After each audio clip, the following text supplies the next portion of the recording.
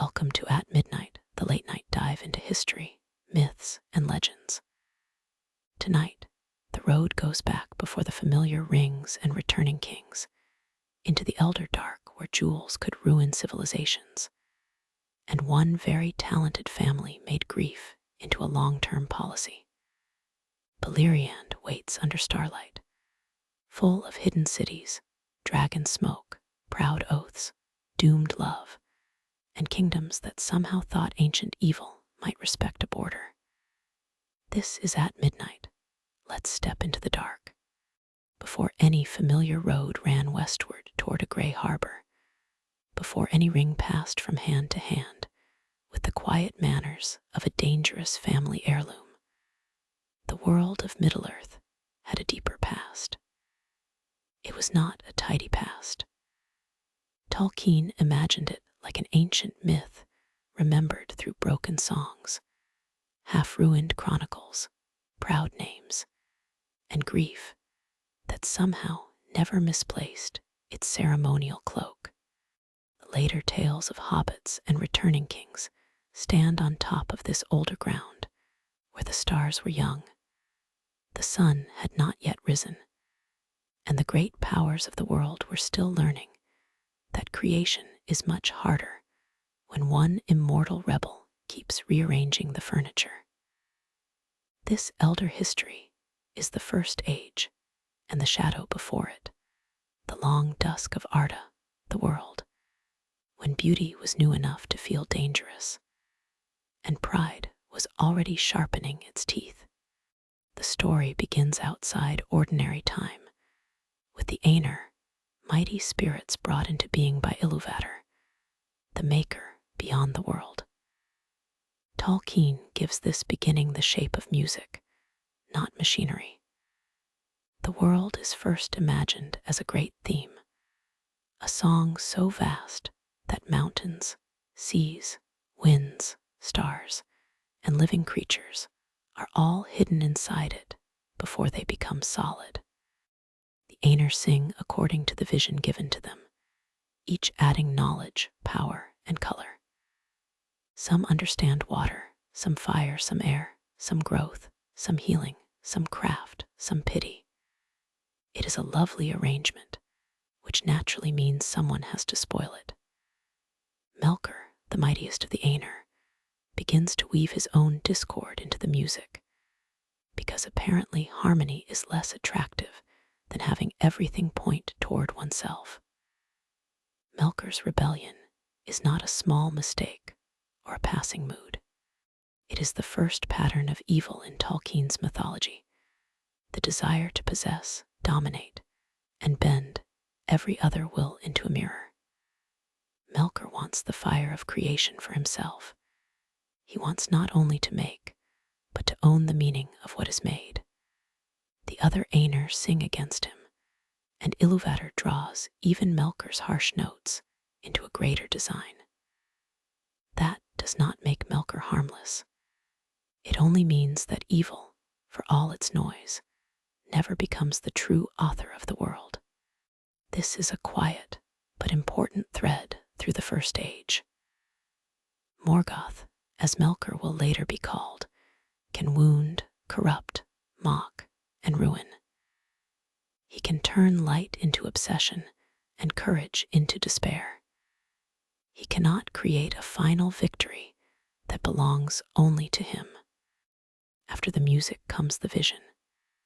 The Aenir see the world that their song has shaped in thought.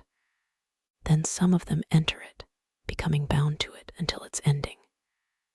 These are the Valar, the great powers of Arda, and their lesser kin, the Maiar. They are not exactly gods in the simple temple statue sense, but in the lives of elves and men, they often behave like divine rulers, guardians, judges, and occasionally distant relatives with impossible standards. Manwë becomes lord of the airs and winds. Varda kindles the stars. Ulmo rules the waters and remains one of the most faithful friends of Middle-earth. All loves making, shaping, and craft. Yavanna tends growing things. Mandos keeps the halls of the dead, Nienna teaches pity through sorrow. There are more, each with a place in the deep ordering of the world. Melkor enters Arda too, and from the beginning he contests everything. When the Valar raise mountains, he throws them down. When they shape valleys, he breaks them. When they prepare a place for living things, he fills it with fear, cold, heat, and violence. There is something almost exhausting about his method. Melkor is not subtle at first. He is cosmic vandalism, with a crown waiting somewhere in the future. The Valar labor to make Arda beautiful and balanced, but much of its early shape is born from conflict. Mountains rise too high. Seas cut too deeply. Fire and ice settle where gentleness might have been. The world is marred before its children ever open their eyes, and that matters, because nobody in the First Age begins on clean ground. The Valar first try to illuminate the world with two great lamps, set high in the north and south. Their light spreads across Arda, and for a while the young world is bright, green, and ordered. This is the kind of peace that myths place early, partly because it is beautiful and partly because it is doomed before the sentence ends. Melkor has withdrawn into darkness, gathering servants and building strength. When he strikes, he throws down the lamps, and their fall damages the world again. Seas flood, lands crack, and the Valar's first dwelling in Middle-earth is ruined. The powers withdraw westward to Aman, the undying lands, raising mountains as a barrier, and making a guarded realm called Feanor. It is a retreat, but also a confession. Even the holy powers cannot simply erase Melkor without consequences. In Feanor, the Valar make a second and more wondrous light. Yavanna sings into being the two trees, Tolkien and Laurelin, one silver and one golden. Their light waxes and fades in mingled rhythm, not like sun and moon yet, but like living radiance breathing over the blessed land.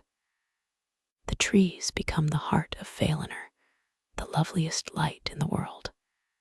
They are not merely lamps. They are beauty rooted and alive. Their light will later be caught in jewels, and those jewels will become the center of wars, oaths, betrayals, and a truly impressive amount of avoidable misery. For now, though, the trees shine, and Aman is bright while Middle-earth lies under stars and shadow. Middle-earth is not abandoned, though it can feel that way in these elder tales. Varda, queen of the stars, brightens the heavens before the first children of Ilúvatar awaken. This matters deeply to the elves, who first see not the sun, but starlight. The world into which they wake is beautiful and dangerous, filled with forests, waters, and the distant malice of Melkor. The Valar know the children are coming, though not all details are clear even to them. Tolkien's myth has a strange balance here. The mighty powers prepare, guess, worry, and sometimes fail. They are not puppeteers with perfect schedules. The First Age grows from their choices as much as from the choices of elves and men, which is a polite way of saying that even semi-divine administration can become complicated. Melkor, meanwhile, does not wait politely for history to begin. He fills the dark places with fear. He breeds or twists creatures into servants. The later armies of Angband, the dragons, wolves, orcs, and fire spirits, all belong to this long corruption of the world. The origin of orcs is one of Tolkien's troubled questions, but inside the mythology, they are connected to Melkor's hatred of the children and his desire to mock living forms he cannot truly create from nothing. His evil is parasitic, It takes what is given and bends it. This is why his works often feel like ruined echoes, strong, terrifying, but hollow at the center. The First Age will return again and again to that difference between making and marring. The deep past also carries a sense of distance from the later Middle-earth. Beleriand, the great western land where much of the First Age unfolds, will eventually be broken and drowned. Its rivers, forests, towers, and hidden cities will become memory beneath the sea. Names like Doriath, Nargothrond, Gondolin, Hithlum, and Angband sound ancient even inside an ancient tale. They are places with borders, rulers, customs, and tragedies of their own, yet the later world knows them mostly through songs. That gives the First Age its strange mood. It is huge, bright, violent, and already lost. Every kingdom rises under the knowledge that time is not kind, which of course does not stop anyone from making proud decisions in permanent ink. The first movement of this history, then, is not a battle between armies, but a battle over what the world is for. The Valor shape, guard, and sometimes withdraw. Melkor grasps, breaks, and envies. The stars burn above Middle-earth. The trees shine in the west. The stage is ready, but the main actors have not yet stepped fully into view. The elves are about to awaken beside dark waters, under constellations that feel like a promise. They will bring music, memory, craft, love, rivalry, and a gift for making grief sound elegant. Their first sight will be the stars, and that first love of starlight will never entirely leave them. Their first sight will be the stars, and in Tolkien's imagination, that matters more than almost any map. The elves awake beside the waters of Cuvianen, a far eastern place whose exact location becomes part of the lost geography of the world. They do not wake into sunlight, because the sun does not yet exist. They wake into silver darkness, into wind, water, voices, and the high work of Varda spread above them. This is why the elves love the stars with such old devotion. Starlight is their first teacher. It is also the first beauty they name before kings, cities, jewels, wars, or all the other extremely stable things that will later make their history so peaceful. They call themselves the Quendi, the speakers, because the discovery of language is one of their earliest wonders.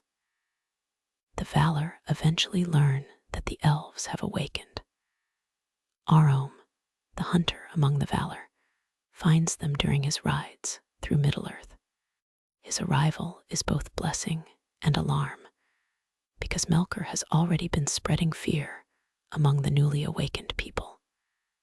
Some elves vanish in the darkness. Rumors grow of a rider who seizes the unwary. Tolkien lets the beginning of Elven history carry uncertainty, and that uncertainty is important. The elves are not born into a safe nursery. They are born into a contested world where evil works by fear before it works by open war. Arom recognizes their beauty and promise, then returns to Valinor with news. The Valor face a question that will echo for ages. Should the children be guarded in Middle-earth or summoned away to the west? The Valor choose to summon the elves to Aman, where the light of the two trees shines and Melkor's power is restrained. It is an act of protection, but not everyone later agrees that it was wise. The invitation divides the elves. Some follow the summons all the way west. Some begin and stop. Some refuse. Some lose the road through delay, love of lands, fear, or simple attachment to the first places they knew. Out of this long migration come many names: the Vanyar, the Noldor, the Teleri, the Sindar, the Nandor, and others. These names can feel like a genealogy table, quietly preparing an ambush, but the basic idea is simple. The elves become many peoples because they make different choices about light, home, danger, and desire.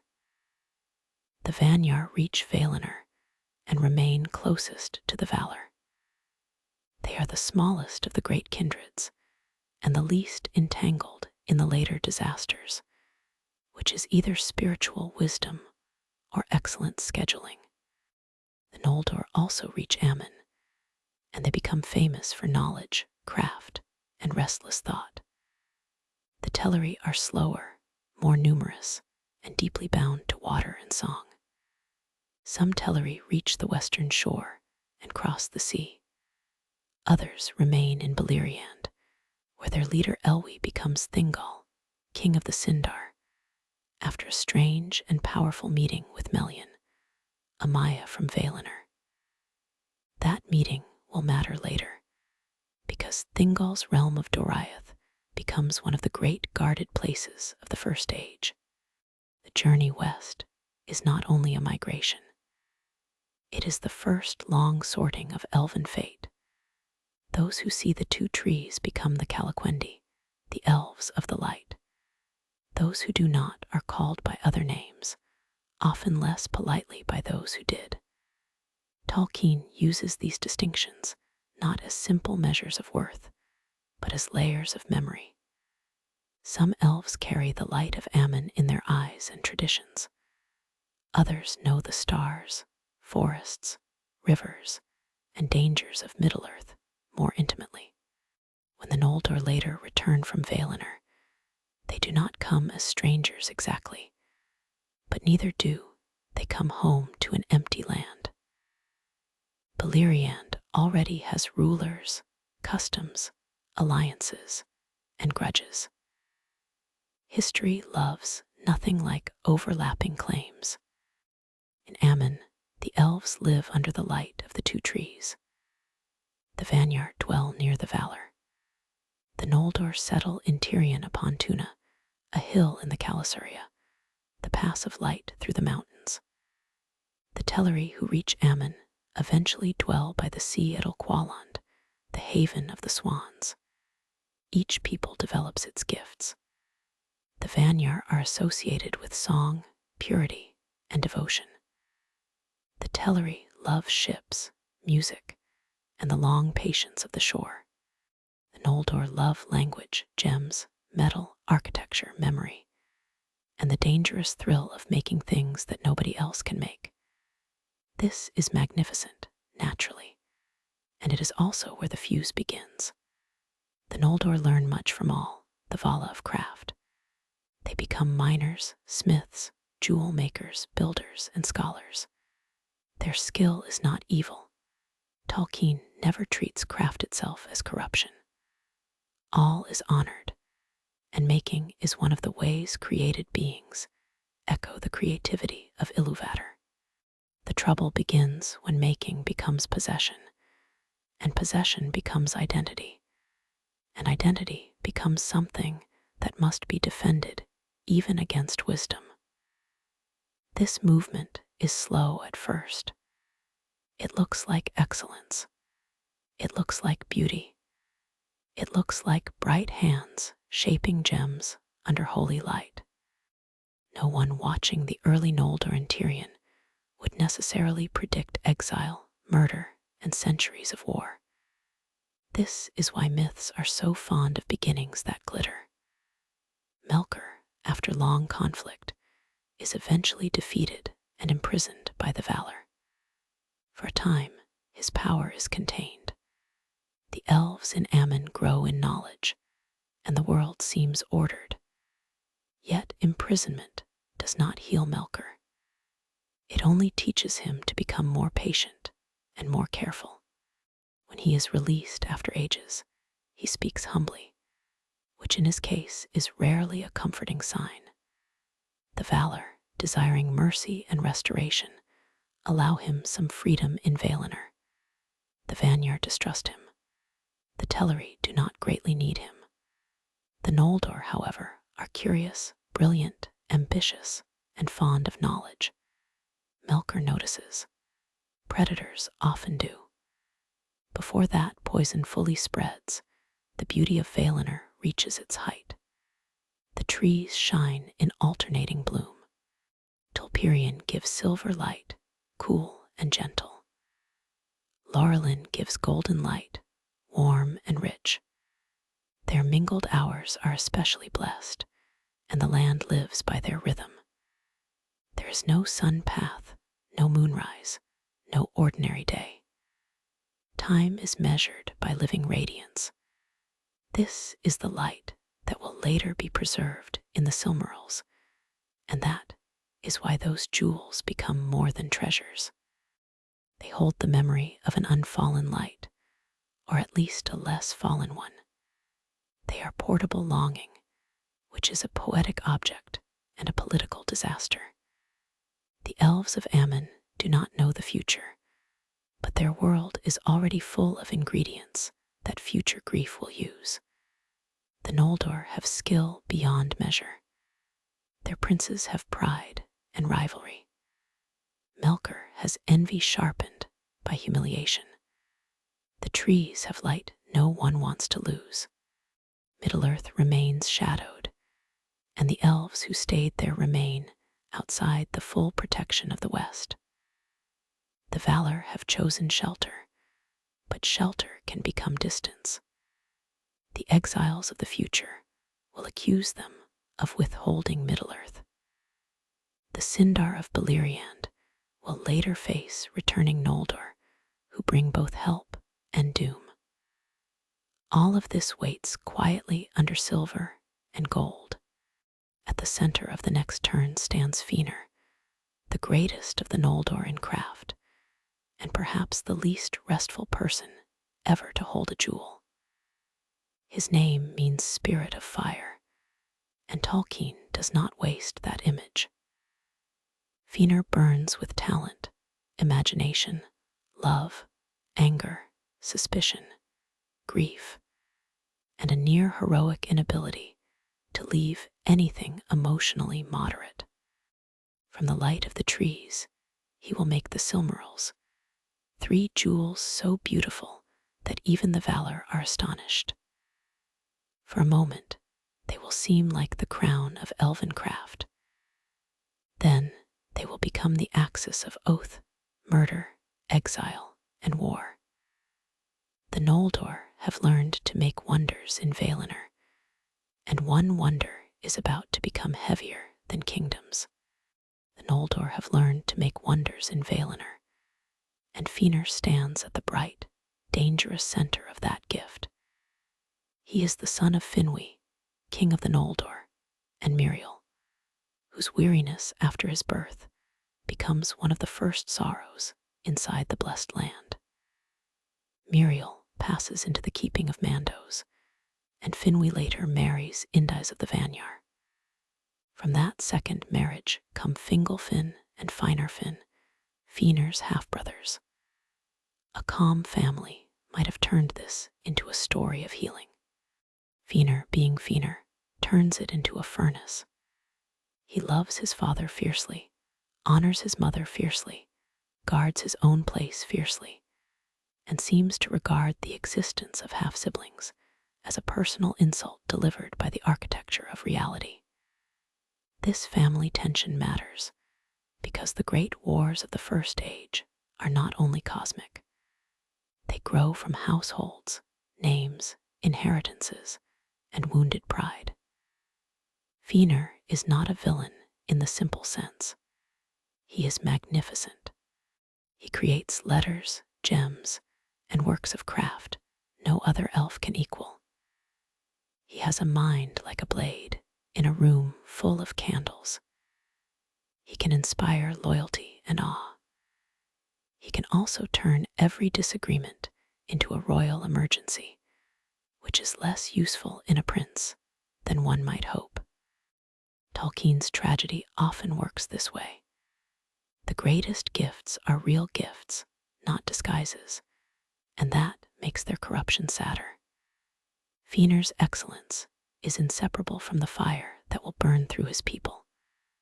The Silmarils are Feanor's supreme work.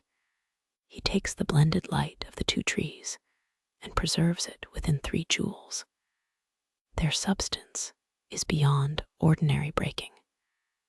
Their inner fire is alive with silver and gold radiance, the memory of Tolkien and Laurelin before any sun or moon. Valar marvel at them. Varda hallows them, so that no mortal flesh, unclean hand, or evil power can touch them without pain. This blessing becomes important later, because the jewels are not neutral trinkets waiting politely in a box. They are holy and perilous. They reveal the moral condition of those who claim them. Naturally, almost everyone who wants them decides that this warning is meant for somebody else. Feanor loves the Silmarils with a possessive love. At first, that may seem understandable. They are his work, made by his skill from light that cannot be remade once lost. Yet his love tightens. He shows the jewels rarely. He begins to think of them less as a gift brought into being, and more as an extension of himself. The difference is small until it is everything. Tolkien returns often to this spiritual danger. A thing made beautifully can become a prison if the maker cannot bear for it to exist beyond his control. The Silmarils hold the unmarred light of the trees, but around them gathers a shadow made from fear.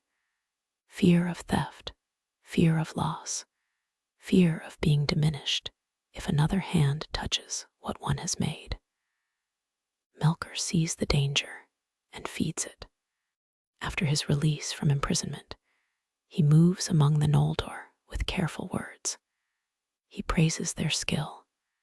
He hints that the Valar brought the elves to Aman in order to keep them dependent. He suggests that Middle-earth should belong to them. He whispers that Fingolfin wants to replace Feanor in Finwë's favor.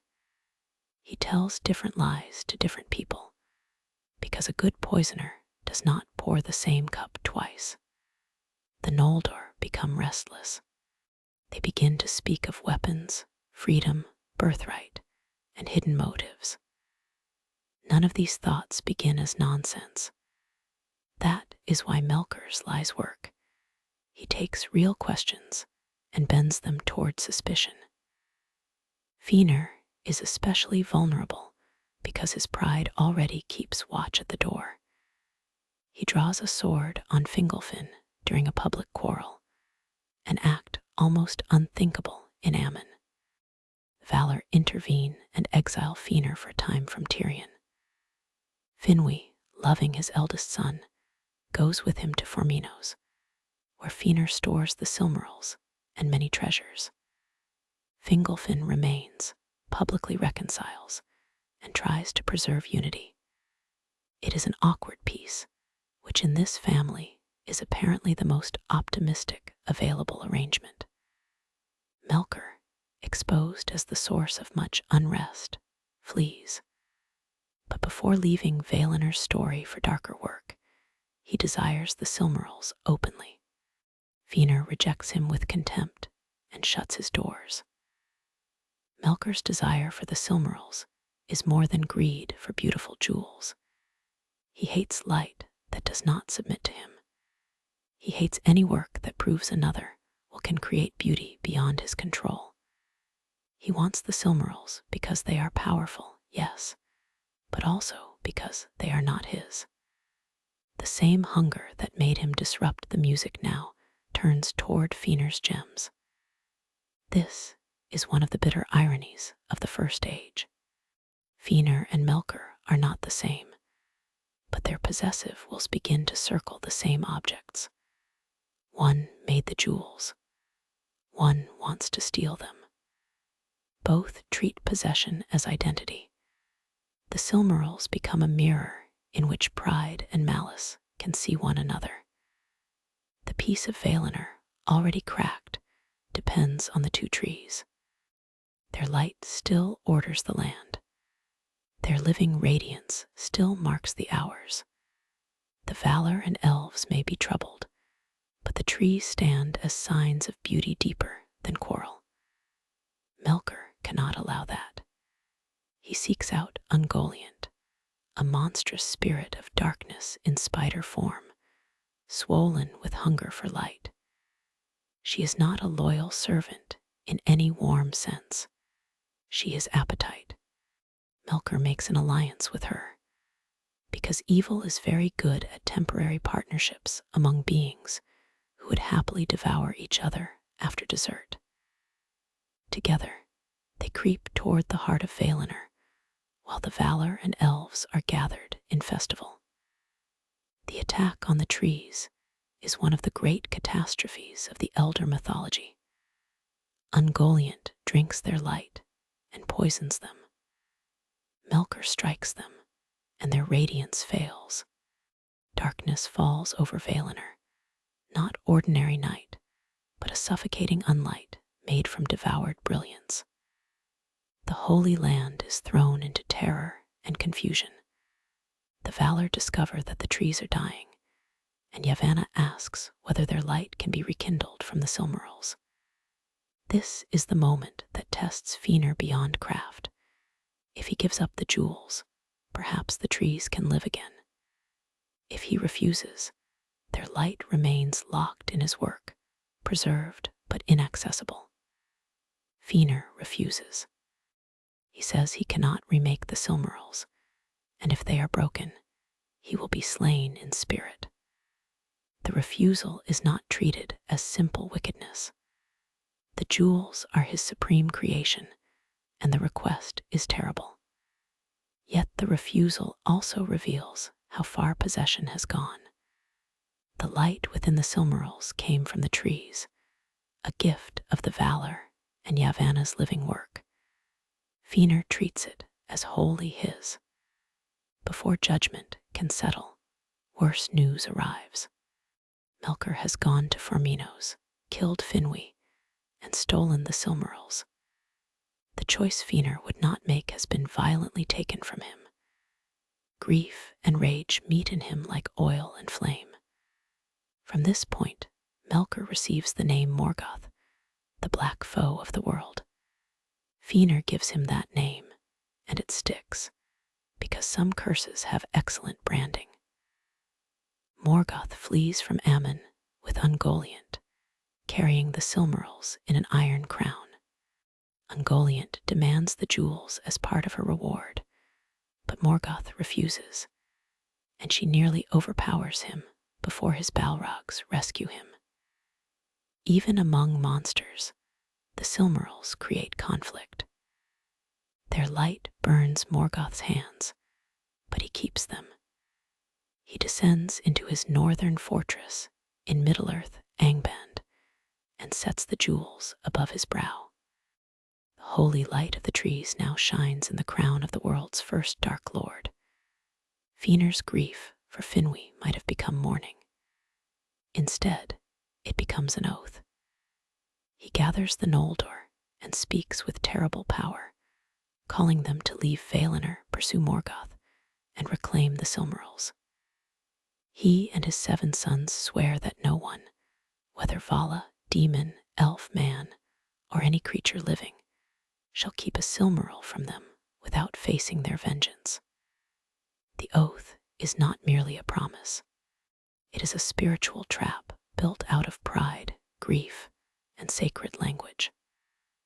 Once sworn, it drives them beyond reason, pity, and eventually even victory. The Noldor listen in the dark, with the trees dead behind them and Middle-earth ahead, and many are moved. Exile begins as a speech, which is often how disaster likes to dress for formal occasions. Exile begins as a speech, but it does not remain clean enough to be only words. Feanor's oath binds him and his sons to the Silmarils with a force that feels almost alive. The Noldor are divided. Some follow Feanor out of loyalty, fury, or hunger for freedom. Others follow Fingolfin, partly from desire not to abandon their people to Feanor's leadership, which is a fair concern when the leader has recently threatened a close relative with a sword. Finarfin goes too at first, though his heart is less eager. The Valar do not physically imprison them, but they warn them. Mandos, the doomsman of the Valar, speaks a prophecy of sorrow, tears unnumbered, betrayal, exile, and the shadow of the oath. The warning is clear. Naturally, history continues walking. The Noldor need ships to return to Middle-earth quickly. The ships belong to the Teleri Edelqualand, the Swan Haven, whose white vessels are not simple tools, but works of love, art, and sea-longing. Feanor demands them. The Teleri refuse. They have no wish to rebel against the Valar, no desire to join a war across the sea, and no interest in handing over their life's craft to a prince in a volcanic mood. The refusal is reasonable. Feanor hears it as betrayal. Words turn to force. The first kinslaying follows, elf against elf, Noldor against Teleri, on the harbor stones and among the ships.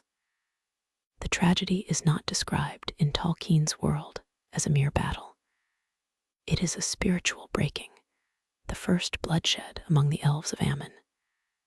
Many of Fingolfin's people arrive in the middle of the violence and fight without fully understanding how it began. This matters because guilt spreads unevenly, yet nobody remains untouched. The Noldor seize the ships and depart, leaving grief behind them in Valinor. The light of the trees is gone. Finwë is dead. The Silmarils are stolen. Now the Noldor have added murder to loss.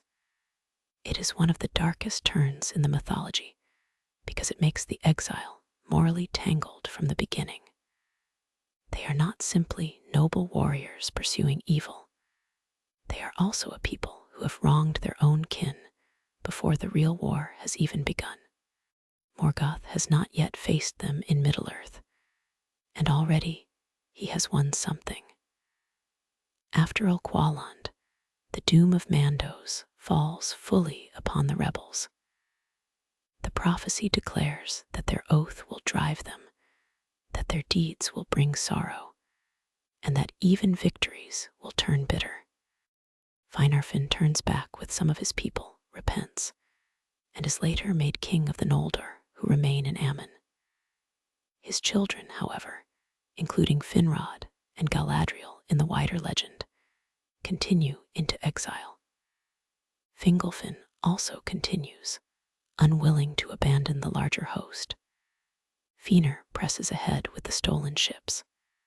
The Noldor are now split not only by family and guilt, but by logistics, because nothing says heroic migration like discovering that there are not enough ships for everyone. Feanor makes the decisive and cruel choice. He takes his own followers across the sea first to Middle-earth, landing in the north at Loskr. Instead of sending the ships back for Fingolfin's host, he burns them. The flames are seen from far away. This is not a misunderstanding, unless one is very committed to optimism. It is betrayal. Fingolfin and his people are left on the far shore in the cold, forced either to return in shame or cross the Helcarax, the grinding ice of the north. They choose the ice. Their passage is long, deadly, and miserable, a crossing through frost, darkness, shifting flows, and loss. The Noldor arrive in Middle-earth not as one people, but as a wound with banners. Feanor, meanwhile, wastes no time being sensible. He leads his people against Morgoth's forces in Beleriand. The first battles after his landing show the power of the returning Noldor. The Sindar of Beleriand, already at war with Morgoth's creatures, witnessed the arrival of these brilliant, dangerous kin from the west. Feanor drives the enemy back, but he pushes too far ahead in pursuit. Near Angband, he is surrounded by Balrogs, spirits of fire and shadow corrupted to Morgoth's service. Their lord, Gothmog, wounds him mortally. Feanor is carried away by his sons, and from a distance, he sees the peaks of Thangorodrim above Morgoth's fortress. Even dying, he understands that the Noldor do not have the strength to overthrow it. Feanor dies without repentance. His spirit burns so fiercely that his body is consumed to ash, a final image almost too fitting to be subtle. He charges his sons again to keep the oath and avenge him. Then he is gone, leaving behind the Silmarils he cannot reach, sons bound to a vow that will destroy them, and a people divided by his choices. In practical terms, his death should be a moment to reconsider the entire project. Instead, the oath remains. The sons of Feanor become its living instruments, and the Noldor must now build a war in a land they barely know. This is the sort of inheritance that makes a crown look less like an honor and more like an elaborate headache. Fingolfin's host arrives later, after the Helcurics. They have endured suffering that Feanor caused directly. The first sunrise greets them as they enter Middle-earth, because the Valor, after the death of the trees, have made the sun and moon from the last flower and fruit of Tolperion and Laurelin. This changes the world forever. Time now moves under new lights. Morgoth, who preferred the old darkness, is dismayed. The awakening of the sun also coincides with the awakening of men far to the east, though they do not enter this part of the tale immediately. For the Noldor, the sun is both wonder and accusation. The light they lost in the trees now travels above a land of exile. Beleriand becomes the main stage of the First Age. It lies in the far west of Middle-earth, bordered by the Great Sea to the west and the Blue Mountains to the east. To the north stands Morgoth's realm, with Angband beneath the smoking towers of Thangorodrim.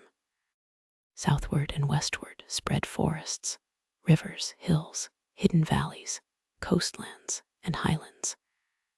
Hithlum lies in the northwest, cold and guarded. Dorthonion rises as a highland north of the central lands. The wide plain of Ardgalen stretches before Angband, green for time, and later burned into a wasteland. Doriath stands in the forested heart, protected by Melion's power. Nargothrond waits in caves by the river Narog. Gondolin is still hidden in purpose, not yet revealed. The returning Noldor must reckon with the people already there. The Sindar, grey elves under King Thingol, have lived in Beleriand for ages. Círdan rules havens by the sea. Green elves dwell in Osiriand, the land of 7 rivers. Dwarves cross the Blue Mountains from Nogrod and Belegost, trading and crafting with the elves. The Noldor bring power, knowledge, and war against Morgoth, which Beleriand badly needs. They also bring an oath, a kinslaying, and a truth about Ulqualand that they would prefer not to discuss at dinner. For a while, many details remain hidden. Cooperation grows, but under it lies mistrust waiting for language. Fingolfin becomes High King of the Noldor after Feanor's death and the political repair that follows.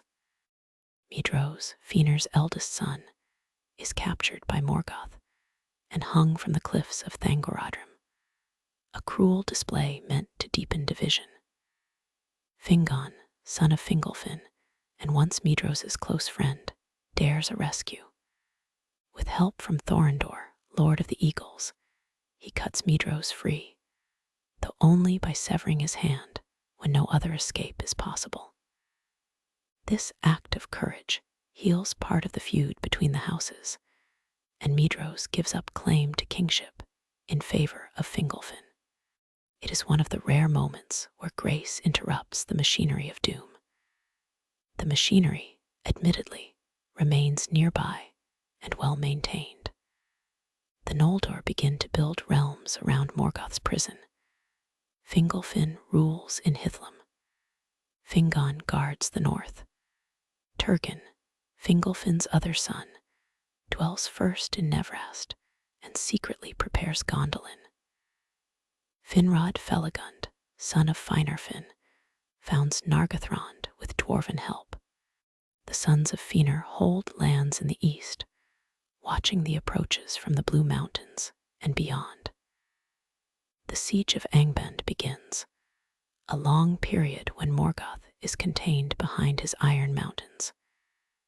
It is not peace, exactly. It is armed waiting, watchfires, patrols, border fights, and the hopeful belief that a lid placed over a volcano counts as a solution. Beleriand breathes under tension, bright with new kingdoms, and already marked for loss. Beleriand breathes under tension, bright with new kingdoms, and already marked for loss, and its geography begins to matter like a cast of characters. The land is not merely a background for battles. It shapes choices. Rivers protect and divide. Forests conceal. Mountains delay messengers, trap armies, and give hidden cities somewhere to indulge in secrecy. Northward, Angband crouches beneath Thangorodrim, the triple peaks raised by Morgoth above his underground fortress. From there, his power presses south like a cold hand. Before it lies Ardgalen, a grassy plain that seems, during the long siege, almost peaceful. That is the sort of plain a dark lord eventually sets on fire, because subtlety has limits in Angband. To the northwest lies Hithlum, a land of mist, hills, and cold beauty. Fingolfin's people make it a stronghold, and later mortal houses will dwell there under elven lordship. Hithlum faces the north, and therefore carries a military burden from the beginning. Its riders, watchmen, and rulers look toward the enemy's gates more often than toward harvest songs. South and east of it are lands that will become famous in sorrow. Dor-Lómin, connected to the House of Hador. Nevrast by the coast, where Turgon dwells for a time, and the passes that lead deeper into Beleriand. Hithlum's strength gives the Noldor a shield, but shields are meaningful only because something keeps striking them. East of Hithlum rises Dorthonion, later called Tornufuin after its ruin, a highland of pine forests and cold slopes. The sons of Finarfin, especially Angrod and Ignor, hold it for a time, watching the northern marches. Dorthonion becomes important because it stands between Morgoth and the central lands. It is also where the House of Bear, one of the noble houses of men, will later settle and suffer. South of Dorthonion lies the guarded forest of Doriath, the realm of Thingol and Melian. Doriath is older than the Noldor's return and does not owe its dignity to them, a detail the Noldor occasionally remember when convenient.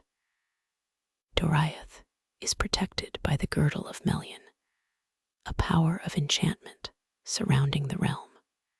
Melian is one of the Maiar, the same order of spirit as Sauron in his earlier form, though thankfully with better judgment and fewer fortress plans.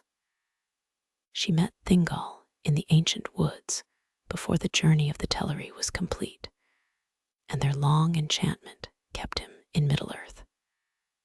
As Queen of Doriath, she brings wisdom from beyond ordinary elven life. Her power makes the forest kingdom difficult to enter without permission. Within it are Manygroth, the 1,000 caves, halls carved and adorned with the help of dwarven craftsmen. Doriath is beautiful, old, proud, and protected. This means, in First Age terms, that tragedy will need to work a little harder. Westward by the sea are the Falas, the coastal havens ruled by Círdan the shipwright. Círdan is one of the great long memories of Middle-earth, present in these elder days and still present much later. His people maintain ships, harbors, and sea roads, and they remain tied to Ulmo's element, whether they speak of it that way or not. The sea in Tolkien's world is never just water. It is longing, boundary, escape, judgment, and sometimes the only road left when land has become a catalogue of bad decisions. Círdan's havens will shelter refugees more than once, and the survival of many stories depends on those who know how to keep a ship ready. In the south and east lies Osiriand, the land of 7 rivers, where the green elves live with a quieter presence. They are wary of the wars of the north, and not eager to be dragged into Noldoran ambitions. This is not cowardice. It is a reasonable instinct in a continent where every glittering oath seems to arrive with a casualty list. The green elves know their woods, rivers, and songs. They represent another way of being elven in Middle-earth, less concerned with high kingship and more attached to local life. Their caution reminds the larger tale that not every people measures glory the same way, and not every refusal to join a great war comes from weakness. Beneath and beyond the Blue Mountains dwell the dwarves of Nogrod and Belegost. Their place in the First Age is often secondary in the grand elven tales, but it is essential. They mine, smith, carve, trade, and build with extraordinary skill. They help shape Manygroth for Thingol. They teach, bargain, argue, and fight. Their roads through the mountains connect Beleriand with lands farther east. The dwarves are not simply comic miners or background craftsmen. They are ancient, proud, secretive, and very aware of the value of their work. This makes them natural allies of the Noldor in some matters and natural sources of conflict in others. Craft respects craft, at least until payment, ownership, and pride arrive. Nargothrond, founded by Finrod Felagund, becomes one of the great hidden realms of the age. Finrod learns of the caves along the river Narog from Thingol, and with dwarven help, shapes them into a fortress city. The name Felagund itself is linked with the idea of Cave Hewer, a reminder of dwarven connection. Nargothrond is not as completely hidden as Gondolin will be, but it is secretive, deep, and difficult to assault. Finrod is one of the noblest of the Noldor, wise, generous, and unusually capable of friendship across boundaries. This rare emotional competence is refreshing, which naturally means the story will charge him a high price for it later. Gondolin begins as a secret in Turgon's mind. Guided by Ulmo, Turgon discovers the hidden valley of Tumladen, encircled by mountains, and prepares a city there in secrecy. For years he lives in Nevrast by the sea, but his true hope is inland, concealed and guarded. Gondolin is built as a memory of Tirion in Valinor, white, ordered, beautiful, and remote. It becomes the image of hidden elven splendor at its height. Yet Tolkien rarely lets hiddenness serve as permanent salvation. A closed city can preserve beauty, but it can also delay necessary action and breed the illusion that secrecy is the same as safety. Gondolin's walls are high. Fate, regrettably, is taller. The sons of Feanor hold wide lands in the east, where the open approaches are hardest to guard.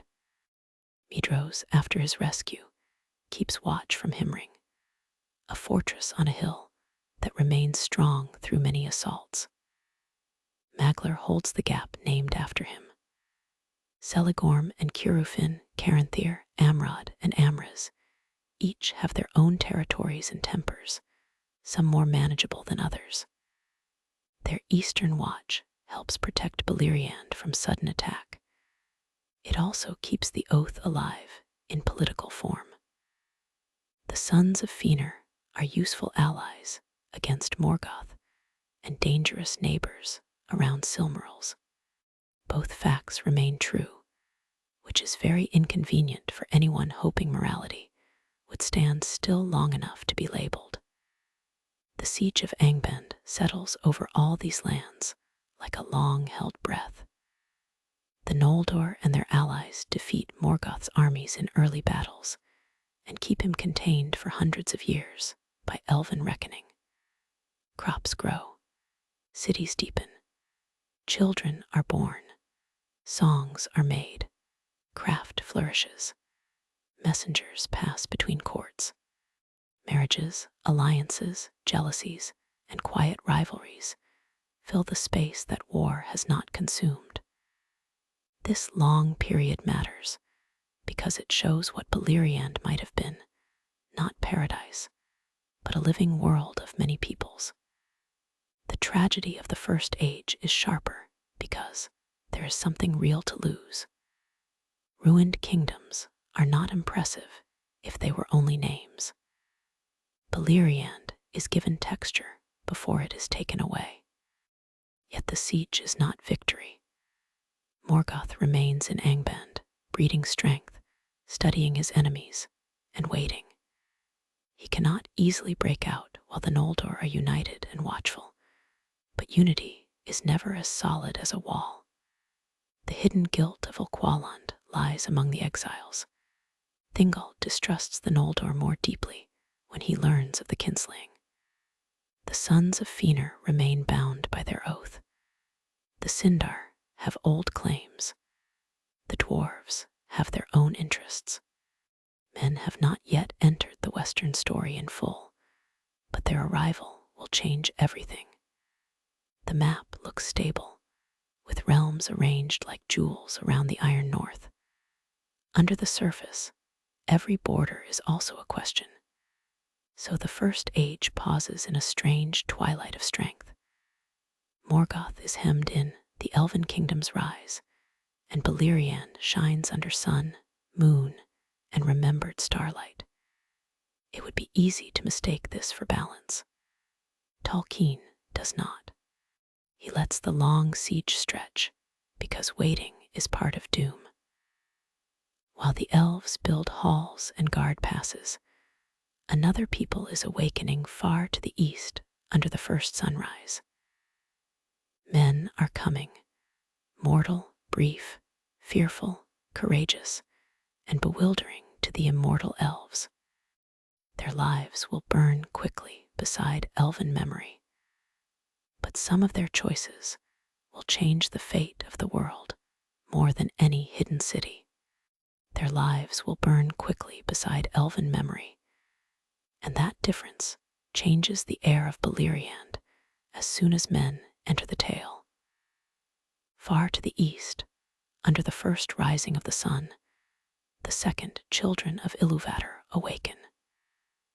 Tolkien leaves their earliest days wrapped in distance, rumor, and theological unease. Men do not remember their beginning clearly by the time they reach the western lands. There are hints of darkness behind them, whispers that Morgoth found them early and taught them fear, worship of power, and mistrust of the unseen. Unlike the elves, men are mortal. They die and leave the circles of the world, a fate the elves do not fully understand, and often regard with pity, confusion, or quiet dread. Immortality, apparently, does not prevent awkward cross-cultural conversations. The men who come into Beleriand and ally themselves with the elves are called the Edain. They are not all humanity, but particular houses who reject Morgoth's shadow and move westward. The first great house is the people of Beren. They are discovered by Finrod Felagund, who comes upon their camp and listens to their music in the night. Finrod is moved because their songs are unlike elven songs, brief, raw, full of hunger, memory, and mortality. He learns their language swiftly, because Finrod is one of those rare figures who treats curiosity as hospitality rather than conquest. The meeting between Finrod and Beren is one of the gentler openings in the First Age, a moment where two kinds of children of Iluvatar recognize one another across deep difference. Beren and his people become devoted to Finrod, and some enter his service. They settle for a time in lands under elven protection, eventually connected with Dorthonion. The House of Beren becomes known for loyalty, endurance, and a tendency to stand in the path of disaster with admirable manners. From this house will come Barahir and Beren, names that matter greatly when the Silmaril leaves Angband. The bond between Finrod and Beren's line also matters because it is personal, not merely political. Finrod promises aid to Barahir's kin, and that promise will later cost him everything. In the First Age, the noblest promises tend to be expensive. The cheap ones are usually made by people already planning a betrayal. The second great house is the people of Haleth.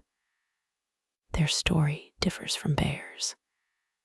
Haleth is a woman who leads her people after her father and brother are killed in attacks by orcs. Her folk are independent, guarded, and not especially eager to be managed by elven princes. Caranthir, one of Feanor's sons, offers them land and alliance after witnessing their courage, but Haleth chooses to lead her people elsewhere. They eventually settle in the forest of Brethil. This refusal is important. The Edain are not simply grateful clients of the elves. They have their own pride, customs, and choices.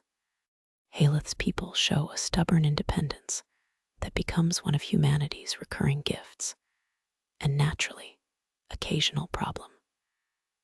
The third great house is the people of Hador, golden-haired and strongly allied with Fingolfin's line in Hithlum. They become renowned as warriors and loyal companions of the Noldor. Hador himself receives lordship in Dorlamin, and his descendants become central to the later tragedies and hopes of the age. From this house come Galdor, Hurin, Huer, Turin, and Chuer. The House of Hador gives the First Age some of its greatest courage, which means it also receives a generous portion of suffering. Tolkien's moral economy is not always comfortable.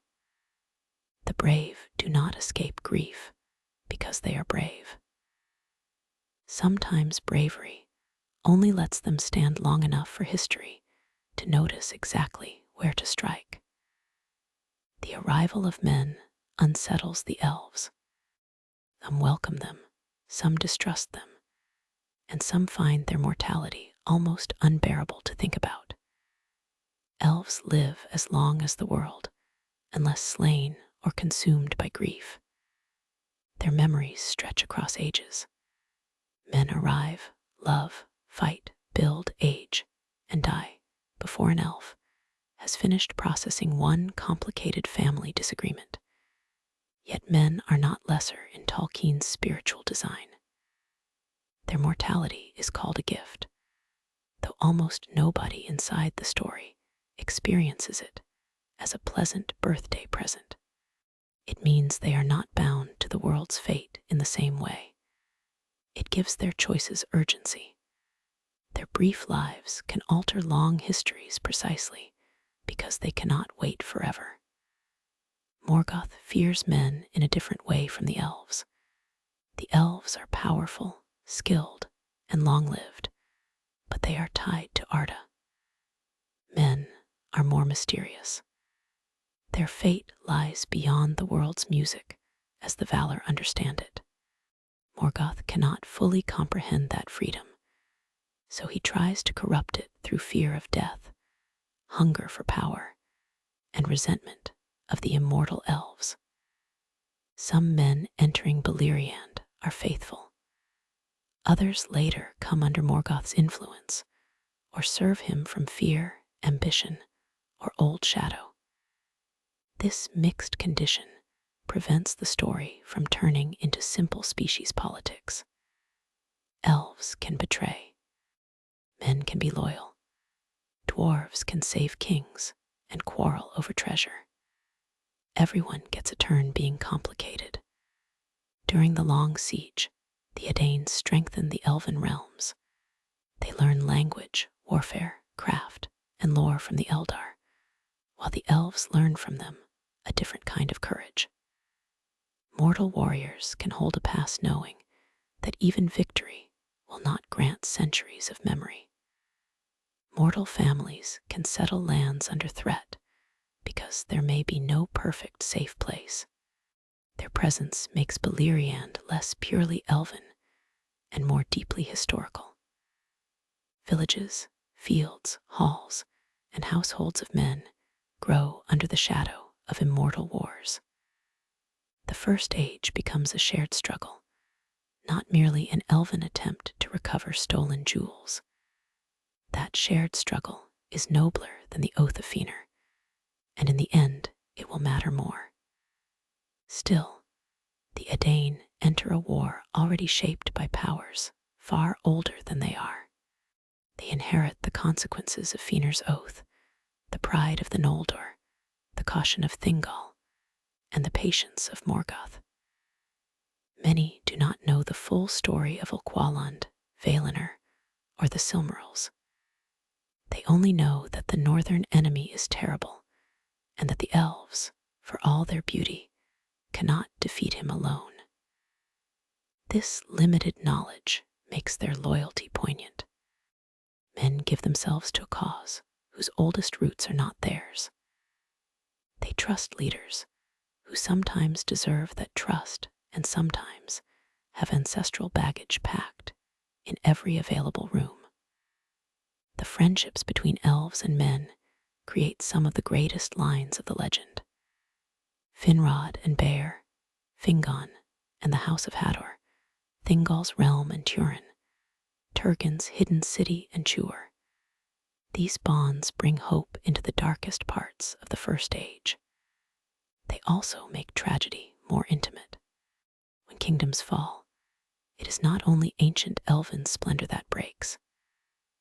Mortal households are uprooted, children are sent away, mothers wait, fathers vanish, and oaths made in high halls descend into ordinary grief. Tolkien's grand myth works because it remembers kitchens, doorways, fosterage, and exile alongside banners and dragons. For a time, the alliance seems strong enough to endure. Morgoth remains shut in. The Noldor hold the north. The Edain grow in honor among them. Hidden realms flourish. The sun and moon cross the sky over a Beleriand that has learned a fragile rhythm of war and life. But Morgoth has not been idle. In Angband, he prepares fire, monsters, and strategy. The siege has lasted so long that some begin to trust it. That is when he breaks it.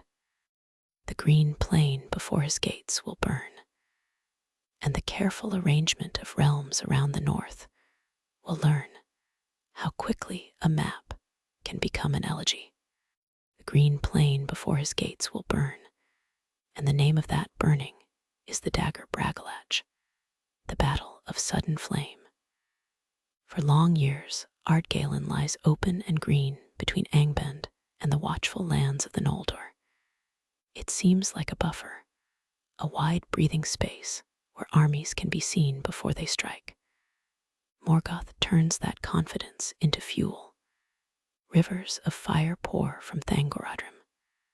The plain becomes Anfaglyth, the gasping dust, a wasteland of ash and smoke. The suddenness matters. The siege is not gently weakened. It is shattered in a single dreadful eruption, as if the north itself has opened its mouth. Tolkien gives Morgoth many weapons, but here his old love of raw ruin returns with theatrical commitment. With the fire come armies. Orcs, Balrogs, and other servants of Angband break through the defenses. Glorung, the first great dragon, emerges in his full strength. He had appeared before in younger form and been driven back, but now he comes as a mature terror, golden, huge, armored, and poisonous in more than body. Glorung is not merely a large reptile with a heating problem.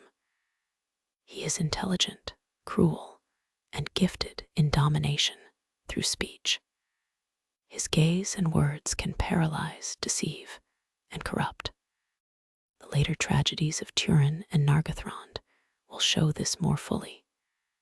In the dagger Bragalach, he is part of the shock that breaks the old confidence of Beleriand. Dorthonion suffers terribly. The highland that guarded the approaches southward is overrun. Angrod and Ignar, sons of Finarfin and brothers of Finrod, are slain. Their people are scattered or destroyed. The house of Bear, settled there, is nearly wiped out. Berahir, lord among men and descendant of Bear, survives with a small band of outlaws in the ruined land.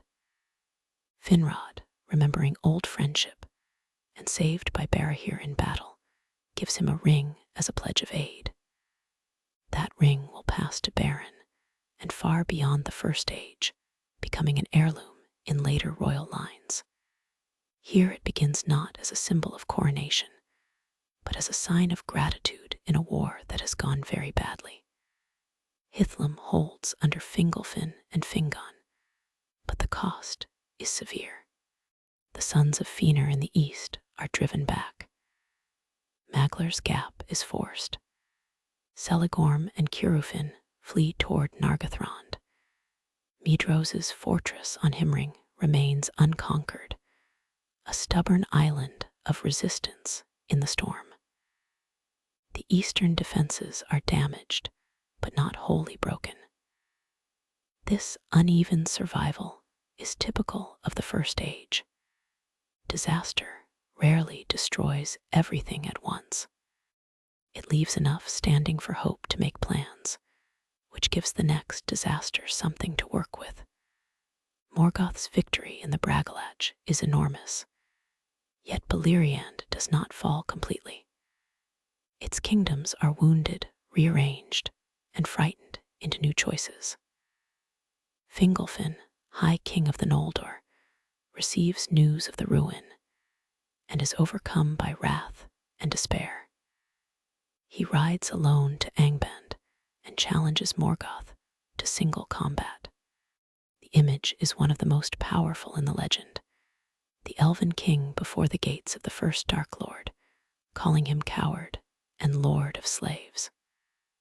Morgoth comes, though unwillingly, because even a Dark Lord has public relations to consider. He towers over Fingolfin in black armor, with Grond, his great hammer, in his hand. The duel is hopeless in any practical sense. That is part of its force. Fingolfin does not ride because he expects victory. He rides because some defiance must be made visible. The duel wounds Morgoth's pride and body. Fingolfin evades the hammer strokes, and each blow of Grond leaves a pit in the earth. He wounds Morgoth several times, and at the end, when he is crushed and dying, he cuts Morgoth's foot. The wound never fully heals, and Morgoth walks with pain afterward. Thorondor, Lord of the Eagles, rescues Fingolfin's body from desecration and scars Morgoth's face. The High King dies, but he leaves the enemy marked. This is not victory, yet it is not nothing. Tolkien often honors such moments, acts that do not reverse defeat, but refuse to let evil define the meaning of the defeat. Fingon becomes High King after his father. Beleriand adjusts to the new darkness. Dorthonion becomes a haunted land. Morgoth's servants roam more freely. The Noldor are no longer besiegers with the enemy contained. They are defenders trying to preserve scattered realms. Men suffer heavily. Some are captured, some driven out, some forced into harsher lands. The House of Bear is reduced to Barahir's outlaw band. In the forests of Dorthonion, they continue a hopeless resistance, striking when they can, hiding when they must. Their survival is brave and sad, a small ember in a land already renamed by terror. Barahir's band includes his son Beren. Beren grows into the life of an outlaw after the Bragalach, learning stealth, endurance, hunger, and grief. Morgoth's servant Sauron, not yet the later Lord of Rings, but already a master of fear and deception, hunts them. One by one, Barahir's companions are betrayed and killed, until Beren alone survives. He buries his father, takes the ring of Finrod from his hand, and continues alone in Dorthonion. This is the beginning of one of the great mortal arcs of the First Age. Beren does not start as a courtly hero. He starts as a man with no home, no army, and a promise carried in a ring. The Bragalach also changes the psychology of the Elven realms. Hiddenness becomes more attractive. Nargothrond grows more cautious. Doriath, already guarded by Melion's power, becomes even more separate. Gondolin remains secret, untouched for now. The sons of Feanor continue to hold what they can, but their oath waits for any Silmaril that might reappear beyond Morgoth's crown. The alliance between elves and men deepens in some places and strains in others. Morgoth's strategy is not only to win ground, it is to make every people question whether the others can still protect them. Fear is cheaper than armies, and Morgoth spends it lavishly. Yet from the ruin of the Bragalach come threads Morgoth cannot control. Finrod's ring goes to Beren. Beren, driven south by danger, eventually crosses borders no ordinary mortal could pass. The loss of Dorthonion leads him toward Doriath. There he will meet Luthien, daughter of Thingol and Melion, and the story will suddenly become both more beautiful and more absurdly difficult. The Silmaril, locked in Morgoth's iron crown, will be demanded as a bride price by a king who believes he is sending an unwanted suitor to certain death. It is a very royal way to create a larger problem. The Battle of Sudden Flame is therefore both collapse and opening. It breaks the siege, kills princes, ruins lands, and proves that Morgoth's patience has been fruitful. But it also scatters characters into the paths where the deepest stories of the First Age can begin. Beren's loneliness, Finrod's old promise, Luthien's sheltered power, and Thingol's pride all move toward one another because the north has burned. The First Age often works through this grim alchemy. Loss opens roads. Roads lead to vows. Vows lead to impossible deeds. Impossible deeds briefly change the world, then leave everyone to discover the bill. Impossible deeds briefly change the world, and the tale of Beren and Luthien is the clearest proof. Beren leaves the ruined north and passes through dangers that would normally kill a man several times, which in the First Age counts as a reasonable travel itinerary. He crosses into Doriath, through the girdle of Melian, something no mortal should manage without permission. There, in the forest of Neldoreth, he sees Luthien dancing in the moonrise. Luthien is the daughter of Thingol, king of Doriath and Melian, the Maya whose power guards the realm. She is the most beautiful of the children of Iluvatar, but beauty in this story is not decoration. It is power, freedom, and danger all at once. Beren falls in love with Luthien, and she with him. Their love crosses the boundary between mortal and immortal, between fugitive and princess, between a man with nothing but scars and a woman whose mother belongs to the order of divine spirits. Thingol reacts with the calm wisdom for which ancient kings are not generally famous. He does not want his daughter to marry a mortal outlaw. He also cannot simply kill Beren, partly because Luthien loves him, and partly because Melian's presence encourages at least a thin layer of restraint. So Thingol sets an impossible bride price. Beren may wed Luthien only if he brings back a Silmaril from the crown of Morgoth. This demand is meant as a death sentence wearing ceremonial clothes. Thingol knows where the Silmarils are. Everyone knows. They are in Angband, set in Morgoth's iron crown, guarded by armies, monsters, darkness, and the will of the greatest enemy in the world. Asking for one is not ambitious. It is deranged with court etiquette. Yet Beren accepts. In doing so, he sets the Silmaril moving again through the fate of Beleriand. Thingol thinks he is protecting Doriath from an unsuitable marriage. Instead, he ties his own hidden kingdom to Feanor's oath, Morgoth's crown, and a chain of consequences that will one day break his house.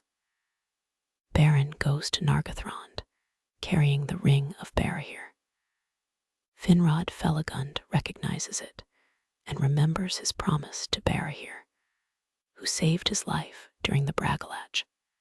Finrod chooses to help Beren, though he understands the danger and the political cost.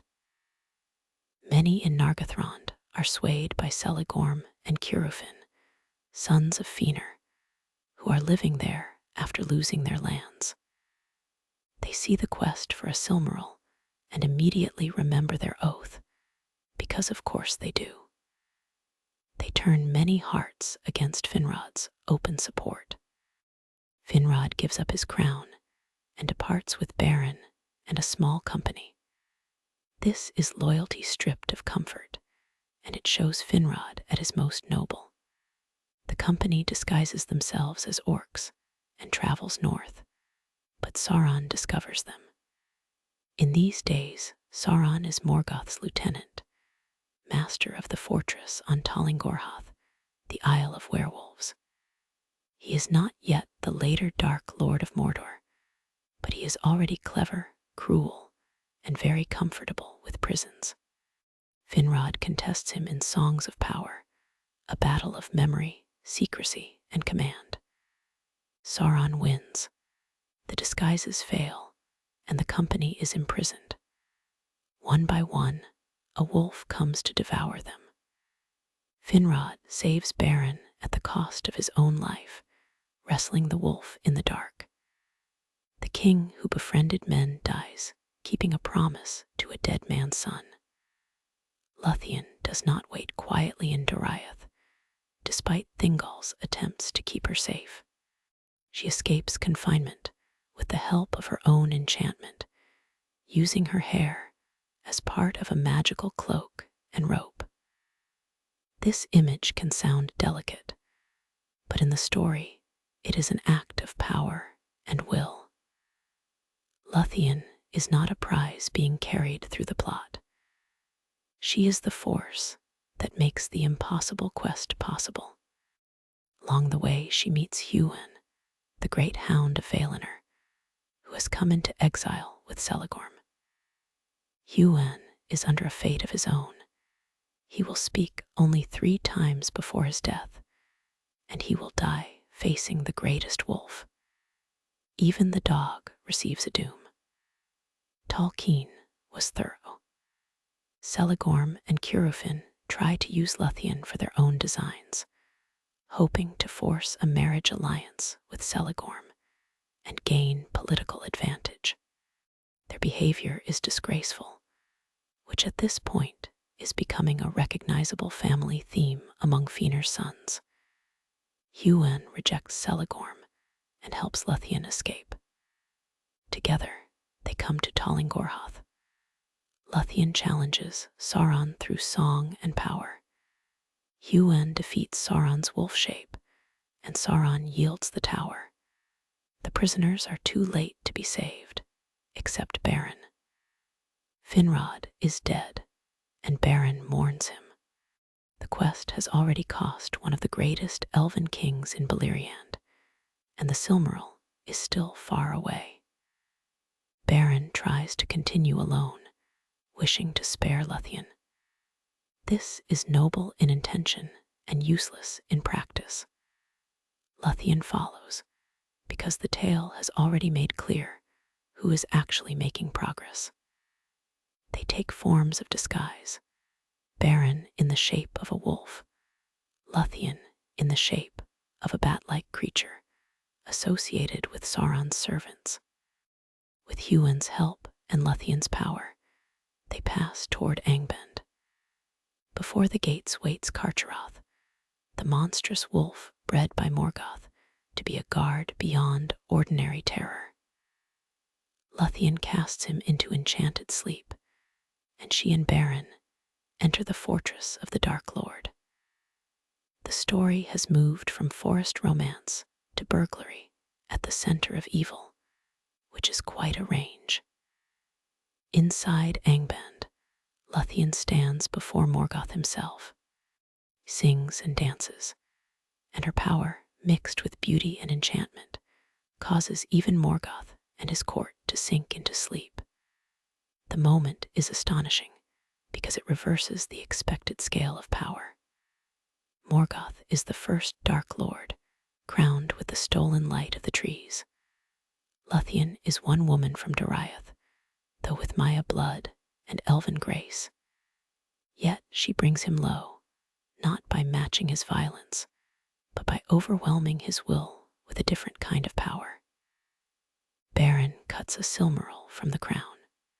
He tries for more, because apparently one impossible success encourages poor risk assessment, and his knife breaks. Beren and Luthien flee, but Carcharoth wakes. Beren holds up the Silmaril, and the wolf bites off his hand, swallowing jewel and hand together. The Silmaril burns inside him, driving him mad with pain, and he runs south in a frenzy. Beren and Luthien escape Angband, but their prize is lost inside a rampaging monster. This is very first age. The impossible has been achieved, then immediately complicated in the most distressing available way. Still, the Silmaril has left Morgoth's crown. For the first time since the theft in Valinor, one of the 3 holy jewels is outside Angband. The world has changed. Back in Doriath, Thingol is forced to face the fact that Beren has fulfilled the spirit of the demand, if not yet the tidy presentation of it. Beren says that a Silmaril is in his hand, and then shows the missing hand. It is a darkly elegant answer, probably more poetic than Thingol deserves. The hunt for Carcharoth follows. Huan fights the great wolf and kills him, fulfilling his doom, but he dies from his wounds. Beren is also mortally wounded. The Silmaril is recovered from the wolf's belly and brought to Thingol. The bride price is paid in full, soaked in loss. Beren dies, and Luthien's grief becomes powerful enough to reach beyond ordinary boundaries. Luthien goes in spirit to the halls of Mandos and sings before the doomsman of the Valor. Her song moves even Mandos to pity, and a choice is granted. Beren may return with her, but Luthien must become mortal and share his fate. She chooses mortality, and they return to Middle-earth for a time, living apart from the great courts. Their story becomes one of the central legends of the age, not because it avoids sorrow, but because love crosses boundaries that power cannot. Yet the Silmaril remains in Doriath, and Feanor's oath has not forgotten it. Beauty has been rescued from Morgoth, only to become dangerous among the free peoples. That is not a flaw in the jewel. It is a flaw in hands that claim. It is a flaw in hands that claim, and no hands in Beleriand are more trapped by claiming than the sons of Feanor. While Beren and Luthien's tale gives the world a strange hope, the larger war continues to darken. Morgoth has lost a Silmaril from his crown, an injury to pride as much as possession. He has broken the siege, but he has not broken every realm. Medros, eldest son of Feanor, begins to imagine a great counterstroke. If the free peoples can unite, perhaps Angband can be attacked before Morgoth grows stronger still. The plan is bold and not foolish. It is also built on alliances already cracked by oath, pride, suspicion, and old blood. In other words, it is exactly the sort of plan the First Age likes to test with a hammer. The union of Medros gathers many forces. The sons of Feanor bring their eastern strength. Fingon, High King of the Noldor, joins from Hithlum. Men of the House of Hador stand with him, including Hurin and Huor, sons of Galdor's line. The people of Haleth contribute what strength they can. Dwarves from Belegost come under Azaghul, and their courage will matter greatly against dragons. Turgon remains hidden in Gondolin, but eventually comes to the field with a great host, a rare opening of the secret city's gates. Even some men newly come from the east join Medros, though not all will prove faithful. The alliance looks broad, shining, and almost sufficient. That almost is the problem. The battle that follows is called the Nirneath Arnodiad, the unnumbered tears. The name is not subtle, and it is not exaggeration. Morgoth has prepared carefully. He uses delays, provocations, hidden forces, and betrayal. The battle begins before all plans are perfectly set, because anger draws some of the elven host forward too soon. Fingon fights with desperate courage. Turgon's arrival brings hope, and for a moment the field seems to turn. The cry of the hidden city's host lifts hearts. Morgoth's lines are pressed. Then the reserves of Angband come forth, including Balrogs, wolves, orcs, and Glorung with other dragons. Hope narrows. The betrayal of some eastern men proves devastating. Not all men are faithless. The Edain remain among the most loyal on the field. But Morgoth has worked among certain tribes, promising land, power, or survival. In the middle of battle, treachery opens the line. The army of Medros is attacked from within and behind. This is Morgoth at his most strategic. He does not rely only on monsters. He studies resentment, fear, and ambition. He understands that a single betrayal at the right moment can do what thousands of swords cannot. The free peoples are not defeated because they lack courage. They are defeated because courage is forced to stand inside a broken design. Fingon is slain by Gothmog, Lord of Balrogs, after a fierce struggle. The High King falls, and with him, much of the hope of the Noldor in the north. The sons of Feanor are scattered. The dwarves of Belegost perform one of the battle's most remarkable feats. Azaghul wounds Glorung, and the dragon withdraws, his brood following him. Azaghul dies, and his people carry him away in a solemn march, singing a dirge that causes enemies to stand aside. It is a moment of dignity in disaster, and it gives the dwarves a place of honor in the tale beyond craft and quarrel. Even Morgoth's creatures pause before grief that refuses panic. Hurin and Huor make their stand to cover Turgon's retreat to Gondolin. Huor understands that the hidden city must survive, because from Turgon's line hope will come. He speaks of a future star rising from Turgon and himself, though the full meaning waits for Earendil.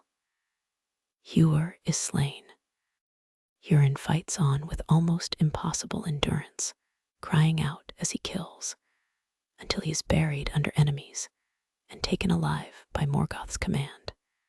His capture matters because Morgoth has a special hatred for those who defy him openly. Hurin has done exactly that, and with style. The price will fall not only on him, but on his family. Morgoth brings Hurin to Angband and tries to force him to reveal the location of Gondolin. Hurin refuses. Morgoth curses him and his kin, setting him in a high place where he can see, through Morgoth's malice, the sufferings that will come upon his family. This is one of the cruelest acts in the legend. Hurin is not merely imprisoned. He is made a witness, unable to help, forced to watch his wife Morwen, his son Turin, and his daughter Ninur move through a fate darkened by Morgoth's will. The curse does not remove their choices, but it bends roads toward sorrow. Evil here is not simple force. It is pressure placed upon weakness, pride, grief, and misunderstanding. After the Nirneath, the north collapses. Hithlum is occupied by Easterlings loyal to Morgoth. The House of Hador is dispossessed. The remaining Edain suffer under harsh rule. The bodies of the fallen are heaped in a mound called Hodenendengen, the Hill of Slain, where grass grows green afterward in the middle of desolation. That green mound is a small sign that the dead are not wholly swallowed by Morgoth's victory. Still, the practical result is grim. Open war against Angband has failed. The Great Alliance is broken. The Noldor no longer have the strength to challenge Morgoth directly. Hidden realms become the last centers of resistance. Doriath behind Melion's power, Nargothrond in its caves, Gondolin in its secret valley, the havens by the sea, and scattered woods where men and elves survive in smaller bands. Morgoth's shadow spreads across Beleriand. Yet even now, the story does not become a straight line toward defeat. Hurin's son Turin will grow into one of the greatest warriors of men, though his greatness comes wrapped in doom.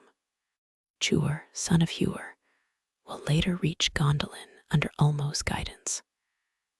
Earendil will be born from the meeting of mortal and elven lines. The defeat at the Nirneath closes one road and prepares others. There is a weary pattern here. When armies fail, the tale moves into households. After the grand alliance breaks, fate turns to children sent away, foster fathers, hidden names, outlaw bands, and choices made in grief. Turin's story begins in the shadow of his father's capture and his people's ruin. It is not a comforting story. It is one of pride, courage, misunderstanding, dragon malice, and the terrible difficulty of knowing oneself. If Beren and Luthien show love breaking into darkness, Turin shows darkness entering a heroic life and finding every unguarded door.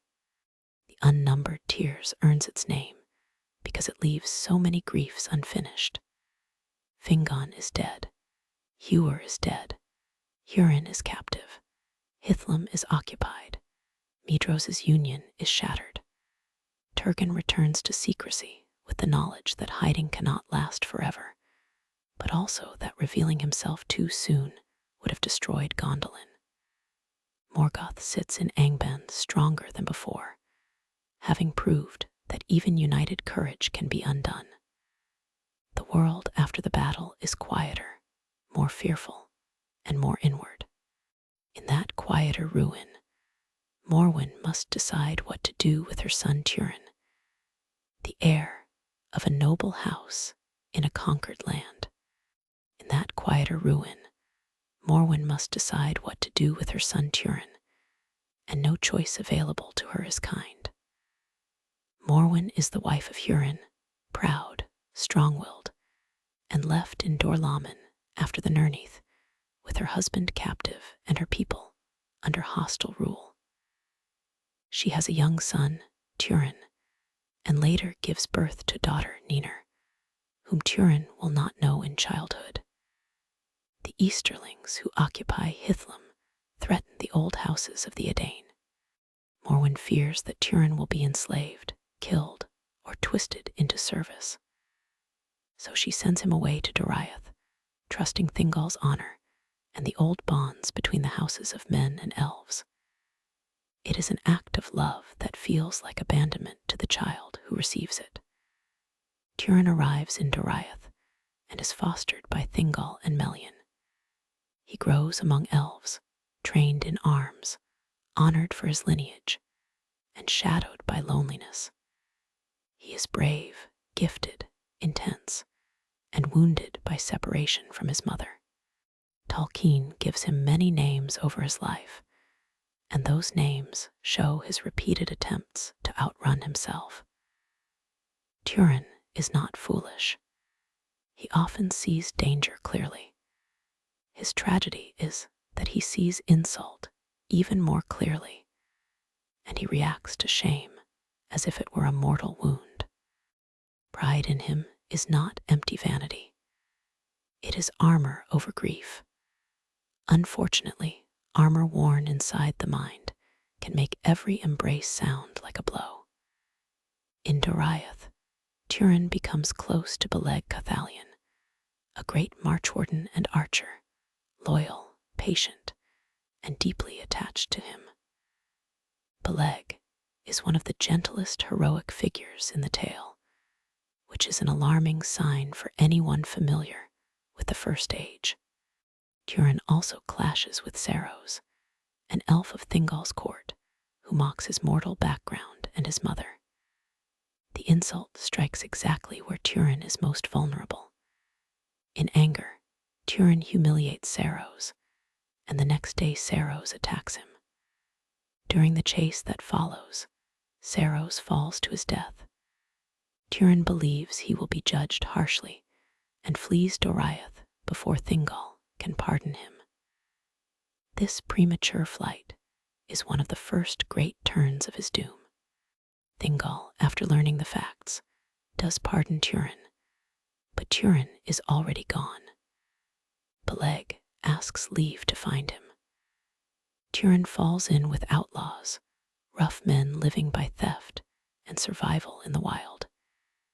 He becomes their leader after grim events, and tries to turn them toward fighting Morgoth's servants rather than preying on the weak. This is one of Turin's better impulses. He has a real desire for justice and protection. Yet even here his life becomes tangled. He takes the name Luthien, the wronged, which is not exactly a sign of emotional recovery. The name is understandable, but it also shows how deeply Turin identifies himself through injury. Beleg eventually finds Turin and tries to bring him back to Doriath, but Turin refuses. Beleg remains with him anyway. Their friendship is tested by hardship, suspicion, and the brutal company of outlaws. They become associated with the dwarf Mim, whose halls in Amon Rud provide shelter. Mim is not simply wicked at first. He is bitter, grieving, and resentful of elves, especially after one of his sons is killed by Turin's men. His betrayal later grows from injury and fear as much as malice. Tolkien's smaller figures often carry enough pain to make their bad choices understandable without making them harmless. Mim gives the outlaws shelter, and the hill becomes a brief center of resistance. Turin's band gains a reputation. He takes another name, Gorthal, the Dread Helm, after wearing the dragon helm associated with the House of Hador. Orcs fear him. The land around Amon Rud has a moment of hope. This is the pattern of Turin's life. His courage creates real good, then his doom, pride, or the malice of others turns that good into a sharper grief. Morgoth's forces eventually find the outlaws through Mim's betrayal. The band is destroyed. Beleg survives and follows the captured Turin, determined to rescue him. Gwyndor, an escaped elf of Nargothrond who had been taken at the Nirneath, joins Beleg in the attempt. The rescue succeeds and fails in the same breath. Beleg cuts Turin's bonds in darkness, but his sword pricks Turin's foot. Turin wakes in terror, thinks he is being attacked, seizes the sword, and kills Beleg before recognizing him. The moment is devastating because no enemy forces Turin's hand directly. Morgoth's curse surrounds the road, but the blow comes from confusion, trauma, and the reflexes of a man trained by fear. When lightning reveals Beleg's face, Turin's grief breaks him. Gwyndor leads him away afterward, but something in Turin is permanently altered. He has killed the friend who loved him most faithfully. Beleg's death is one of the quiet centers of Turin's tragedy. There are no armies, no crowned dark lord in the scene, no great speech. There's a storm, a sword, a mistake, and a body on the ground. It shows how doom can work through a moment too quick for wisdom. Turin does not choose to murder Beleg in hatred. That almost makes it worse. Guilt without intent has no clean place to go. The sword Anglashel, forged by the dark elf Eal and later reforged, becomes part of Turin's legend from this point. It is a blade with its own shadow, and in a story already crowded with bad inheritances, another one fits right in. Gwyndor brings Turin toward Nargothrond, the hidden realm founded by Finrod. Gwyndor himself is changed by captivity, diminished in body and spirit from the elf who once rode proudly to war. Through him, Turin enters another court, another refuge, another chance to become someone new. He takes the name Agarwyn, son of Umarth, bloodstained, son of ill fate. It is not subtle, but Turin is rarely subtle about his private darkness. In Nargothrond, his skill and force of personality will rise again. He will win honor, influence policy, and draw the realm away from secrecy toward open war. For a while, this will look like strength. Finduilas, daughter of Oradrith, the ruler of Nargothrond after Finrod's death, loves Turin. Gwyndor loves Finduilas and warns her that Turin is under doom. He also warns Turin that secrecy has protected Nargothrond and that open defiance may draw destruction. Turin does not listen enough. He has seen hiding fail, seen Doriath's safety become exile, seen outlaws crushed. To him, open strength feels honest. Yet Nargothrond's safety depends on concealment. Under Turin's influence, the people build a great bridge over the Narog and go openly to war. It is brave, impressive, and strategically generous to any dragon looking for the front door. The road from Doriath to Nargothrond shows Turin's deepest pattern. He is not a coward, not a fool, and not without love. He is courageous, protective, and capable of inspiring others. But he cannot bear shame, cannot rest in counsel, and cannot recognize that refusing help is not the same as mastering fate. Morgoth's curse does not need to invent weaknesses. It only presses on the ones already there. In Nargothrond, with a hidden kingdom listening to him, Turin's private wound becomes public policy. Far in the north, Glorung waits, and the first great dragon is very good at finding doors people build for him. Glorung waits, and the first great dragon is very good at finding doors people build for him. In Nargothrond, Turin rises quickly. His courage is obvious, his skill in battle undeniable, and his grief gives him the kind of stern glamour that courts sometimes mistake for wisdom. Oradrith, who rules after Finrod's death, listens to him more and more. The hidden realm begins to fight openly against Morgoth's forces. Its warriors go out in strength. Its bridge makes movement easier. Its fame grows. From a heroic distance, all this looks like renewal. From a practical distance, it looks like a secret fortress sending an engraved invitation to Angband. Gwyndor sees the danger. He has known captivity under Morgoth and returned diminished, which makes his warnings easy for the proud to ignore. He understands that Nargothrond's strength has never been open battle. Its power lies in secrecy, depth, and careful strikes. Turin has a different lesson from life. Hiding did not save Dorlaman. Doriath did not heal his exile. Ammon Rudd did not protect Beleg. Turin trusts action because stillness feels like surrender. The tragedy is that both men have reasons. Gwyndor's caution is not cowardice. Turin's boldness is not stupidity. But a kingdom cannot follow two strategies at once, and Turin's fire proves more persuasive. Finduilas watches Turin with love and sorrow. She is drawn to him, but she also perceives something dark around him. Gwyndor tells her that Turin is not barren, though his story may look similar from a distance. Beren's love with Luthien led through darkness toward a strange grace. Turin's road is tangled with a doom that devours the helpers around him. Finduilas becomes another person who sees both his greatness and danger. Tolkien is careful here. Turin is not unlovable.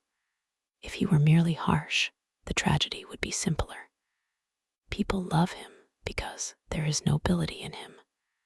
The curse works because that nobility keeps drawing others close. Morgoth finally sends Glorung against Nargothrond. The Elven forces meet him in the field and are destroyed. Oradrith is slain. Gwyndor is mortally wounded. Turin arrives too late to save the army, and Gwyndor, dying, urges him to save Finduilas. He tells Turin that she alone stands between him and his doom. It is a warning shaped like mercy. Turin hears it, but not deeply enough. Glorung comes to the bridge and into Nargothrond. The bridge that was meant to serve open strength now serves the dragon perfectly. It is one of the cruel little architectural morals of the First Age. Inside the ruined halls, Glorung confronts Turin. He does not simply kill him. Dragons in Tolkien are often most dangerous when they speak. Glorung fixes Turin with his gaze and poisons his mind with accusation. He twists truth and lies together, telling him that his mother Morwen and sister Niner are suffering in Dorlamen because of his neglect.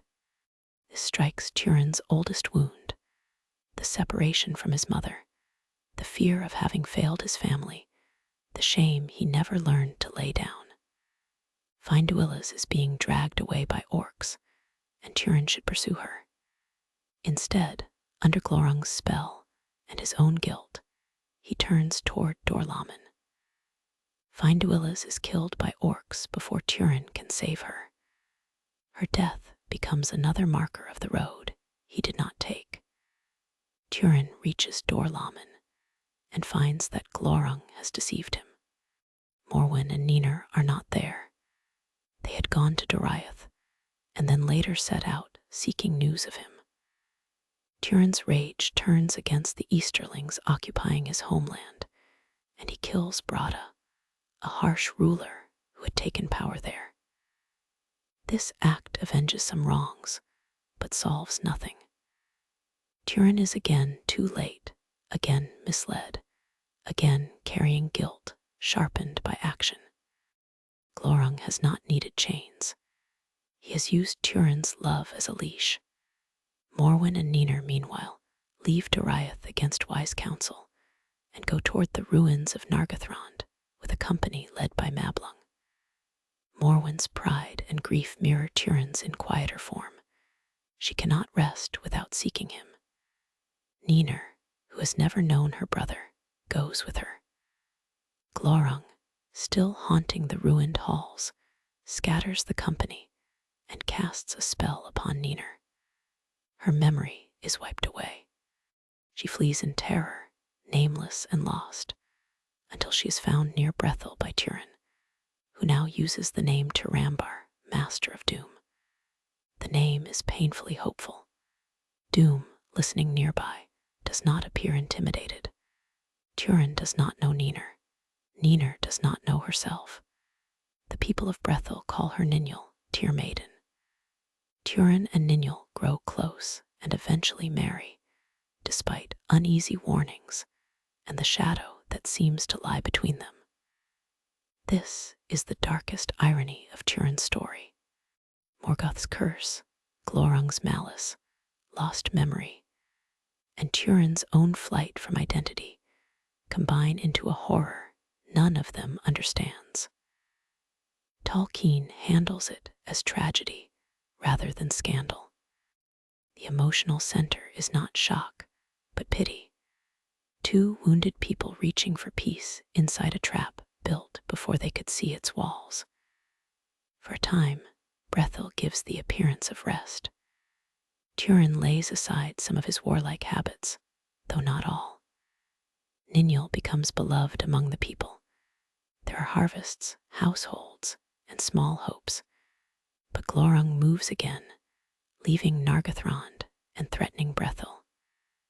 Turin cannot remain still while the dragon approaches. He plans an ambush at Cab Denaras, a ravine where Glorung must pass. With companions, he waits below and strikes upward as the dragon crosses. The plan is desperate and brave, and it succeeds. Turin drives his black sword into Glorung's belly, giving the first great dragon his mortal wound. Glorung's death does not release the story gently. Turin is overcome by the dragon's blood and fumes. Ninjal comes seeking him and finds Glorung dying. With his last words, the dragon restores her memory and reveals that she is Ninur, daughter of Hurin and Turin's sister. Glorung's final cruelty is perfectly aimed. Ninur, shattered by knowledge, throws herself into the ravine. When Turin later wakes and learns the truth, he refuses at first to believe it, then understands. He kills Brandir, a leader of Brethil who tells him the bitter news, adding one more unjust death to the chain. Then Turin speaks to his sword and falls upon it. The sword, named Gurthang after reforging, answers in the legend, saying it will drink his blood to forget the blood of Beleg. This grim personification suits the whole tale. Turin's weapons, names, and choices all seem to gather memory like stains. His death ends his suffering, but not the grief around him. Morwen will later come to his grave. Hurin, released from Angband, will find the place where his children are buried. The mound is called the Stone of the Hapless, a title that feels almost too restrained. Turin's story is among Tolkien's most tragic because it gives greatness no easy protection against inner fracture. Morgoth's curse over Hurin's house does not mean every action is forced. That would make the tale colder and simpler. Instead, the curse works through character. Turin's courage is real. His love is real. His pride is real. His impatience is real. Glorung's lies work because they touch truths Turin already fears. Ninur's tragedy requires both enchantment and the ordinary human longing for shelter. Morwen's grief is noble and destructive together. The story is not a puzzle where blame can be placed neatly on one shelf. It is a dark knot of malice, chance, and wounded will. The fall of Nargothrond and the death of Turin also change Beleriand's political landscape. One of the last great hidden realms has been destroyed. Finrod's old kingdom is emptied and haunted. The bridge stands as a lesson nobody else will have time to apply properly. Doriath and Gondolin remain, but their isolation grows more ominous. The havens by the sea still receive the displaced. Morgoth has not won by one grand blow alone. He has hollowed the world through separated tragedies. A kingdom here, a family there. A hero turned inward until his strength becomes a blade against himself. After Turin, the tale needs another road. It finds one in Tuor, son of Huor, kin to Hurin's house, but marked by a different pattern. Turin's path is inward, driven by shame and defiance. Tuor's path is guided by waters, dreams, and obedience to a call he does not fully understand. Both are mortal men shaped by the ruin after the Nirneath. Both are connected to hidden elven kingdoms. But where Turin brings doom to Nargothrond despite his courage, Tuor will come to Gondolin as a warning and a seed of hope. The sea begins to speak again through Ulmo, and in the First Age, water often remembers mercy when stone has become too proud. Water often remembers mercy when stone has become too proud, and Tuor's story begins under that gentler sign. Tuor is the son of Huor, the man who died covering Turgon's retreat after the Nirneath, and Ryan, who dies of grief after bearing him. He is fostered by grey elves in the wild, then captured and enslaved by Easterlings in Hithlum.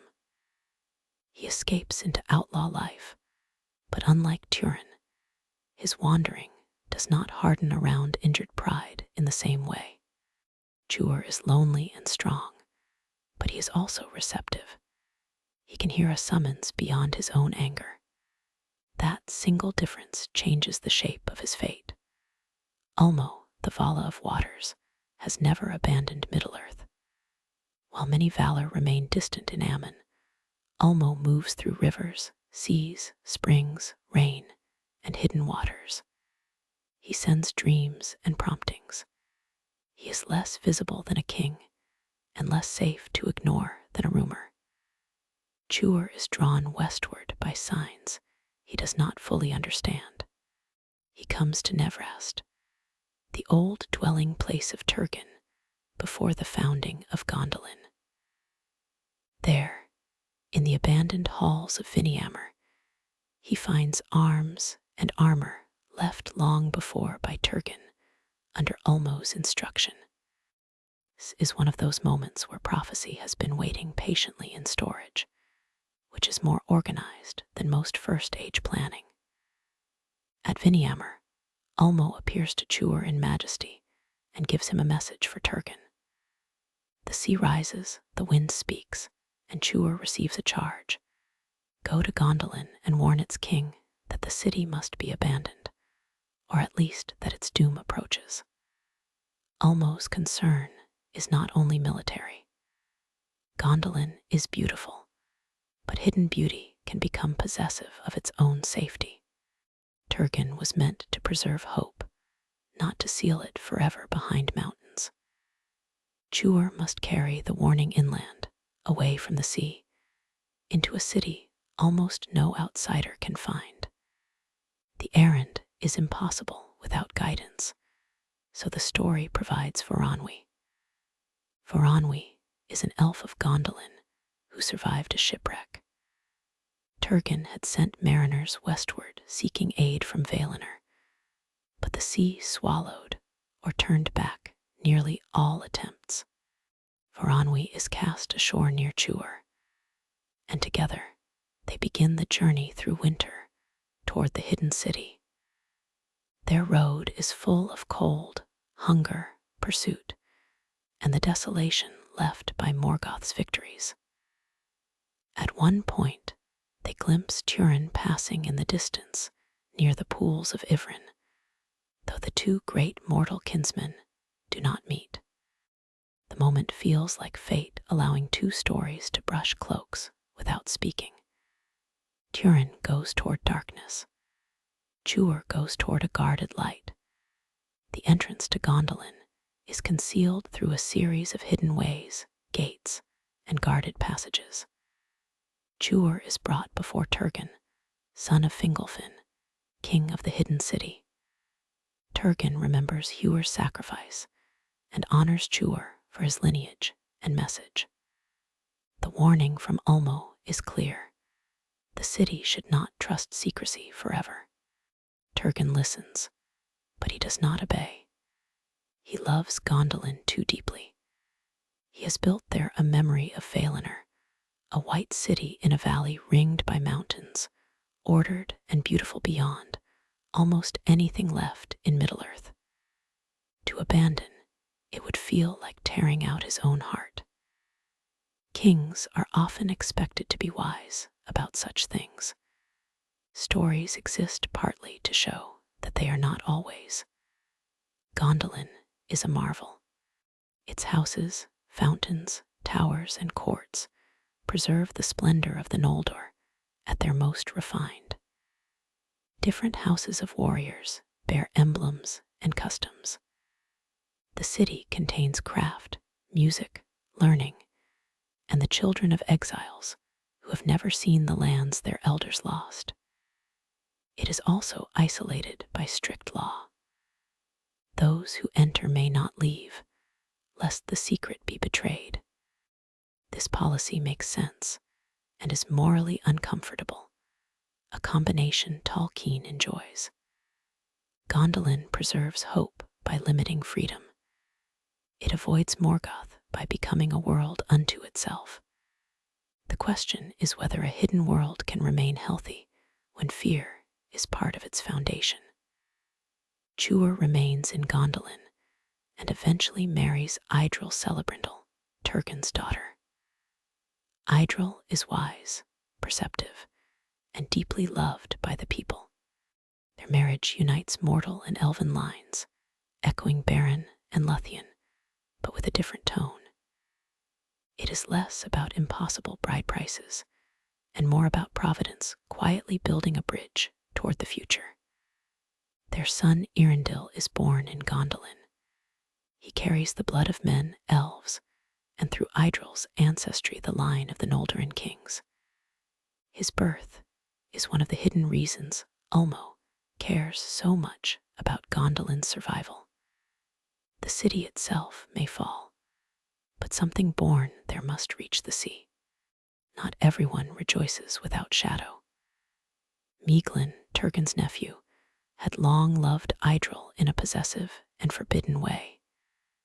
Mieglin is the son of Eärendil, Turgon's sister, and Eol, the dark elf of Nan Elmoth. His childhood is marked by secrecy, bitterness, and conflict. After coming to Gondolin, he becomes skilled and honored, but inwardly he is not at peace. Eärendil distrusts him, perceiving darkness in him. Mieglin's desire for Eärendil and for power remains hidden, because hidden cities are apparently excellent places for hidden resentments to ferment. His role becomes crucial when he is later captured outside the city. Mieglin breaks the law by going beyond the mountains to mine and explore. Morgoth's servants capture him and bring him to Angband. Under threat and temptation, he reveals Gondolin's location.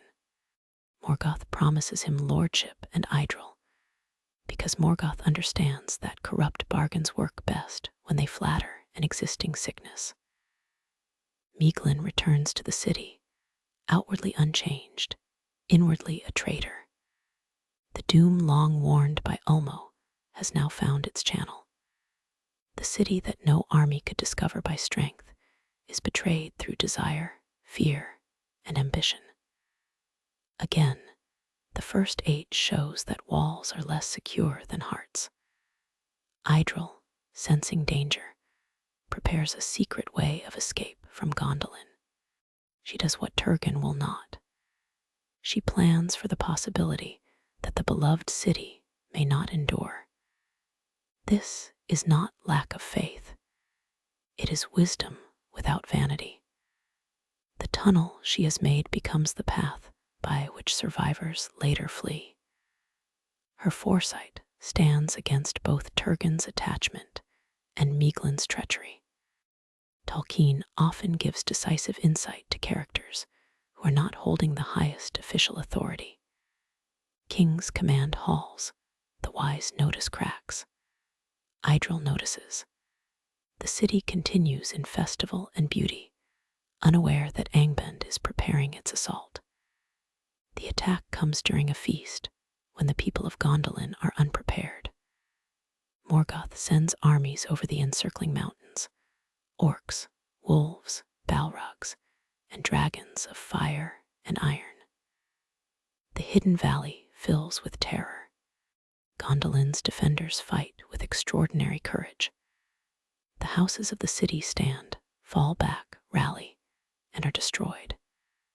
Turgon refuses to abandon his tower and dies with his city. Ecthelion battles Gothmog, lord of Balrogs, and both are slain in the fountains. Glorfindel later fights a Balrog during the escape and dies saving the refugees. These deeds are heroic, but the city is doomed. Heroism can light the fall. It cannot always stop it. Mieglin tries to seize Eärendil and Earendil during the chaos. Tuor fights him and casts him down from the walls. The betrayal ends, but not before it has done its work. Eärendil leads survivors through the secret way she prepared. They pass through danger in the mountains, where Glorfindel's sacrifice allows many to escape. Behind them, Gondolin burns. The greatest hidden city of the Noldor is lost, not because it lacked beauty, craft, or courage, but because it delayed obedience to warning and trusted secrecy too long. It is a hard lesson, delivered with flames, which is the preferred teaching method of the First Age. The survivors of Gondolin eventually make their way south toward the mouths of Sirion, where other refugees gather. Turin, Earendil, and young Earendil carry with them the remnant of Turgon's line. Gondolin's fall is devastating, yet it releases the hope hidden inside it. Earendil cannot become the messenger of elves and men if he remains forever inside a sealed valley. The city had to preserve him, then lose him. This does not make the destruction good. It means that within the ruin, Providence keeps one thread unbroken. The sea that called Turin now waits for his son, and the road from hidden stone turns again toward water. The road from hidden stone turns again toward water. But another jewel-lit ruin must unfold first in Doriath. The Silmaril taken by Beren and Luthien remains in the keeping of Thingol, set apart from Morgoth's crown, and yet not free from danger. Thingol had demanded it as a bride price, perhaps expecting never to see either suitor or jewel again. Now he possesses the holy light of the trees within his own realm. Melian, whose wisdom often sees farther than his pride, understands the peril. The Silmaril is beautiful, but beauty claimed under the shadow of old oaths is not peaceful. It draws desire like a lamp draws moths, except the moths are armed and related to Feanor. Thingol also possesses the Noglamir, a magnificent necklace originally made by dwarves for Finrod and later brought from the ruins of Nargothrond. He asks dwarven craftsmen from Nogrod to set the Silmaril into it. The work they make is wondrous, the greatest jewel set in a masterpiece of dwarven craft. Then ownership becomes the question, because apparently no legendary object can simply be admired and placed in a secure cabinet. The dwarves, overcome by desire and perhaps old grievances, claim the necklace. Thingol insults them and refuses. They kill him in Menigroth and flee with the Noglamir. The protected king of Doriath dies not in battle with Morgoth, but in a quarrel over treasure. Melian's grief changes the fate of the realm.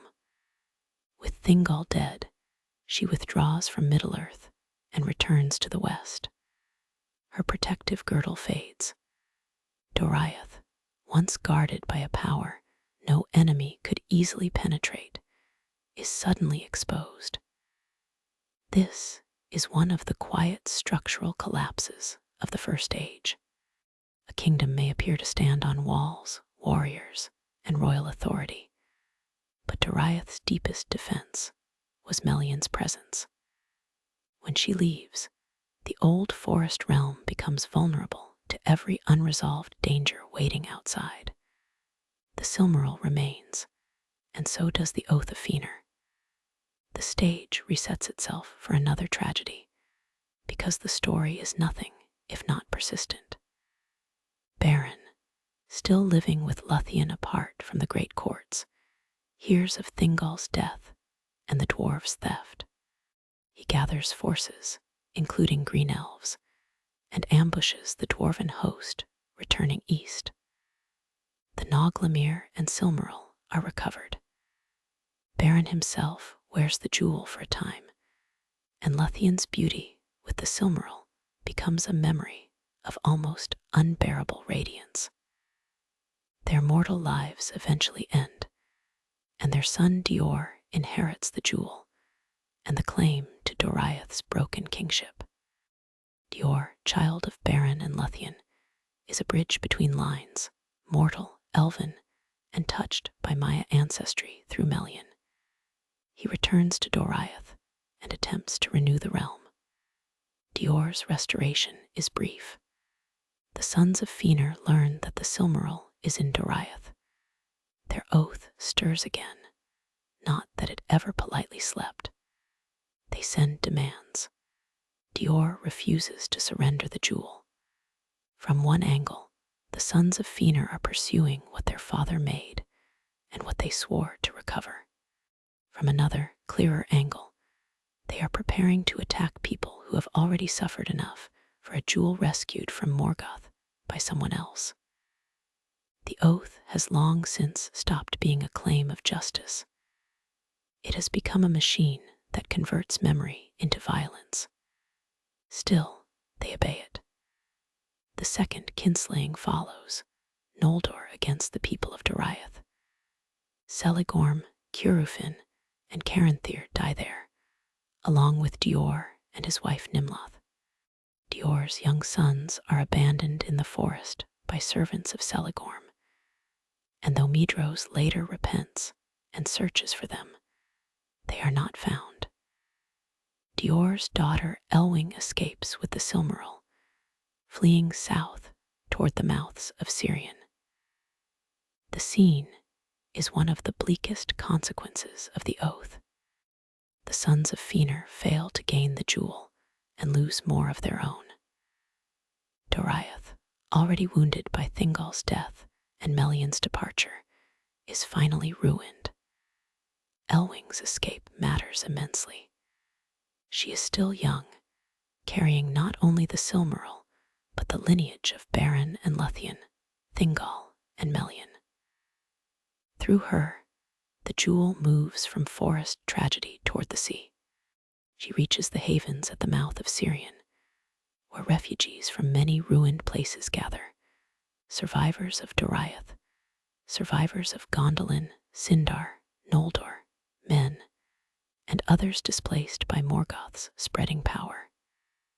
The havens are not a great kingdom in the old sense. They are a refuge, a fragile settlement made of remnants. In some ways, that makes them more important. When proud realms fail, survival often belongs to the mixed and homeless. Earendil, son of Tuor and Idril, comes to the same refuge from the fall of Gondolin. He and Elwing eventually marry. In their union, the major lines of hope converge: Beren and Luthien through Elwing, Turgon and the House of Hador through Earendil, Elven and mortal blood, Hidden City and Forest Kingdom, Sea Longing and Silmaril Light. Their sons, Elrond and Elros, are born at the havens. Later ages will remember both. Elrond will become one of the great elven lords of Middle-earth. Elros will choose mortality and become the first king of Numenor. For now, they are children in a refugee settlement under the shadow of unfinished oaths. Earendil is restless. He sails the western seas seeking a way to reach Valinor and plead for aid. Many before him have tried and failed. The ban of the Valor and the dangers of the sea prevent easy return to the undying lands. Earendil's voyages are filled with longing, absence, and frustration. While he is away, Elwing remains at Sirion with the Silmaril. The jewel that once burned in Morgoth's crown and then in Doriath's halls now shines among refugees. That might sound humble and healing. Unfortunately, the sons of Feanor are still alive, and their oath recognizes no sanctuary clause. Medros and Maglar, the most prominent surviving sons, are weary by now, and weariness does not free them. They debate, hesitate, and still the oath drives them. They send demands for the Silmaril. Elwing and the people of Sirion refuse. The third kinslaying follows. The havens are attacked by elves who should have been allies, and many are slain. Amrod and Amraz die in this assault in some versions of the tale's tradition, leaving Medros and Maglar as the last central bearers of the oath. Elrond and Elrose are taken captive, though Maglar later fosters them with a strange and sorrowful kindness. The oath destroys even as it fails. Elwing, rather than surrender the Silmaril, casts herself into the sea. Ulmo's power bears her up, and she is transformed into a white bird, carrying the jewel to Earendil's ship. The image is luminous and strange, a moment where loss turns into wonder without ceasing to be loss. Elwing finds Earendil, and together they face the choice that has waited through so many ruins. They have the Silmaril, the light of the trees. They carry the blood of elves and men. They have known the collapse of Doriath, Gondolin, and Cirion. If any messengers can speak for both kindreds before the powers of the West, it is them. The fall of Doriath and the attack on Cirion show that Morgoth is not the only source of destruction in the First Age. The free peoples wound themselves through oath, greed, pride, and fear. That does not make Morgoth less evil. It makes his work easier. The Silmaril passes from crown to forest, to necklace to refuge, and every place that tries to possess it is changed. Yet, the jewel also becomes the means of deliverance. It lights Earendil's path westward. The very object that has drawn so much blood will help carry the plea that ends Morgoth's dominion. Tolkien's mythology often turns on that paradox.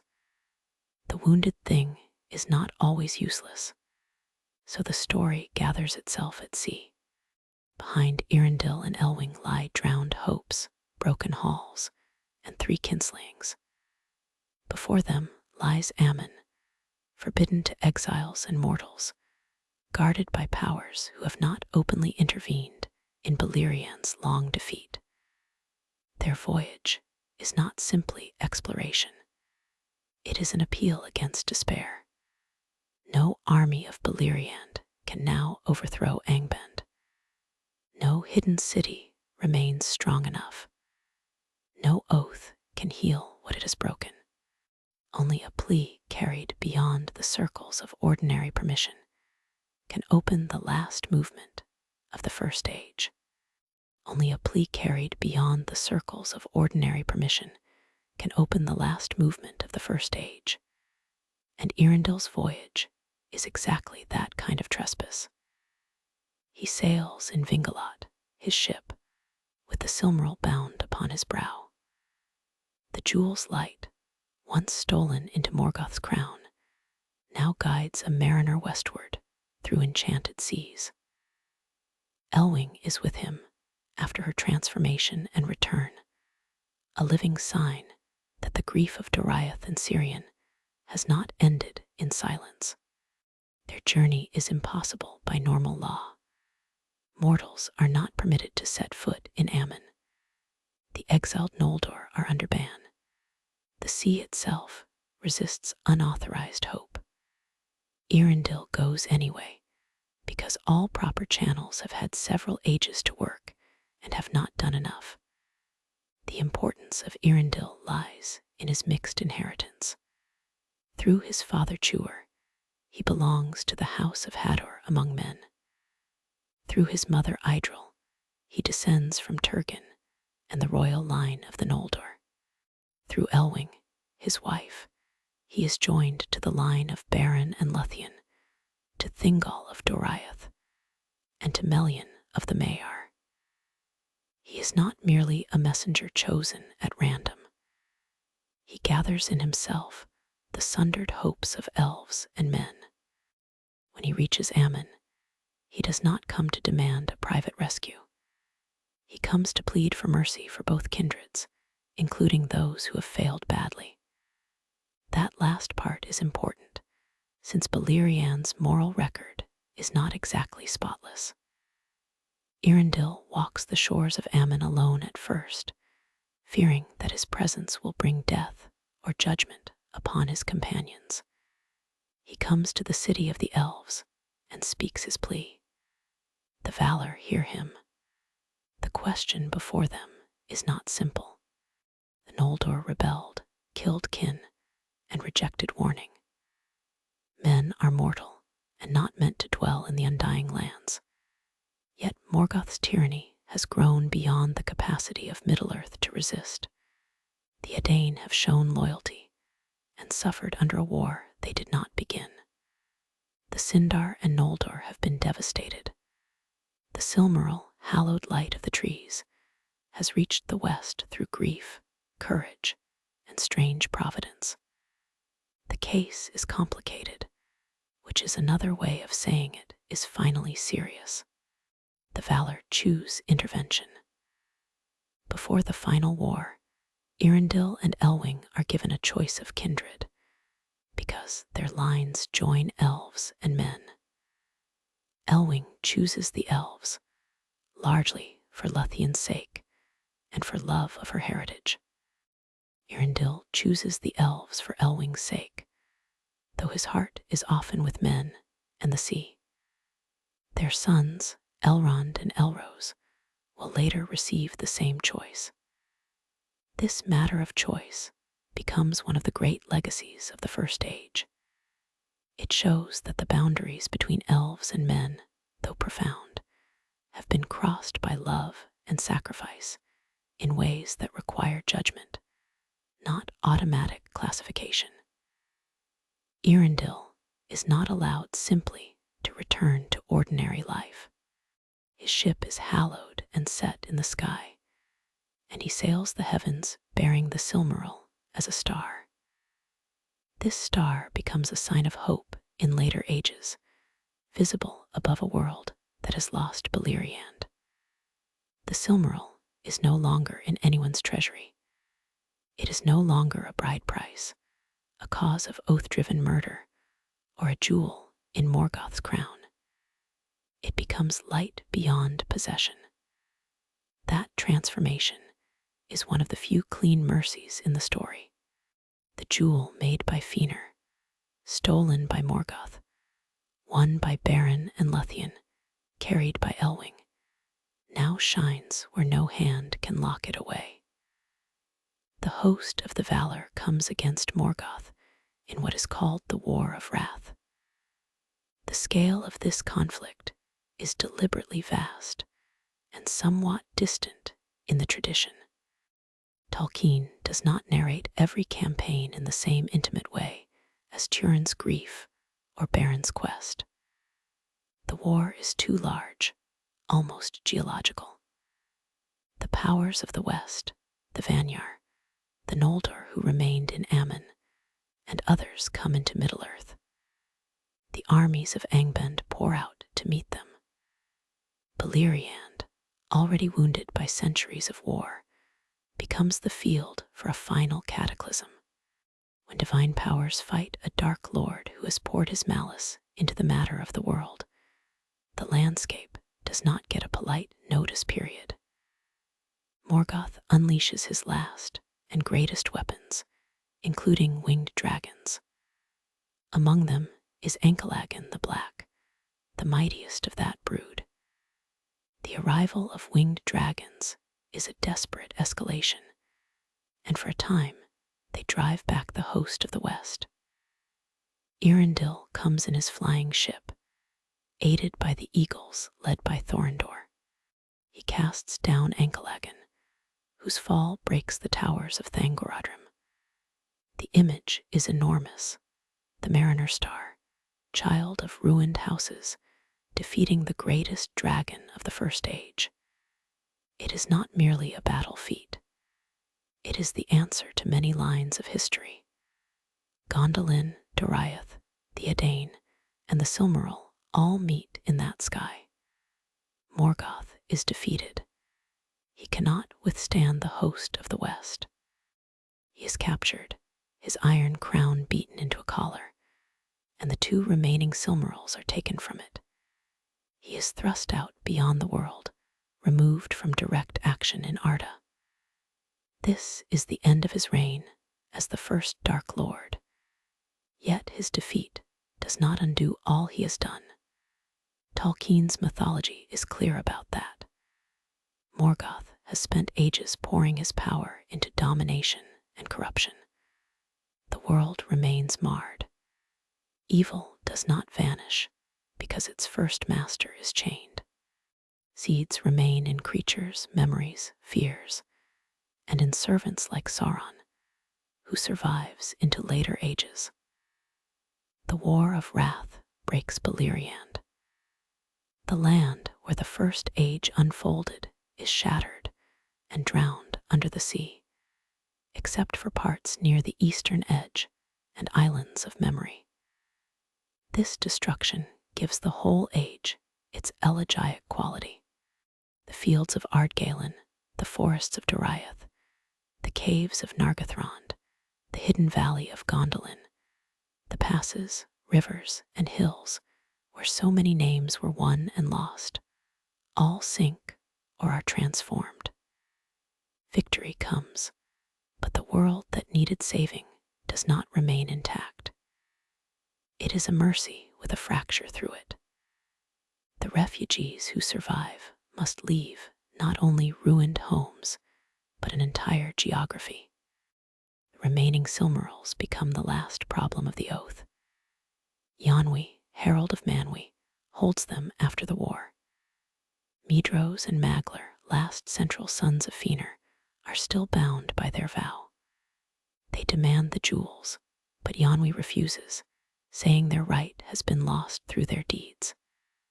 The judgment is morally clear and psychologically useless, because the oath does not release them simply because justice has. They are exhausted, guilty, and trapped. Maglar argues for surrender and repentance. Medros argues that breaking the oath may bring even worse spiritual consequence. The old words spoken in Valinor still command them after everything they have destroyed. They steal the Silmarils from the camp of the victorious host, but the jewels, hallowed by Varda, burn their hands. The pain reveals what judgment had already declared. They are no longer worthy to hold them. Medros, tormented beyond endurance, throws himself with his Silmaril into a fiery chasm.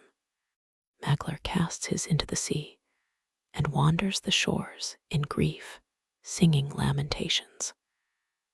Thus the three Silmarils come to rest in sky, earth, and sea. None remains in the possession of any king, craftsman, heir, or conqueror. Feanor's supreme work is preserved, but only beyond ownership. It is a sternly poetic outcome, which in Tolkien usually means everyone involved has suffered enough to make it memorable.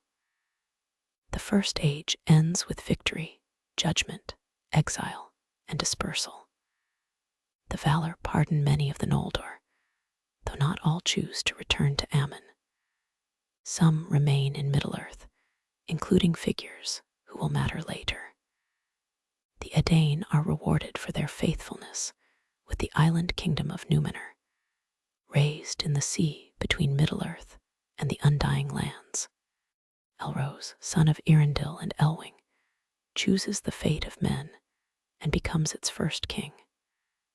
Elrond chooses the fate of the elves and remains a keeper of memory.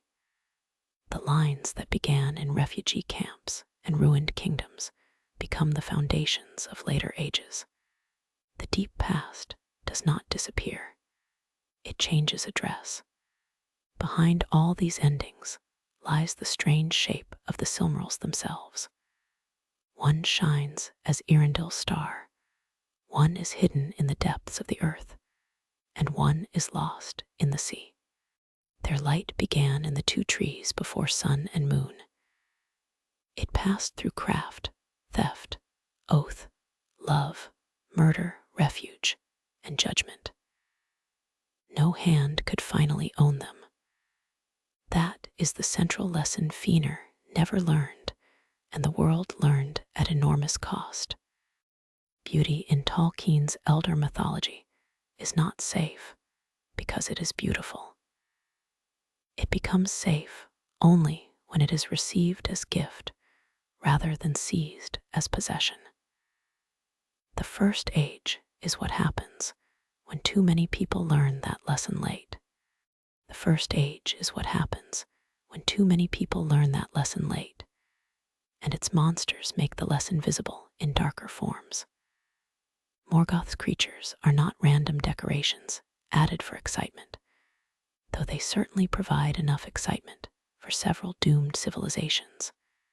They express his way of ruling.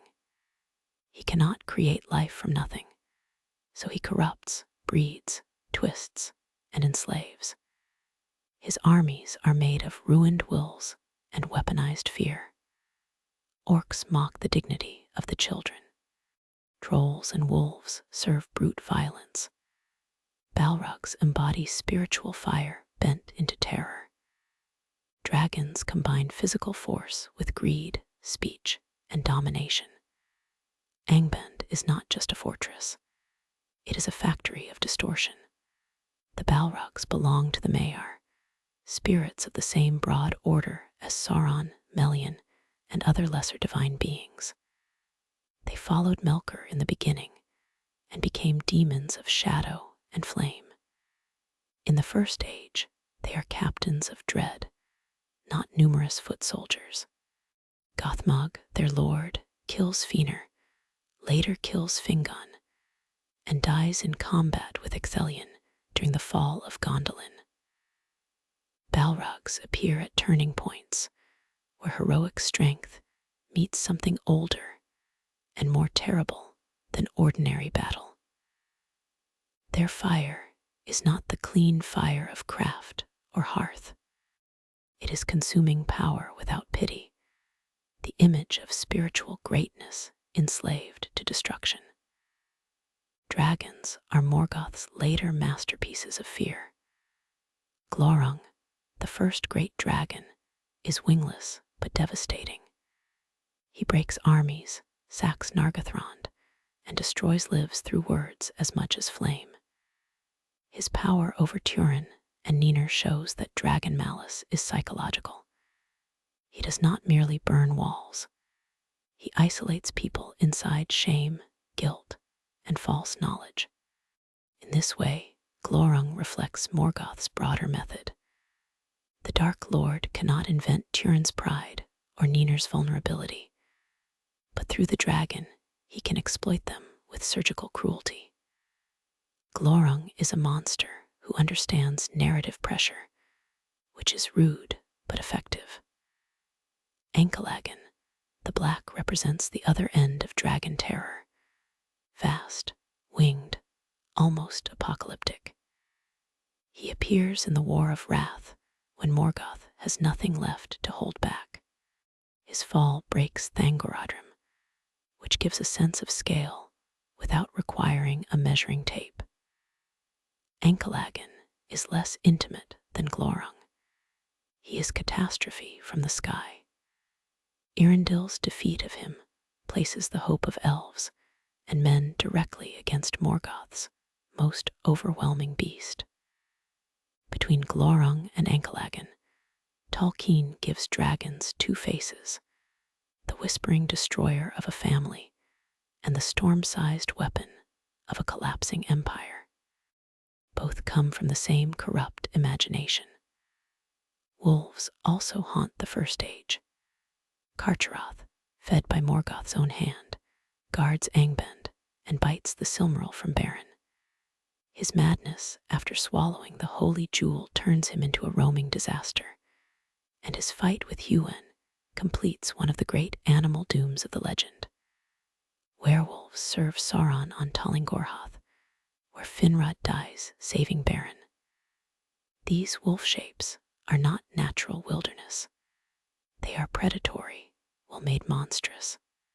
Huan, by contrast, is a hound from Valinor, loyal, noble, and capable of resisting the dark wolves. The contrast is simple and powerful. Not all beasts are mere beasts, and loyalty can be as mythic as terror.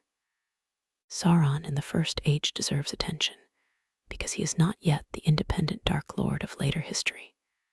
He is Morgoth's servant, but already formidable. He commands Talingorhoth, practices sorcery, deception, and domination, and defeats Finrod in a contest of songs. His presence shows continuity between the First Age and later ages. Morgoth's defeat removes the first and greatest source of evil, but Sauron survives, carrying forward methods learned under him. Sauron is more ordered, more strategic, less rawly nihilistic than his master. In the First Age, he is still an instrument. Later, he will become an heir. That is a comforting thought, only by the standards of very bad news. Morgoth's monsters also shape the geography of fear. Angband is far more than a military base. It is a mythic north, a place of smoke, iron, prisons, breeding pits, and thunderous gates. Thangorodrim's peaks loom as visible signs of the enemy's power. Captives taken their return changed, if they return at all. Gwyndor comes back from Angband diminished. Hurin is held there in torment. Midrose is hung from its cliffs. The fortress radiates more than armies. It radiates the possibility that identity itself can be broken. Against that, hidden cities and guarded forests are attempts to create spaces where memory and beauty can survive uncorrupted. Yet the hidden spaces are not immune. Doriath falls through greed and oath. Nargothrond falls through strategic pride and dragon assault. Gondolin falls through betrayal. This means Morgoth's monsters do not work alone. They need openings. A dragon crosses a bridge someone built. A dark lord learns a city's location through a resentful insider. A jewel leads kin to attack kin. Evil in the First Age is strongest when external terror meets internal weakness. That is one reason the tales feel older and sadder than simple adventure. The enemy outside the gate is terrifying, but the unlocked door is often inside the hall. The shape of fear changes after the War of Wrath. The great dragons are mostly destroyed, though not all dragonkind vanishes from later ages.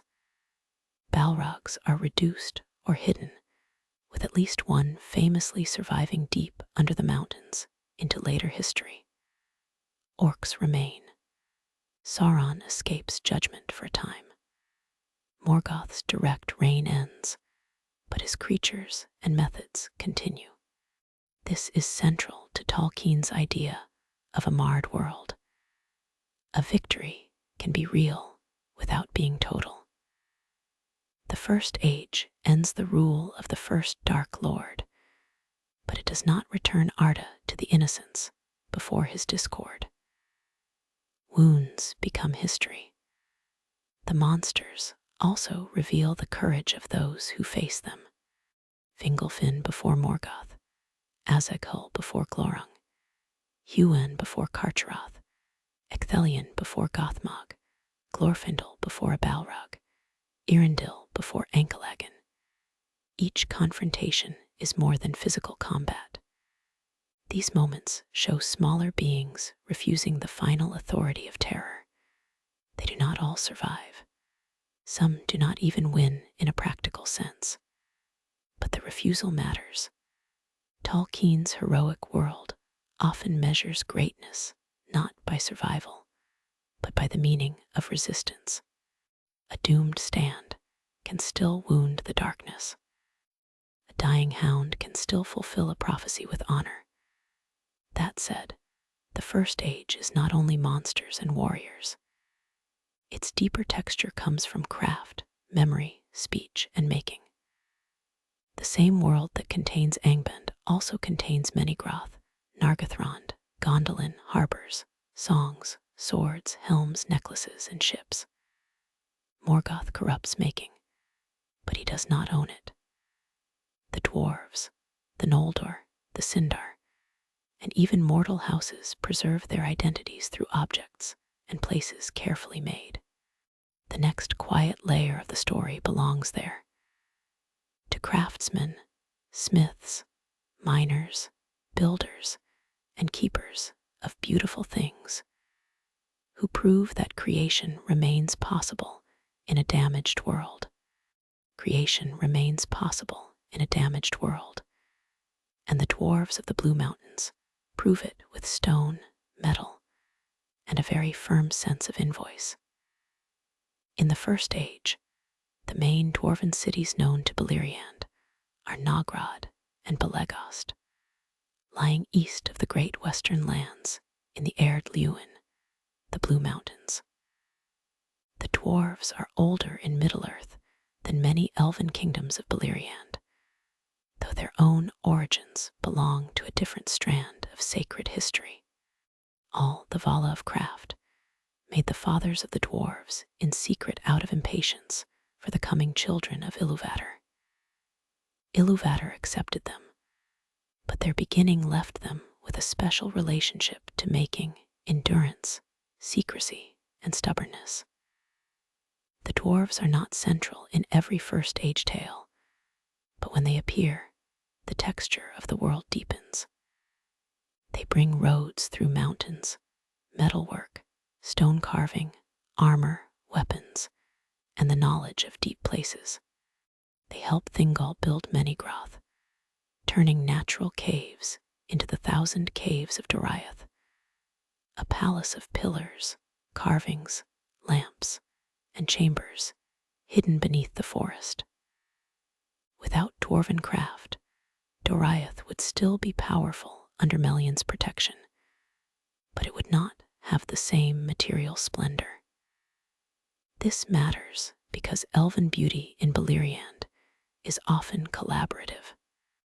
Even proud kings live among works shaped by hands outside their own people.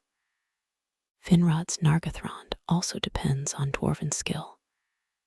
The caves by the Narog become a hidden fortress through labor, design, and stonecraft. Finrod receives the name Felagund, often associated with cave hewer, through this connection. The Noldor are themselves great craftsmen, yet in Middle-earth they learn, trade, and cooperate with dwarves who know the bones of the land differently. That cooperation does not erase suspicion. Elves and dwarves have distinct languages, customs, and tempers. They admire one another's work more easily than one another's motives. This is a very believable foundation for friendship, trade, and future arguments. Dwarven armor becomes especially important in the wars against Morgoth. The smiths of Belegost make mail that resists dragon fire better than most defenses. At the Nirneath, the dwarves under Azaghul stand against Glorung, when many others cannot endure the dragon's heat and terror. Azaghul wounds the dragon badly enough that Glorung withdraws. The dwarves then carry their dead lord away in solemn order, singing as they go. The enemy does not stop them. This scene gives the dwarves one of the most dignified martial moments in the age. Their courage is not elven grace or mortal desperation. It is grounded, communal, and hard as hammered iron.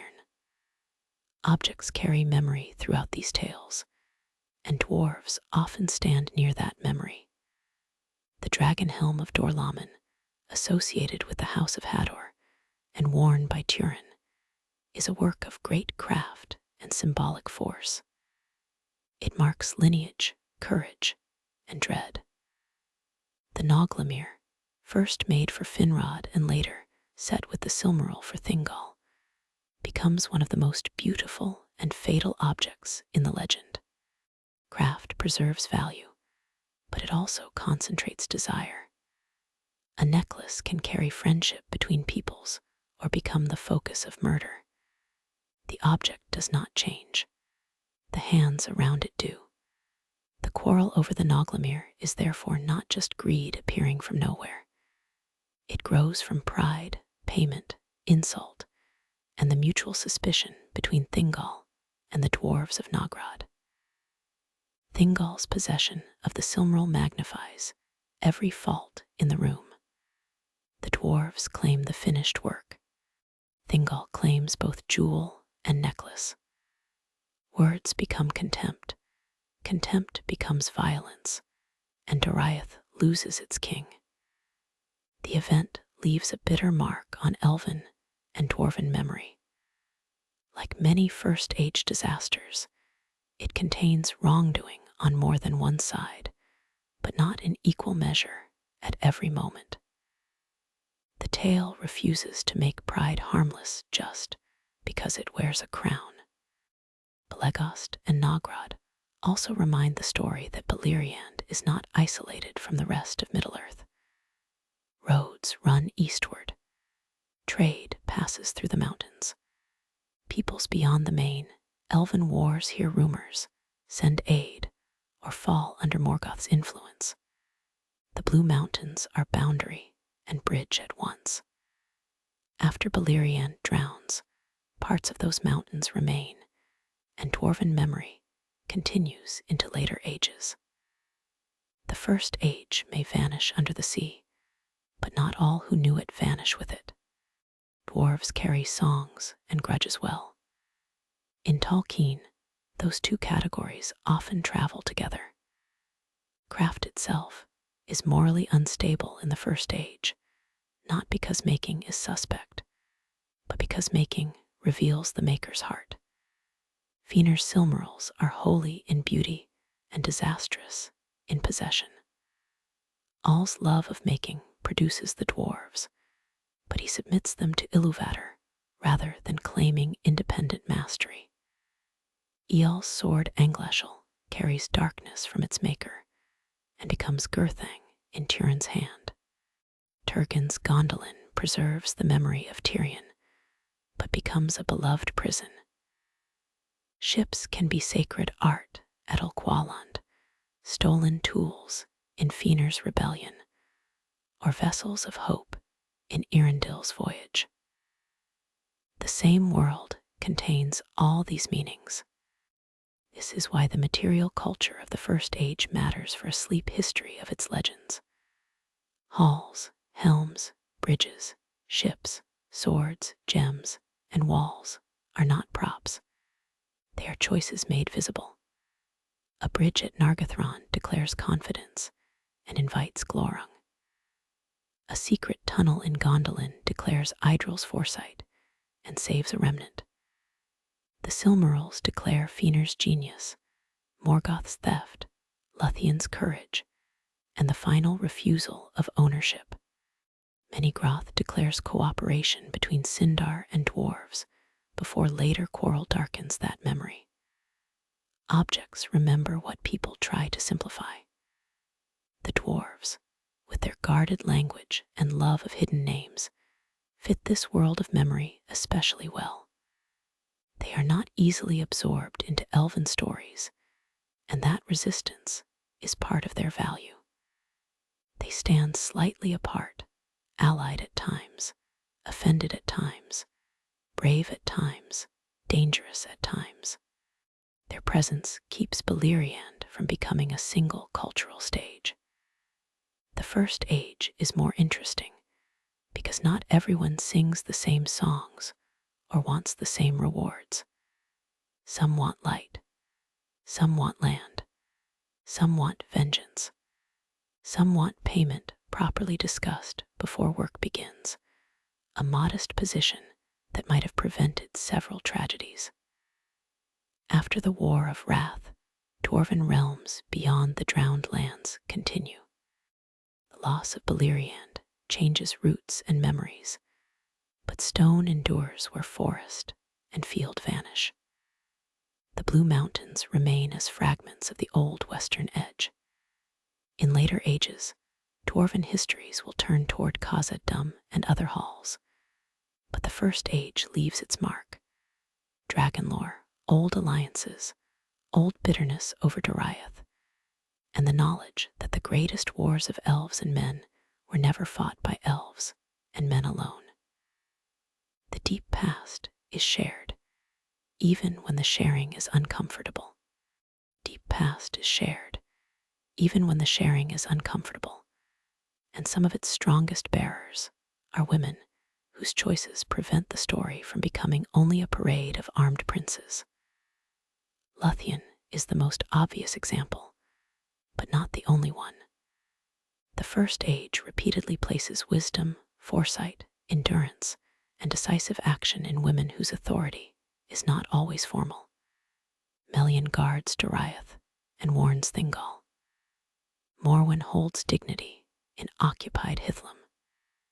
Haleth leads her people through danger. Idril prepares Gondolin's escape. Elwing carries the Silmaril into the sea rather than surrender it to oath-driven violence. These are not side ornaments. They are load-bearing pillars in a very unstable building. Melian's role begins before Doriath has its later shape. As a Maya, she belongs to a spiritual order beyond the elves, yet she binds herself to Thingol in love and remains in Middle-earth through long ages. Her girdle protects Doriath from ordinary invasion, but her greater gift is counsel. She perceives danger in the Noldor before Thingol knows the full truth. She understands that the Silmaril will not sit harmlessly in his treasury. She warns, but warnings in the First Age often have the shelf life of fresh bread. Melian's departure after Thingol's death reveals how much of Doriath's strength depended not on the king's pride, but on the queen's presence. Luthien's power is different. She moves through song, enchantment, courage, and love. She escapes confinement, confronts Sauron, brings down the Tower of Werewolves, enters Angband, and sings Morgoth into sleep. Her story could easily have made her a prize fought over by Beren and Thingol, but instead she becomes the active heart of the quest. Beren is brave, loyal, and necessary. Luthien makes the impossible possible. When she chooses mortality for Beren, the choice reshapes the fate of her line. Later unions between elves and men stand in the light of that first crossing, and the world changes because one woman refuses the boundaries set around her. Haleth offers another kind of strength. She does not belong to the high elven houses or the enchanted royal line of Doriath. She is mortal, practical, and fiercely independent. After her people are attacked and her father and brother die, she leads the survivors. When Caranthir offers protection and land, she declines the kind of dependence that might have made her people easier to manage. Her decision sends them toward Brethil, where they keep their own identity. Haleth's story matters because not all heroism in the First Age is tied to jewels, prophecies, or royal marriages. Sometimes it is the stubborn work of keeping a people together after catastrophe. Morwen, mother of Turin and Niner, is one of the sternest figures among the Edain. She is proud, reserved, and almost painfully dignified. In another tale, those traits might make her merely admirable. In this one, they are both strength and burden. She sends Turin away because she loves him and sees no safety in occupied Dorlamen.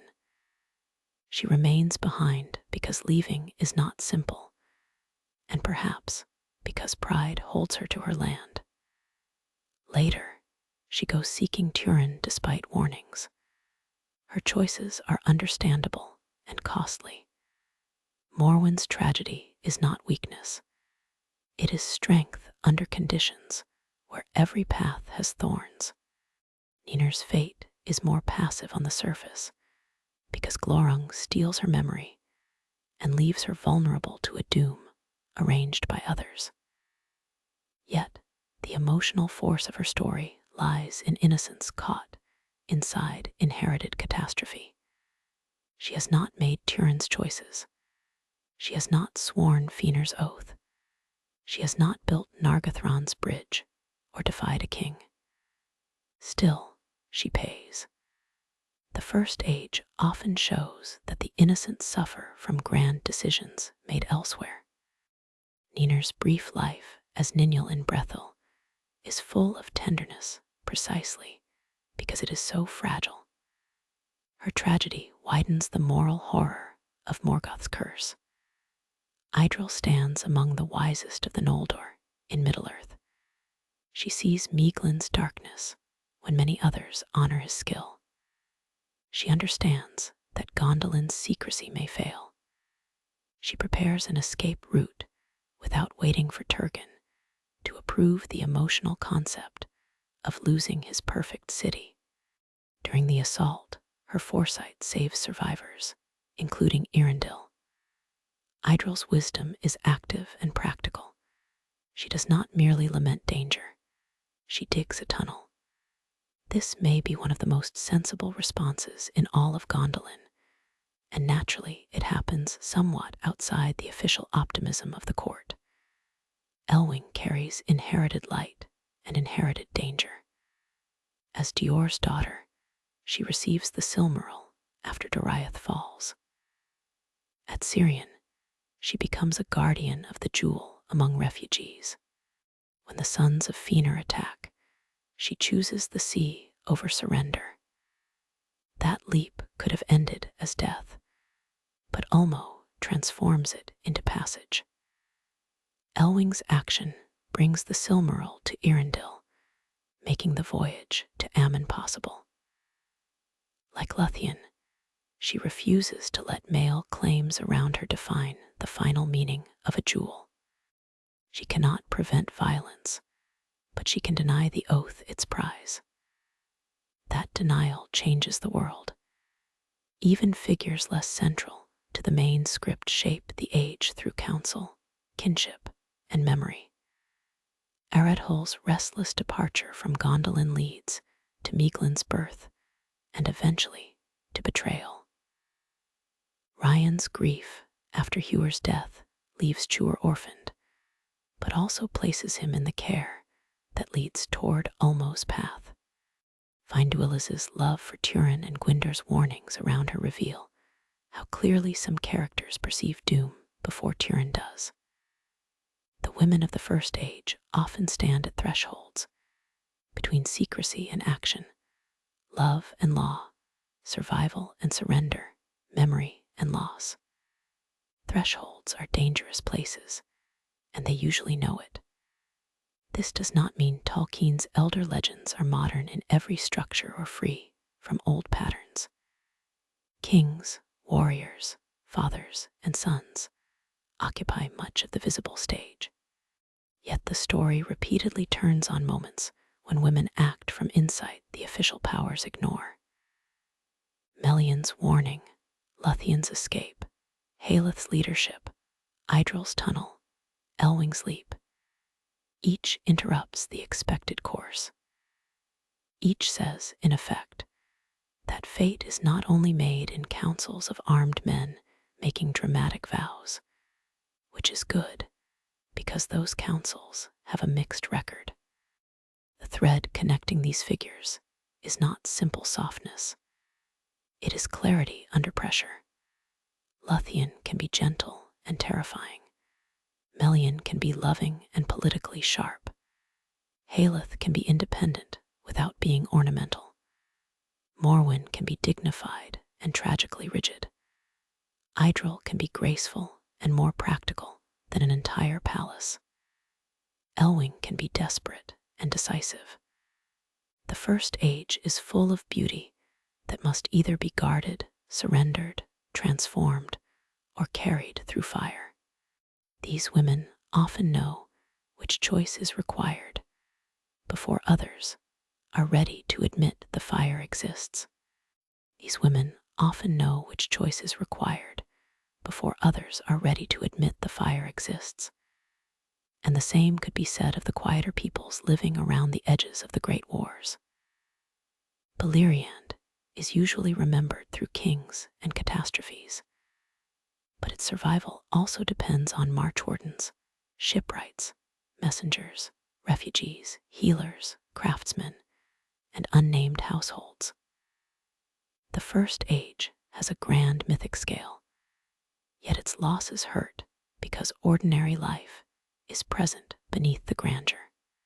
A city is not only a tower, it is kitchens, songs, tools, children, storehouses, jokes, grudges, and the small rituals that make people believe tomorrow has a shape. In Doriath, beyond Thingol's throne and Melion's power, there are Sindarin communities dwelling in forest protection. Hunters patrol the borders. Singers remember ancient journeys. Craftsmen work in many Groth's carved halls. Servants carry messages through passages lit by lamps. The girdle of Melion may keep enemies out, but a realm also needs bread, cloth, teaching, and the 1,000 repetitive acts that do not usually get heroic titles. When Doriath falls, the loss is not only royal, it is cultural. A way of living under beech leaves and cavern lamps breaks apart, and refugees carry fragments south. Nargothrond, likewise, is more than Finrod's wisdom or Turin's fatal influence. It is an underground city shaped by secrecy, music softened by stone, armor stored in deep chambers, and people who trust the river Narog to hide them from the north. Its fall to Glorung destroys a civic world. The dragon does not merely take treasure. He turns halls into haunted spaces and scatters those who once belonged there. Finduilas's death is central, but so are the many unnamed captives and dead whose stories vanish into the larger ruin. Tolkien's named tragedies imply a crowd of nameless ones around them. Gondolin is perhaps the clearest case of beauty as a whole society. Its houses have emblems, traditions, and pride. Its children know mountains as walls of the world. Its artisans preserve memories of Valinor they may never have seen. Its festivals continue under the illusion that hiddenness has become permanence. When the attack comes, the fall is spectacular, but the quieter horror lies in the destruction of continuity. People who thought their city was the last safe center of the Noldor must flee into mountain paths with whatever can be carried. A civilization becomes a line of refugees in a single night. This is an old historical pattern wearing mythic armor. The havens at Sirion reverse the pattern. They are not a perfected city or an ancient forest kingdom. They are a gathering of remnants. Survivors of Doriath and Gondolin live beside others who have lost smaller homes. The community is mixed, improvised, and vulnerable. Yet, because it is made of remnants, it becomes the cradle of the future. Earendil and Elwing meet there. Elrond and Elrose are born there. The final plea to the valor becomes possible because refugees from shattered places share one shore. The havens show that history can continue without the old splendor. Sometimes survival is less beautiful than a hidden city and more important. Círdan's coastal people deserve special notice in this pattern. The Falas and later the refuge near Sirion preserve the seaward orientation that eventually saves memory. Círdan is not the loudest figure in the First Age, but he is one of the most enduring. Shipwrights are practical mystics in Tolkien's world. They build with timber, rope, pitch, and knowledge of winds, yet their craft opens onto longing and destiny. Without ships, exile becomes imprisonment. Without harbors, refugees have fewer roads. Without Silor, Earendil's hope has no vessel. Círdan's quiet continuity is one of the threads that keep the age from ending in locked ruins. The green elves of Osiriand also represent a different rhythm of life. They are cautious of northern wars, attached to rivers and woods, and less eager for grand alliances. Their reluctance can look small beside the banners of Noldoran princes, but it preserves another kind of wisdom. Not every people must spend itself in the same way. Osiriand later becomes connected with Beren and Luthien's final dwelling, and with the surviving music of a less imperial elven life. In a tale crowded with high claims, the peoples who prefer local freedom offer a necessary counterweight. Glory is loud. Survival often speaks more softly. The Edain bring ordinary mortal life into the foreground. Their houses include lords and heroes, but also families trying to plant themselves in dangerous land.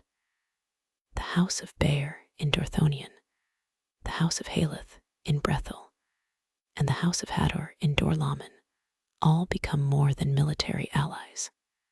They create settlements, kinship networks, burial places, and inherited loyalties. When Morgoth's wars sweep over them, the suffering is not abstract. Occupation in Hithlum means daily humiliation and loss. The destruction of Dorthonion means abandoned homes and outlaw survival. Brethil's later turmoil after Turin's arrival shows how even a forest refuge can be destabilized by larger doom. This ordinary layer keeps the First Age from becoming pure symbolism.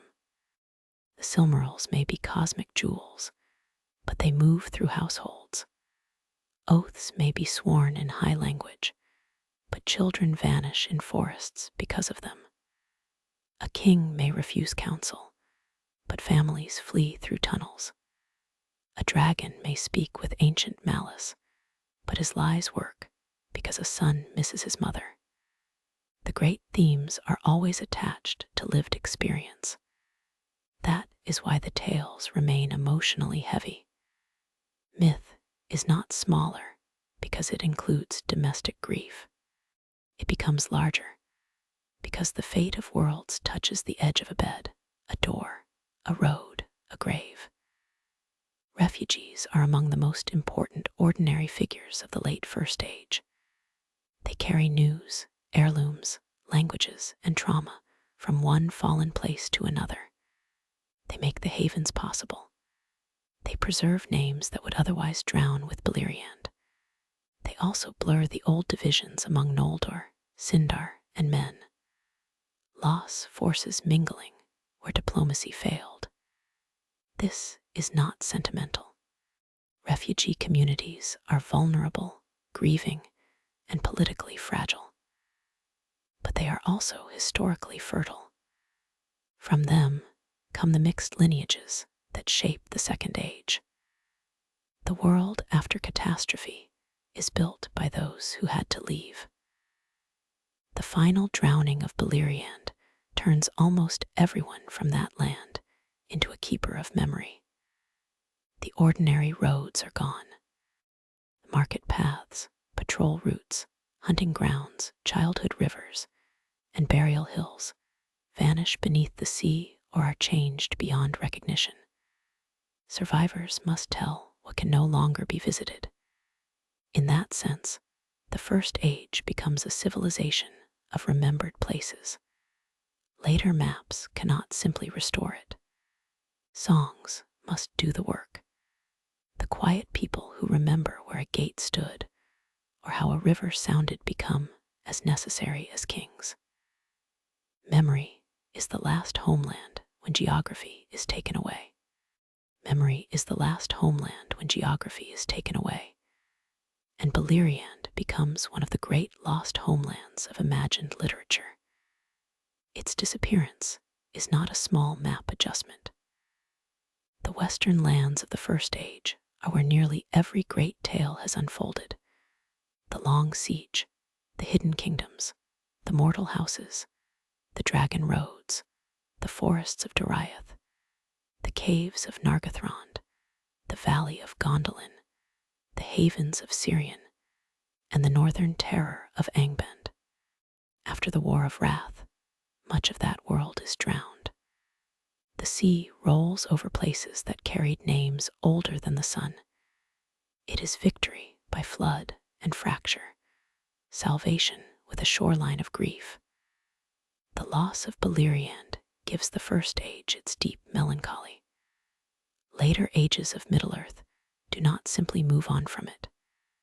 They inherit it as absence. Elves in Lindon, in Rivendell, and elsewhere remember lands that younger peoples cannot visit. Men of Numenor carry stories of ancestors who fought beside elves in a drowned west.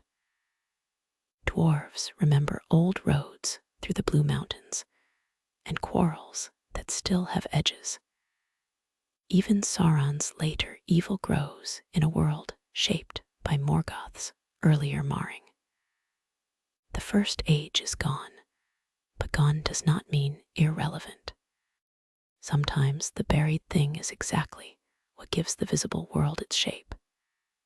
Hithlum, once misty and strong, becomes part of that vanished memory. Its connection to Fingolfin's line, Fingon's kingship, the House of Hador, and the suffering after the Nirnaeth makes it one of the emotional anchors of the age. Dor-Lómin within it carries the grief of Morwen, Turin, and Tuor's kin. When those lands vanish or are transformed, the stories tied to them become portable. A place name becomes a vessel.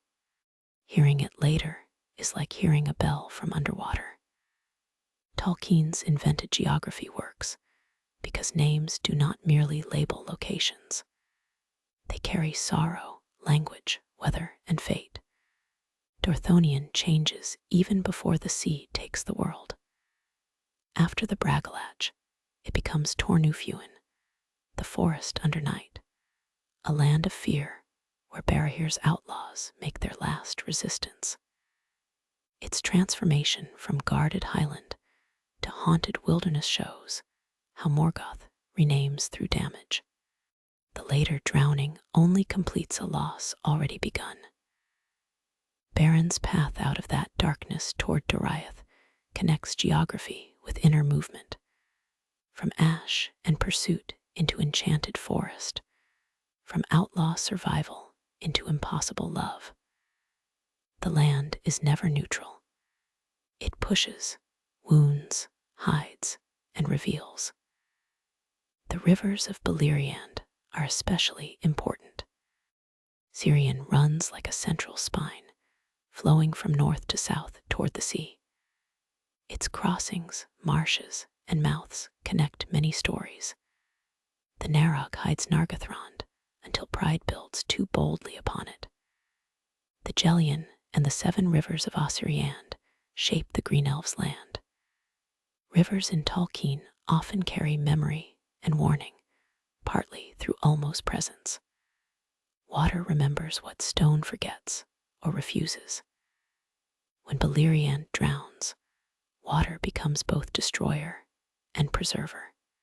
It covers the old world, but it also carries Earendil, Elwing, and the hope of appeal. Doriath's forested heart is another lost center. Protected by Melion's girdle, it stands for the possibility of a guarded interior life, a realm where old elven culture can deepen apart from the exposed war. Yet Doriath's fall shows that no enchantment can protect against every form of pride. The Forest Kingdom is not conquered first by Morgoth's army, but broken through the Silmaril, Dwarven quarrel, Melion's departure, and the attack of Feanor's sons. Its geography is moral as well as physical. It has borders no enemy can cross without leave, until the real danger grows inside the story of possession. Nargothrond's caves represent another kind of guarded space, not enchanted forest, but hidden architecture. Finrod's realm is a place of depth, song under stone, and carefully managed secrecy. Its fall feels like a violation of inwardness. Glorung enters where he should never have been able to go, and the bridge becomes the symbol of a hidden place, making itself too available to war. Afterward, the caves become a dragon haunt and a storehouse of cursed treasure. The same chambers that held culture and counsel become a lair. Geography in the First Age can be morally inverted. A home can become a warning. Gondolin is perhaps the purest lost place, because it is made to be hidden from almost everyone.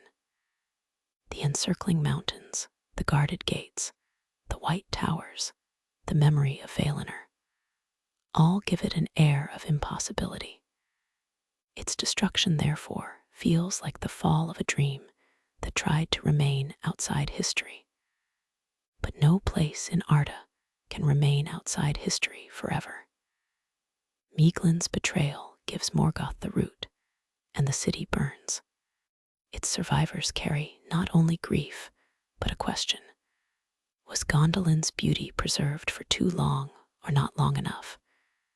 The answer is not simple. Without its hidden years, Earendil might never have been born. Because of its hidden years, many warnings went unanswered. Angband and Thangorodrim are lost too, though not mourned. Their destruction is necessary. Yet even the fall of Angband changes the world violently. Morgoth's fortress has been driven into the north like a nail, and pulling it out tears the land. This is a powerful image of evil's cost. A dark power that embeds itself deeply in the world cannot be removed as neatly as a stain from cloth. The war of wrath breaks mountains and coastlines. The victory is real, but it reveals how much damage has been built into the structure of things. There's no painless surgery for Angband. After the drowning, the island of Himling, perhaps connected to Medros's fortress of Himring in some traditions, and parts of the western edge may remain as traces. The Blue Mountains still stand along the new coastline. Lindon becomes a remnant land where Gil-galad and other elven powers later dwell. These fragments matter because they make the transition from First Age to Second Age feel geological rather than abrupt. The old world is not erased like chalk. It is broken, submerged, and partly exposed. Later peoples live on the edges of a catastrophe that has become coastline.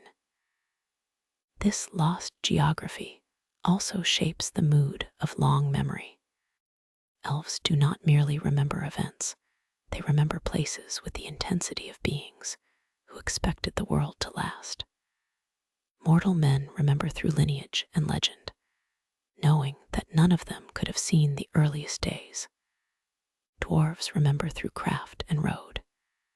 The sea itself becomes a boundary between what was and what remains. In a sleep narration, this is why Beleriand can feel like a dream after waking, detailed, vivid, and unreachable. It had rivers, halls, kings, markets, towers, and graves. Then it became blue distance. Then it became blue distance, and the people who survived had to build meaning from what the sea had not taken. The end of the First Age is not simply a curtain falling after Morgoth's defeat. It is the beginning of aftermath. The Edain, who remained faithful through ruin, receive a reward beyond ordinary victory. The island of Numenor, raised from the sea as a home between Middle-earth and Ammon. It is not the Undying Lands, but it is blessed, western, and spacious, a place where mortal men can flourish under long life and high knowledge. This gift honors their courage, especially the houses of Bear, Haleth, and Hador, whose losses were severe beyond counting. Elrose, son of Earendil and Elwing, chooses the fate of men and becomes the first king of Numenor. His choice is profound because he could have chosen elven immortality, as his brother Elrond does. Instead, Elrose accepts mortality, though with a greatly extended lifespan for himself and his descendants. Through him, the bloodlines of the First Age enter the history of men: Beren and Luthien, Tuor and Idril, the houses of the Edain, and the royal lines of elves. Numenor is therefore not a fresh start without memory. It is a kingdom built from the reward and burden of remembered sacrifice. Elrond chooses the fate of the elves and remains in Middle-earth. His later role as Loremaster, Healer, and Lord of Refuge grows from this deep inheritance. He is a child of Cirion, touched by the trauma of the third kinslaying, and fostered for a time by Maglar, one of the very oath-bound attackers who helped destroy his home. That strange fosterage is one of the most morally complex after-echoes of the oath. Maglar is guilty, yet not without tenderness. Elrond's life begins amid wreckage and ambiguity. Later wisdom in Tolkien often comes from those who have seen how tangled grief can be and have chosen patience anyway. The Noldor who survive face different paths. Some return west, pardoned after long exile and suffering. Others remain in Middle-earth, whether from love of its lands, reluctance to seek judgment, attachment to those who stay, or the old restlessness that brought them east in the first place. Galadriel, in the wider legend, is among those whose story continues beyond the First Age. Gil-galad becomes a major elven king in the new coastal lands. The age of the great Noldorin realms in Beleriand is over, but Noldorin memory remains powerful.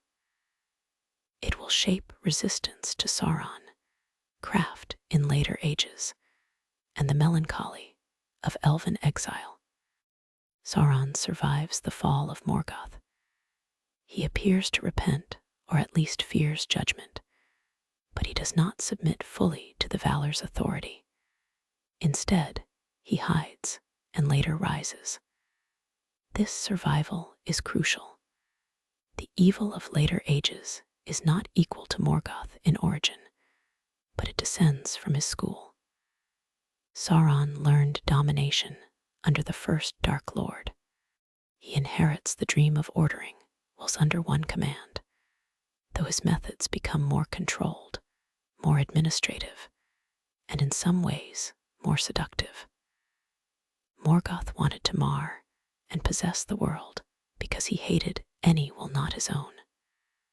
Sauron will later claim to want order, which is tyranny wearing cleaner gloves. For the Edain, Numenor begins as healing. The island kingdom allows men to live away from the immediate ruins of Beleriand, and under the friendship of the elves, they become great sailors, builders, scholars, and kings.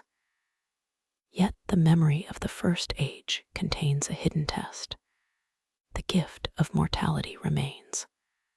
The ban of the Valar forbids them from sailing west to Aman. Over long centuries, the same old themes will return: possession, envy, fear of death, and the desire to seize what is meant as gift. The First Age solves Morgoth's immediate tyranny, but it does not solve the spiritual dangers that made his lies effective. The elves in Middle-earth also change. They have seen the cost of open war against a dark power. They have seen hiddenness fail, oaths devour, and beauty become a snare. Their later realms are often places of preservation rather than expansion.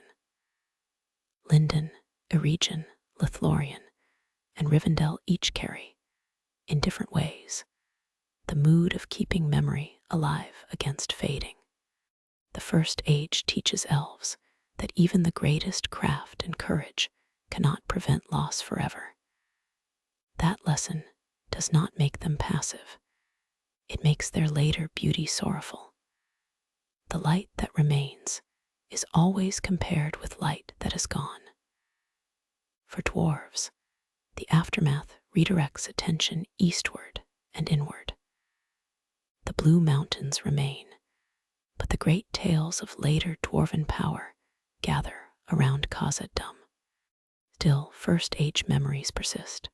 Cooperation with elves, dragon warfare, the honor of Belegost, and the bitterness of Doriath. Dwarven history is long, secretive, and not always written in elven-friendly terms. From their perspective, the First Age may look less like a single tragic elven epic and more like a dangerous era of alliances, unpaid emotional debts, and jewels that made everyone unreasonable. This perspective is useful. It keeps the grandeur from becoming too self-congratulatory.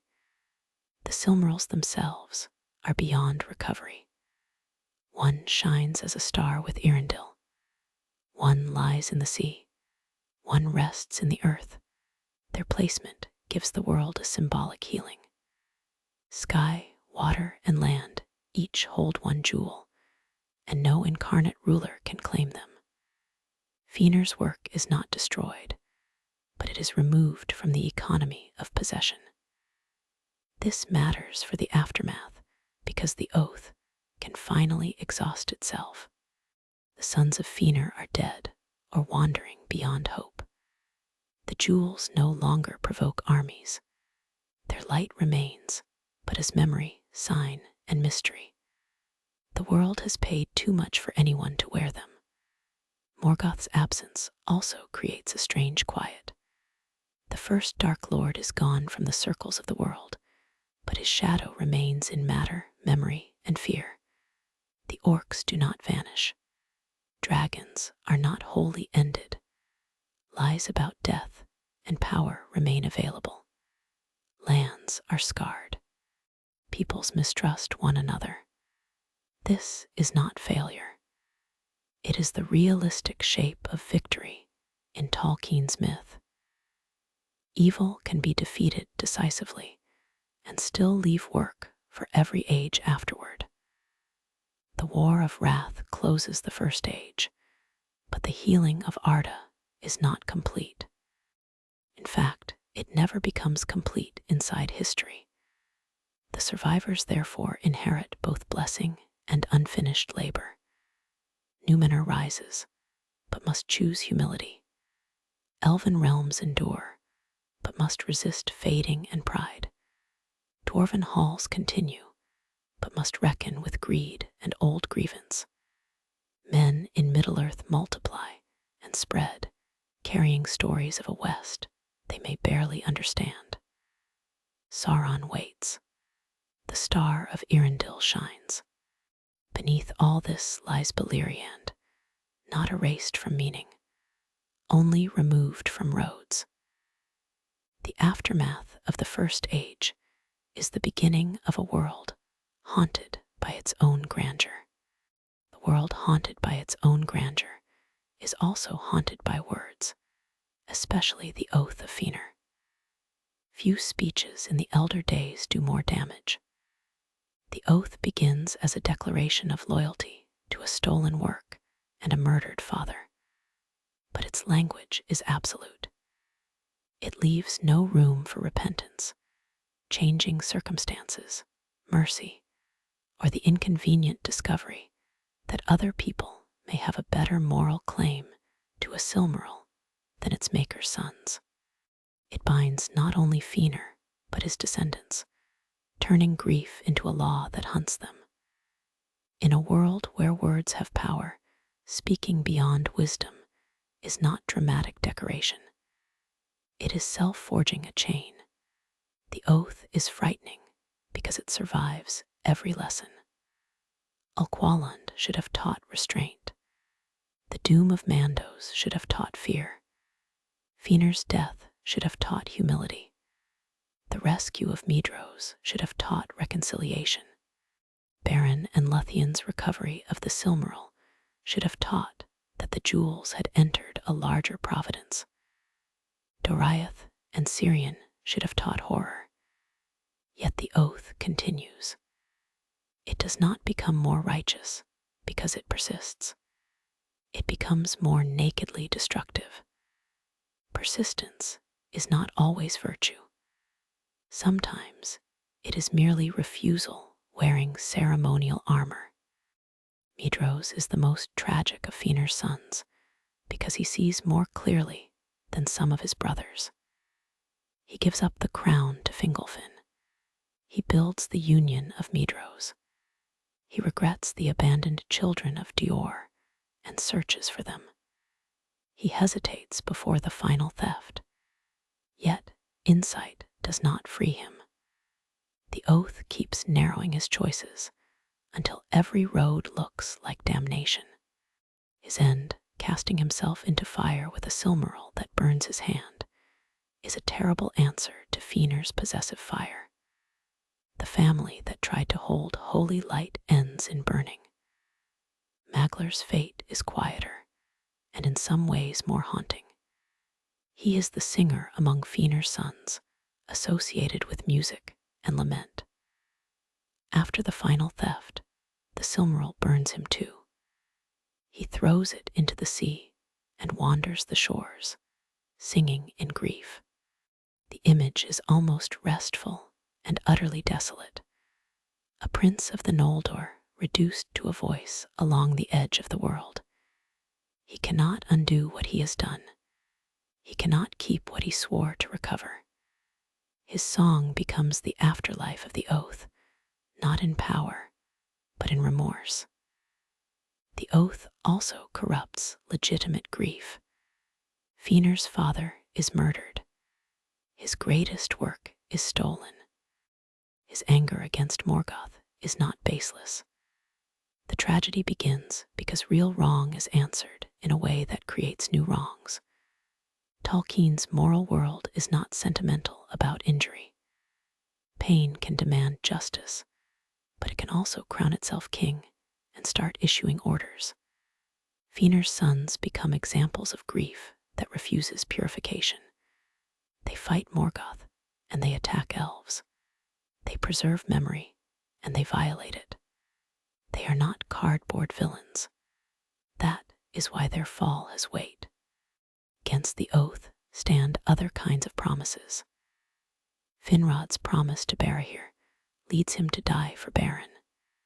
Hurin's refusal to betray Gondolin holds under torment. Huir's hope for Turgon's line helps preserve the future. Idril's private preparation saves lives without grand language. Earendil's plea speaks not a vow of revenge, but a request for mercy. These promises are not weak because they are less absolute. They are stronger because they remain ordered toward life. The First Age quietly compares speech that binds the speaker to pride with speech that binds the speaker to service. This matters beyond the Silmarils. The later histories of Middle-earth will also turn on promises, rings, names, and words of command. Sauron will put power into a ring and bind wills by hidden language. Kings will swear and fail. Heirs will carry names that feel heavier than armor. In Tolkien's world, speech is never merely sound. It shapes reality because it reveals the speaker's relation to truth. Feanor's oath is magnificent language in the service of possessive will. That is why it becomes terrible. A beautiful sentence can still be a trap. The oath finally ends not with triumph, but exhaustion. Its bearers are dead, broken, or wandering. The jewels are beyond reach. No court declares a neat closing argument. The world itself removes the Silmarils from possession. Sky, sea, and earth become the only safekeepers. The lesson is severe, but clear. Some objects are too beautiful to be owned by wounded pride. Some words should never be spoken, however heroic they sound under darkened trees. The elder history remembers Feanor's genius, but it does not let genius excuse the oath. That restraint gives the tragedy its moral spine. That restraint gives the tragedy its moral spine, while the mortal houses give it a beating heart.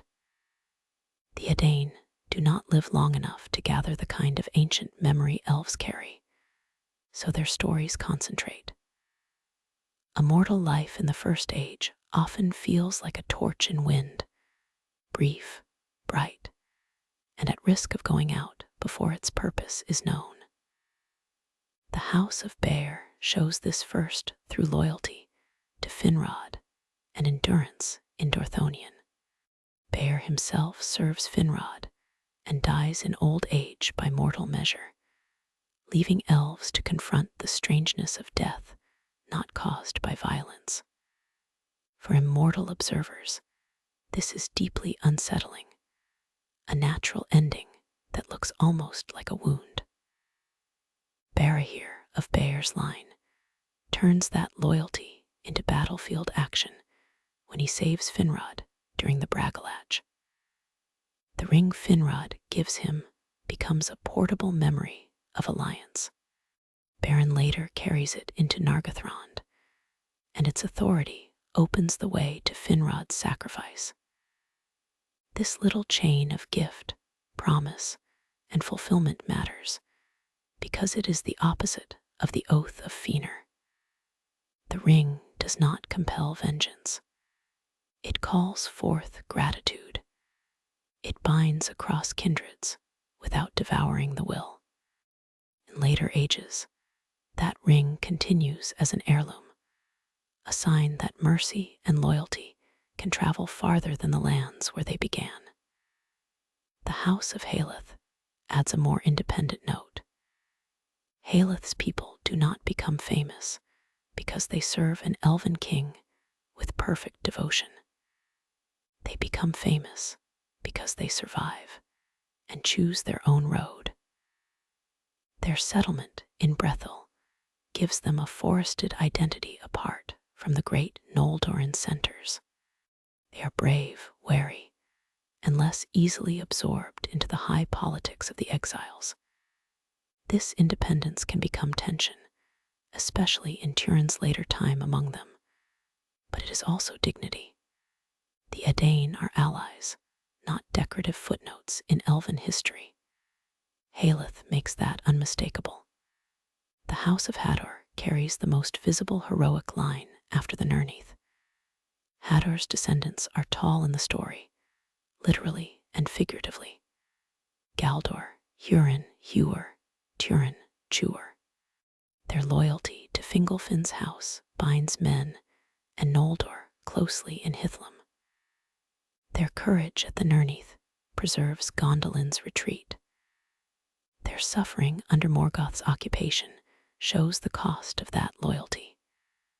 Through Chuor, the House of Hador leads to Earendil. Through Turin, it shows the dark edge of heroic inheritance.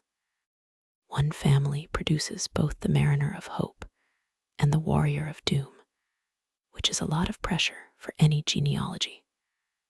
Mortality gives all three houses a distinct kind of force. Elves may fight across centuries, but men must choose under the pressure of short time. Their lives do not allow endless postponement. That makes their faithfulness striking. They ally with elves in wars whose origins lie before their arrival in Beleriand. They suffer from Morgoth's hatred partly because they choose friendship with the Eldar. Their reward, Numenor, is not payment in a simple sense. It is recognition that their brief courage has lasting weight. The fate of men remains mysterious, but their deeds inside the world are not temporary in meaning. The Edain also force the elves to confront limits in their own understanding. The elves can teach language, craft, and history, but they cannot explain the final destiny of men. They may call mortality a gift, but they often do so with the uncertain tone of someone praising a package never delivered to their own door. Men, meanwhile, may envy elven deathlessness without seeing its burdens, weariness, fading, and endless memory of loss. The friendship between the kindreds is therefore full of misunderstanding as well as love. It is strongest when neither side reduces the other to an incomplete version of itself. By the end of the First Age, the Edain have become indispensable to the world's rescue. Beren wins the Silmaril with Luthien. Hurin's defiance protects Gondolin's secret. Hewer's sacrifice preserves Turgon's line. Tuor carries Ulmo's warning and fathers Earendil. Earendil pleads before the Valor. Elros founds Numenor. These are not side effects of elven history. They are central acts. The First Age begins with elves under stars, but it cannot end without men.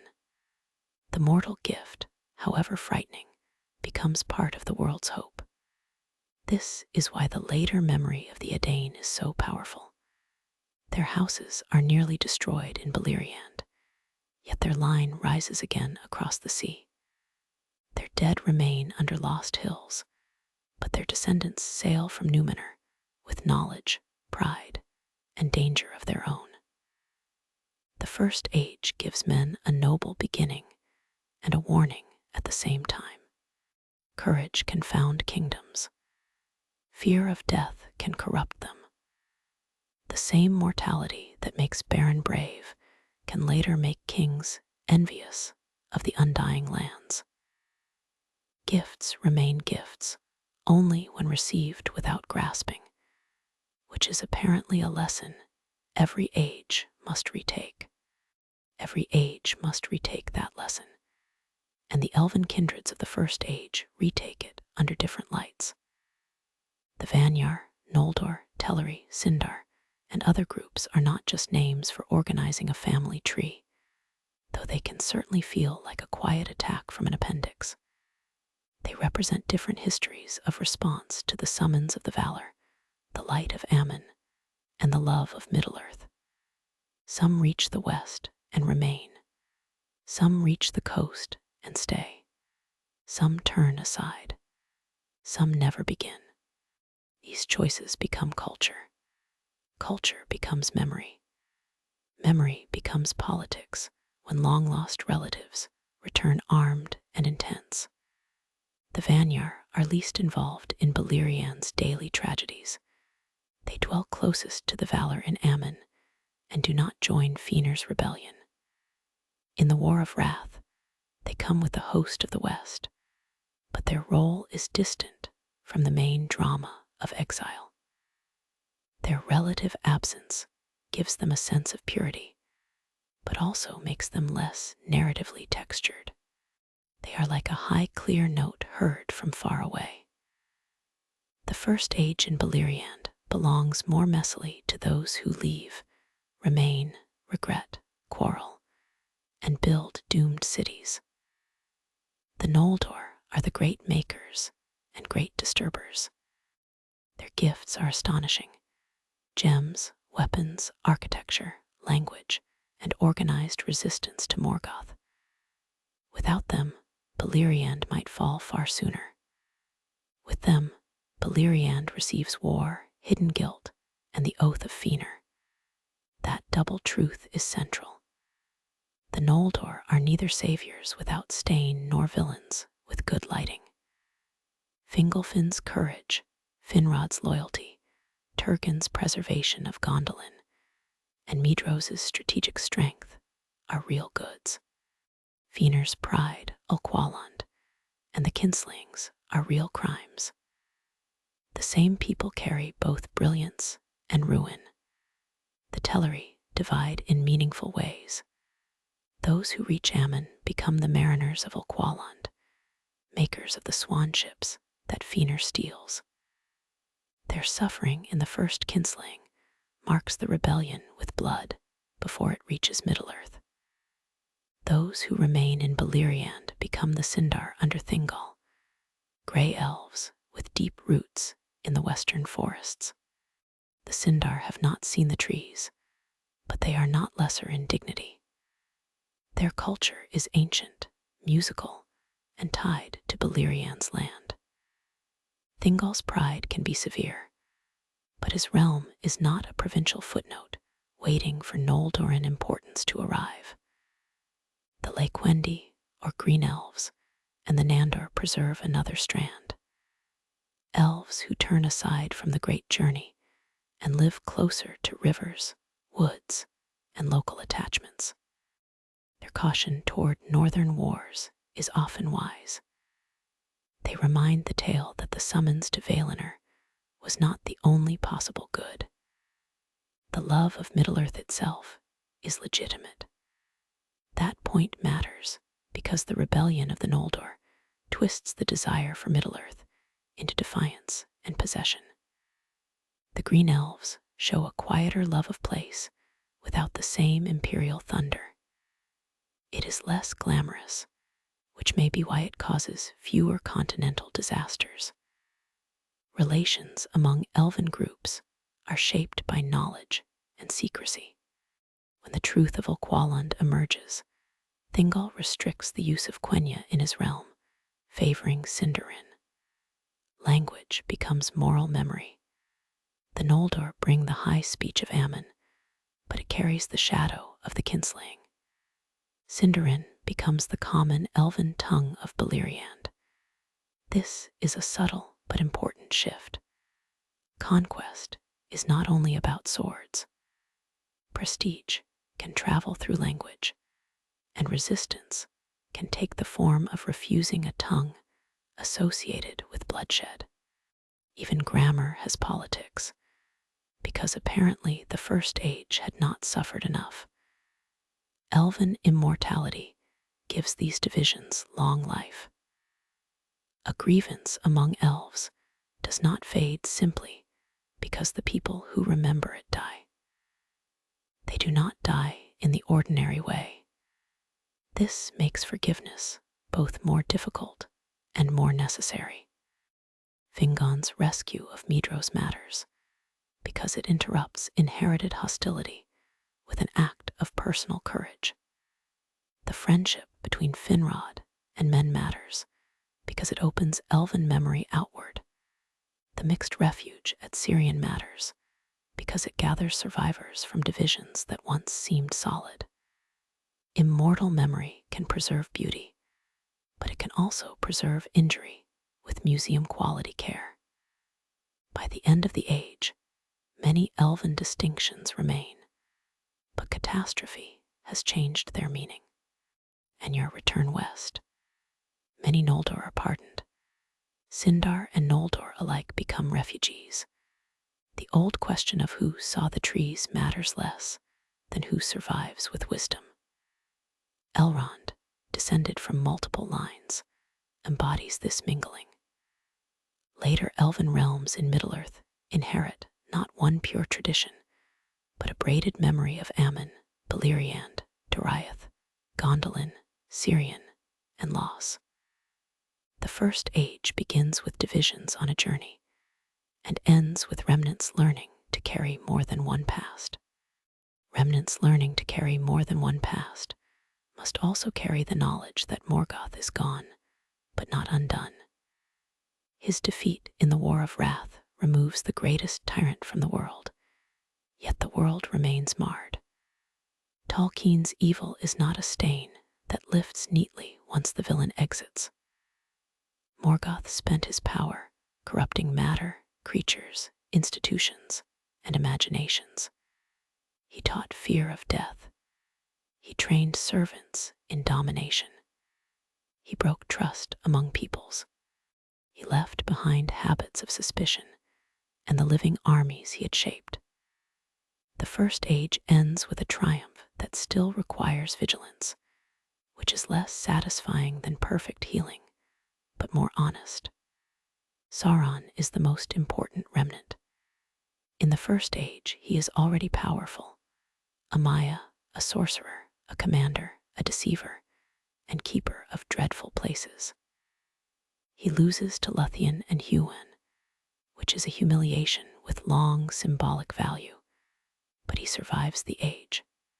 After Morgoth's fall, he does not fully submit to judgment. Whether from fear, pride, or calculation, he turns away. This refusal begins the long road toward his later dominion. Sauron inherits Morgoth's desire to control, but with a different style. Morgoth often seems like cosmic hatred. Sauron prefers order bent toward himself, a tidier evil with excellent administrative instincts. The difference between Morgoth and Sauron matters for the legacy of the First Age. Morgoth wants to possess or ruin the world because any independent existence offends him. He pours himself into Arda, diminishing his own concentrated power, but spreading corruption widely. Sauron later will work through systems, rings, promises, craft, and political seduction. The seeds of that method are visible already in his contest with Finrod, his command of Talingorhoth, and his use of fear. He learns from Morgoth, but is not merely a smaller copy. The shadow changes shape after the first Dark Lord falls. Orcs remain another legacy. Their existence is one of the most sorrowful signs of the marred world. Whatever their exact origin in the tangled versions of the legend, they are connected to corruption, enslavement, and mockery of the children of Iluvatar. They do not vanish when Morgoth is removed. Later ages inherit them as peoples of war, fear, and servitude under new masters. Their persistence shows that evil creates historical consequences beyond its own reign. A tyrant can be overthrown, yet the institutions and populations shaped by tyranny remain. Middle-earth after Morgoth is not empty of his work. Dragons also continue in diminished but dangerous form. The great dragons of the War of Wrath are broken, but dragonkind is not entirely erased. Later tales remember cold drakes and fire drakes in the north. The dragon, as a figure of greed, speech, and hoarded treasure, continues to matter. Glorung's psychological malice and Ankalagan's catastrophic scale leave different inheritances. One teaches that a monster's words can be as deadly as flame. The other teaches that raw, destructive power can shake mountains. Later dragon stories carry echoes of both. Morgoth's imagination remains active in creatures that outlive his command. The fear of death is perhaps Morgoth's most enduring poison among men. If mortality is a gift, Morgoth's strategy is to make it feel like abandonment, punishment, or insult. This fear will later corrode Numenor.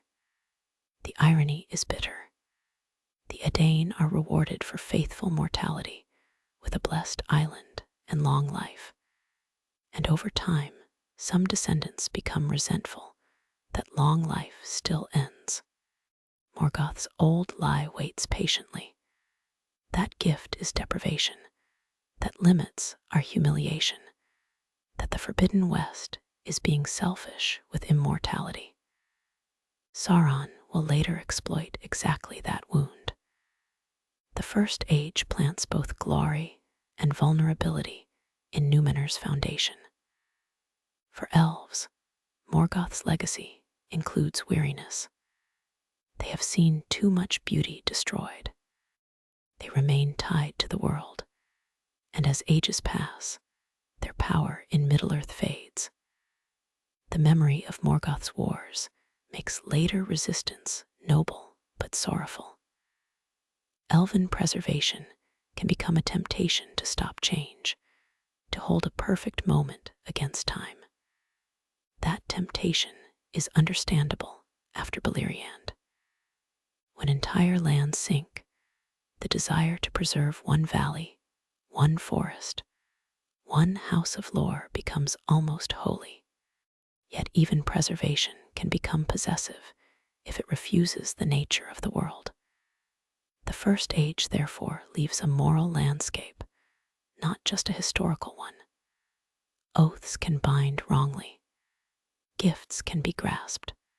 Mortality can be feared into rebellion. Craft can serve beauty or domination. Hiddenness can preserve or imprison.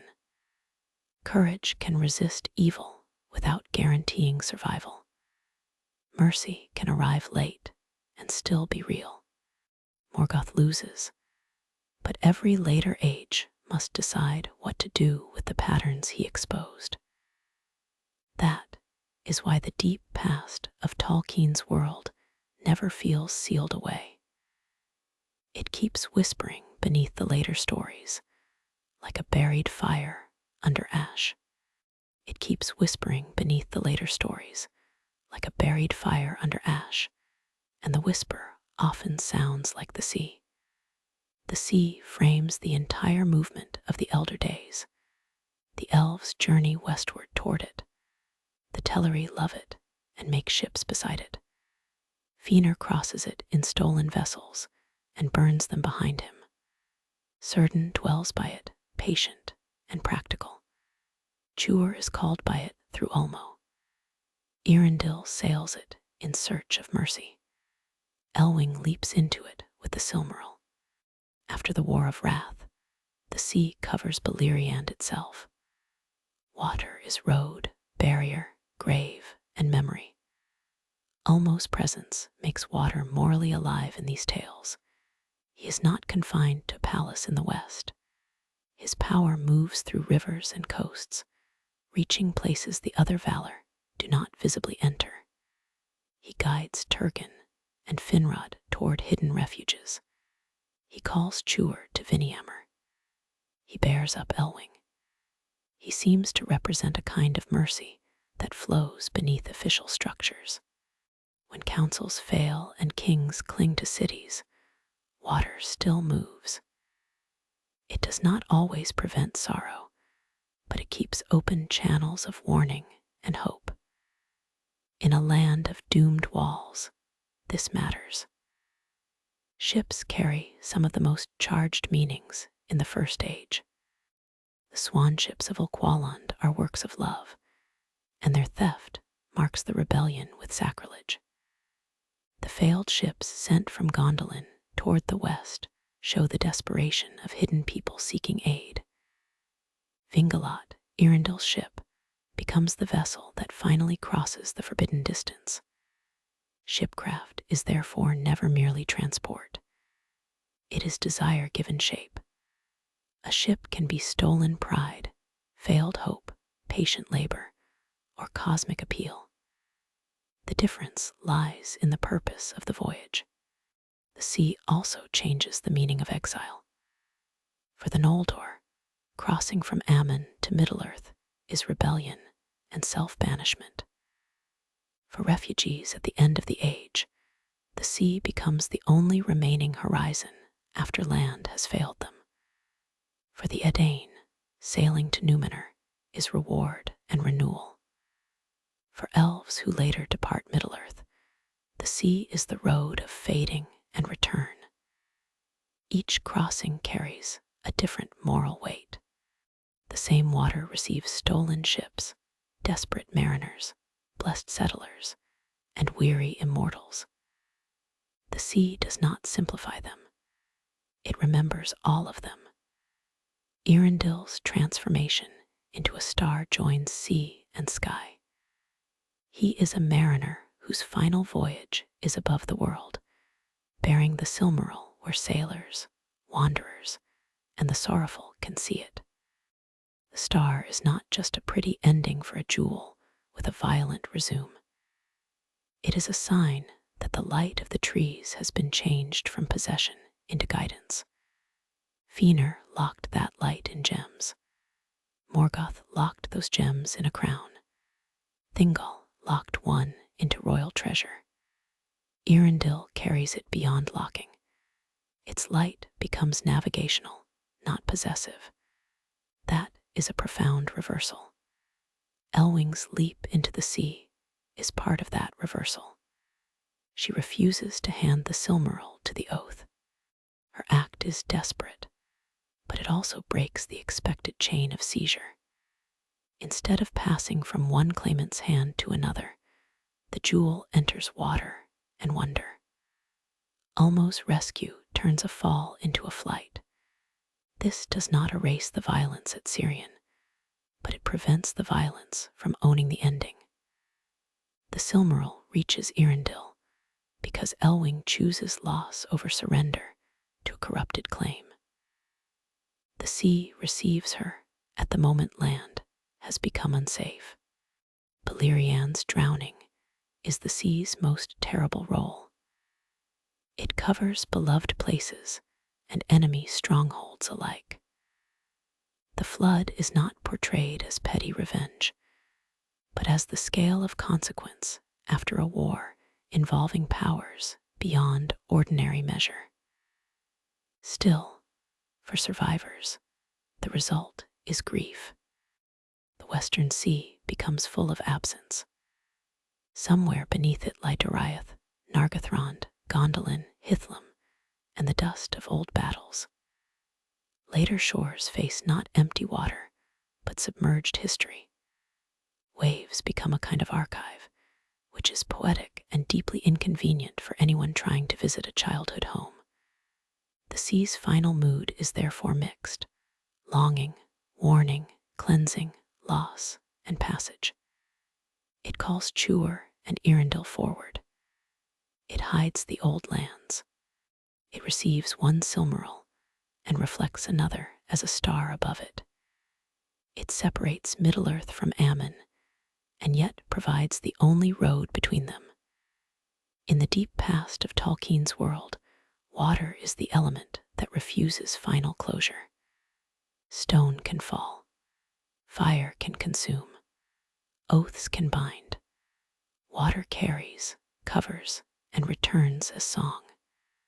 The first age ends beside it, under it, and above it. The first age ends beside water, but much of its middle is shaped by hidden places trying not to end at all. Doriath, Nargothrond, and Gondolin are not the same idea repeated 3 times. Each hides differently, and each fails differently.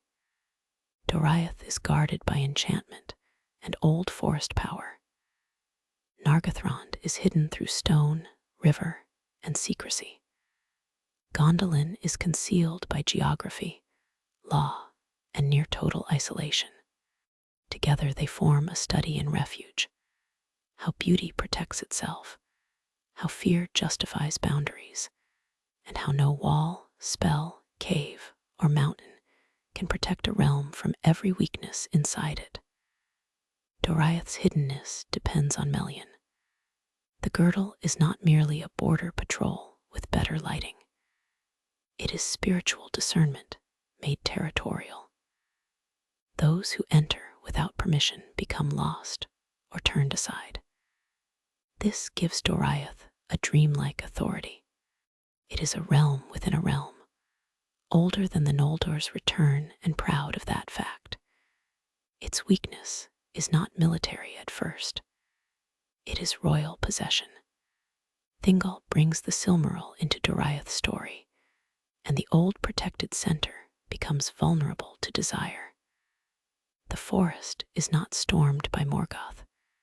It is undone by a jewel, an insult, and an oath waiting beyond the trees. Nargothrond hides through depth. Finrod's halls are built into caves, shaped with dwarven skill and governed by caution. Its strength lies in controlled movement, secrecy, and intelligence. When Turin persuades the realm toward open war, he does not make courage appear from nowhere. Courage was already there. He changes its form. The bridge over the Narog is therefore more than architecture. It is Nargothrond choosing visibility. Glorung's entrance proves how a strategic shift can betray the nature of a place. Cave kingdom that invites a dragon to its door has misunderstood its own gift. Gondolin hides most absolutely. It is a complete city sealed within mountains, a memory of Ammon preserved in Middle-earth. Its strength is also its temptation. Because it remains untouched for so long, its people can believe that secrecy has become destiny rather than strategy. Turgon hears Ulmo's warning and cannot bear it. Gondolin is too beautiful to abandon, which is exactly why it should have been held lightly. Idril understands the danger better than the king. Her tunnel is a theology of humility carved through stone. Even the loveliest city may need an exit. These hidden realms fall in an order that feels almost like a lesson. Nargothrond falls to open pride and dragon malice. Doriath falls to possession and internal rupture. Gondolin falls to betrayed secrecy and ignored warning. Each failure is different enough to matter. Tolkien is not saying that refuge is foolish. Without these places, much good would never survive. Beren finds Doriath. Finrod's memory lives through Nargothrond. Earendil is born in Gondolin. Hiddenness preserves what the open battlefield would destroy. The problem begins when preservation becomes self-trust without surrender to wisdom. The havens of Sirion are the opposite kind of refuge. They are not enchanted, ancient, or secret in the same grand way. They are exposed, makeshift, and full of refugees who have already learned that perfect safety is a myth. Yet the havens become the place where hope gathers most completely. This is one of the quieter reversals of the First Age. The great hidden kingdoms fail, but a wounded community by the sea gives the world Earendil's final mission. Fragility does not prevent significance. Sometimes it clears enough pride away for significance to move. The lesson of the hidden realms is not to reject beauty or walls. It is to remember that beauty and walls are servants, not masters. A realm may hide to preserve life, art, and memory. It may not hide in order to deny change forever. Doriath, Nargothrond, and Gondolin are magnificent because they preserve islands of order under Morgoth's shadow. They are tragic because each confuses its particular protection with a permanent answer. The First Age is very patient about correcting that kind of confusion, and not at all gentle. Not all roads through the First Age lead to the same kind of hero, and three mortal men show the difference with unusual clarity: Beren, Turin, and Tuor. Each comes from the houses of the Edain. Each enters an elven realm. Each is entangled with doom, love, and the designs of powers greater than himself. Yet their stories move in distinct patterns. Beren is the outlaw who becomes a lover and quester. Turin is the warrior who cannot escape the self he carries. Tuor is the wanderer who hears a summons and follows it. The contrast gives the mortal part of the First Age remarkable depth. Beren begins in loss. Dorthonion is ruined, his father's band destroyed, and he lives as a hunted man. Yet his story opens outward when he enters Doriath and meets Luthien. Love does not make his road easy. It sends him to Angband, which is a fairly severe development. But Beren's greatness lies in fidelity. He keeps moving toward a promise larger than survival. He also accepts help, especially from Luthien and Finrod. He is brave, but not sealed inside his own bravery.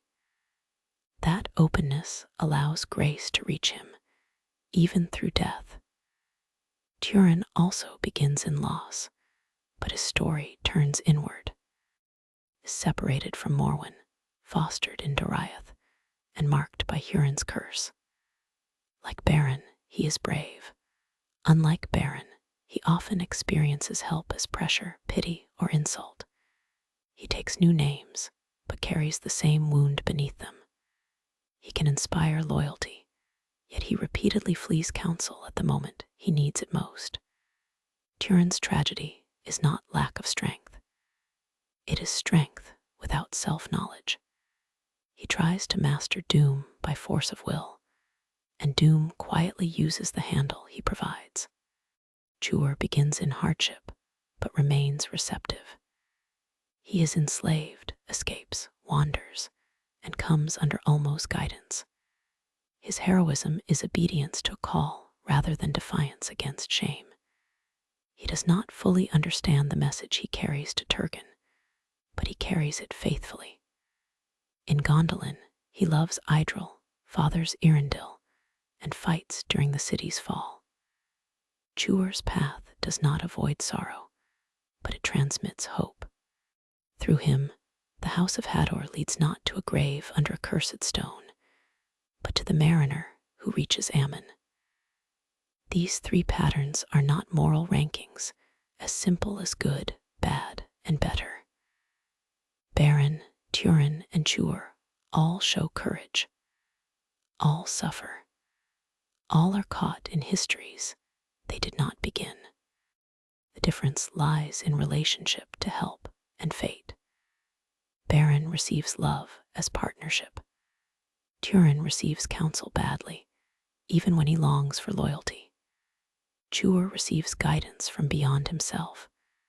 Their stories suggest that courage alone is not enough. Courage must be joined to humility, trust, and the ability to recognize the right voice in the dark. The women connected to these men sharpen the contrast. Luthien acts with Beren, and often ahead of him. Niner is caught tragically in the web around Turin, while Morwen's pride echoes his own. Earendil sees danger around Tuor and prepares the escape that preserves their child. None of the mortal heroes stands alone. Their fates are relational, whether they admit it or not. The First Age is suspicious of solitary heroism when it becomes enclosed. Even the greatest warrior needs more than a sword and a dramatic name.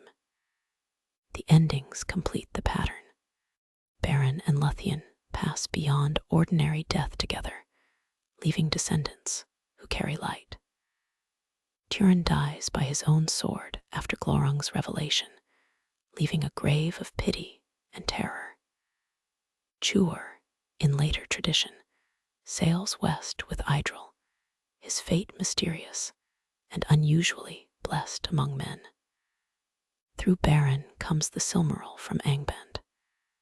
Through Turin comes the warning of doom turned inward. Through Tuor comes Earendil. Mortal lives are brief, but these three roads alter the whole architecture of the age. Mortal lives alter the architecture of the age, and family lines carry much of that alteration. The First Age is obsessed with descent, but not in a dry genealogical way. Family is destiny, memory, wound, and possibility. Finwë's household produces Feanor, Fingolfin, and Finarfin, and from their divisions come much of the Noldorin story. Hurin and Huor, brothers of the House of Hador, lead to Turin and Tuor, two contrasting mortal roads. Beren and Luthien lead to Dior, Elwing, Elrond, and Elrose. The family tree is not background paperwork.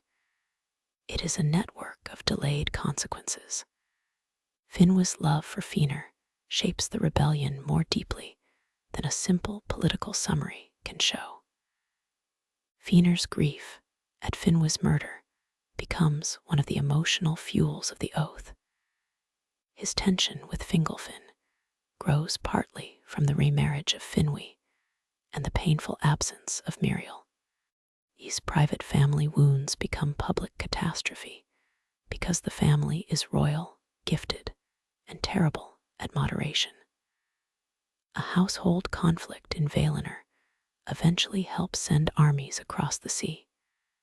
This is the sort of escalation that makes ordinary awkward dinners seem merciful. Fingolfin's line carries a different burden: kingship under the shadow of Feanor's choices. Fingolfin crosses the ice after betrayal, becomes High King, and dies challenging Morgoth. Fingon rescues Medros and later falls in the Nirnaeth. Turgon builds Gondolin, preserves hope, ignores warning, and loses his city. Idril, Turgon's daughter, carries the wisest part of that line forward by saving survivors and bearing Earendil. The house of Fingolfin is full of courage and nobility, but also of attachment to doomed forms of glory. Its greatest legacy arrives through escape, not through a throne. Finarfin's line provides some of the most generous figures. Finrod's friendship with men and sacrifice for Beren shine brightly against the darker Noldorin record. Angrod and Egnor die in Dorthonion. Galadriel's wider story continues beyond the First Age, carrying memory of Ammon and rebellion into later lands. Finarfin himself turns back from the exile and later rules the Noldor in Ammon.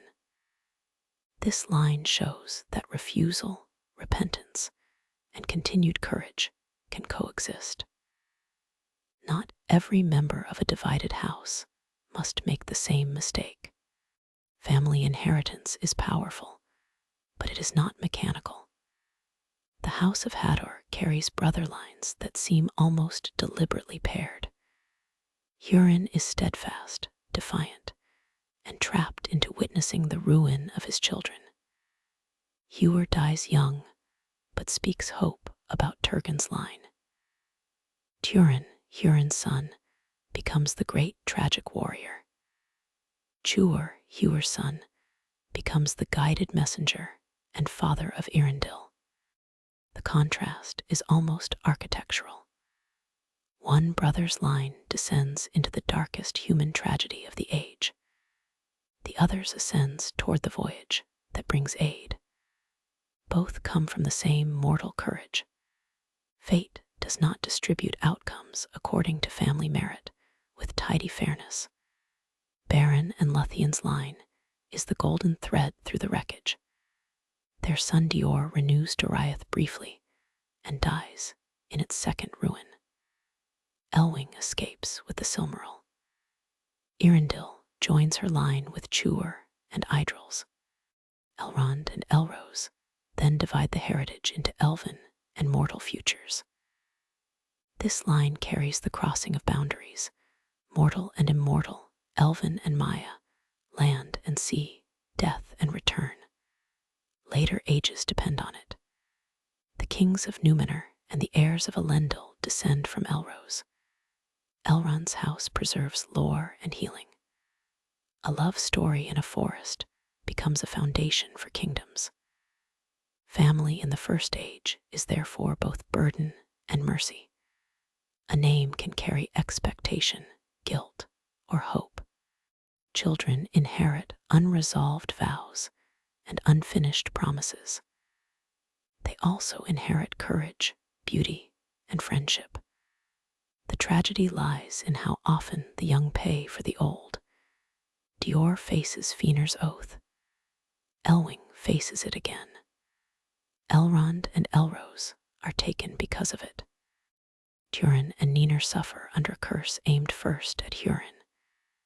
Yet, inheritance can also carry grace. Earendil inherits enough lines of hope to speak for more than himself. This layered descent gives the deep past its long echo. Later Middle-earth is full of names that matter because of these older unions and griefs. Elrond is not merely a wise lord in a valley. He is the living memory of Cirion, Doriath, Gondolin, and the choice of kindreds. Númenorian kings are not merely powerful men. They descend from a mariner who reached the west and from lovers who crossed death. The First Age keeps flowing through bloodlines, which is a poetic way of saying that history never leaves descendants alone. History never leaves descendants alone, and in the First Age, it rarely leaves names alone either. Names change as people change, or as they try to change. Turin is the clearest example, moving through names like a man trying to outrun a shadow by changing cloaks.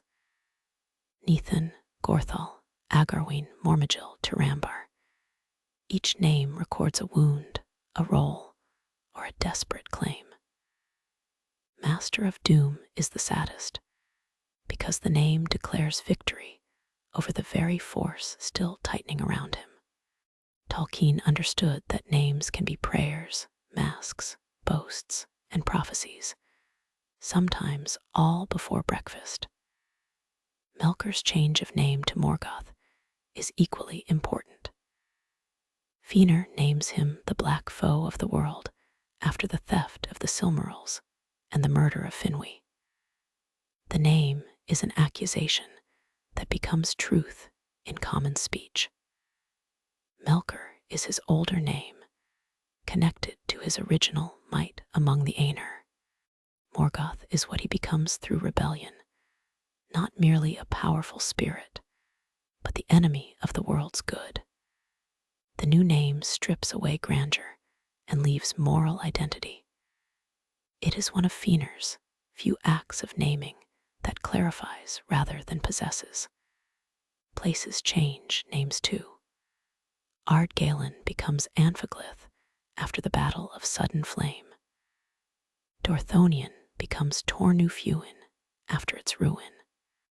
These renamings show that landscape has memory.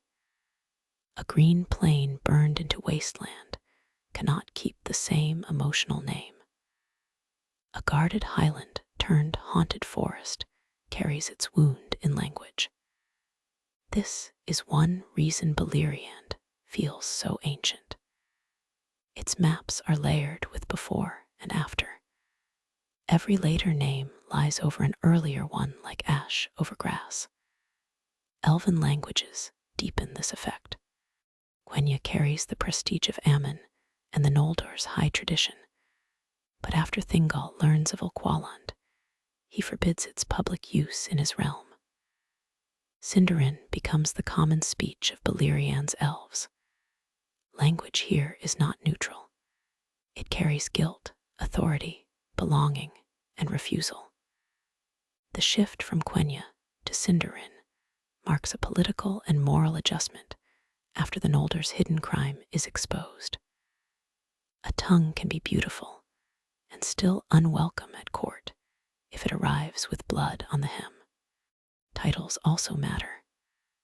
Felagund marks Finrod's connection to caves and dwarven craft.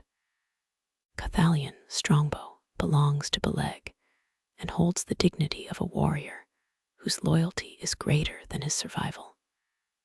Mormagil, the Black Sword, gives Turin a fearsome public identity in Nargothrond while hiding his private disaster. Earendil's name gathers sea longing and brightness in later memory. These titles are not decorative labels. They are compact stories, small vessels carrying reputation through song.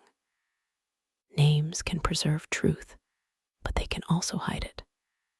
Turin's aliases conceal him from enemies and from himself. Ninor's lost identity, as Ninjal allows tenderness to grow inside a lie imposed by Glorung.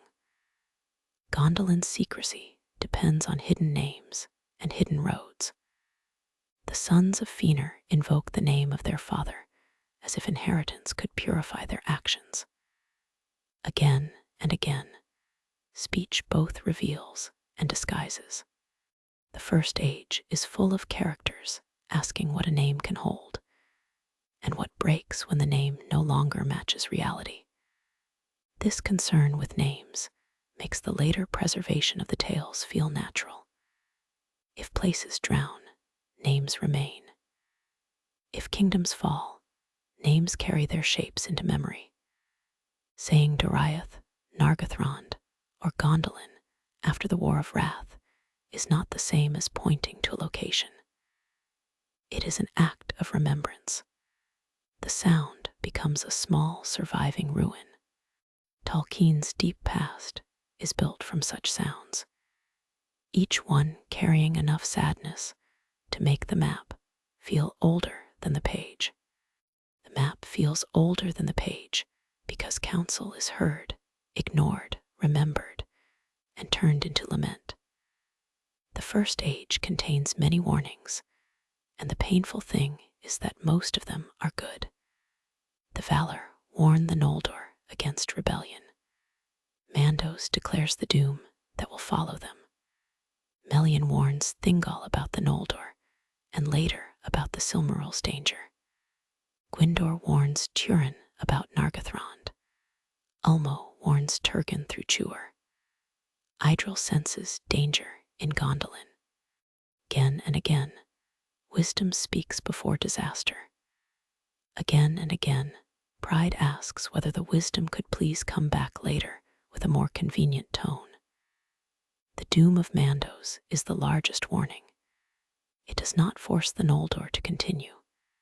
It tells them what their path will cost if they persist.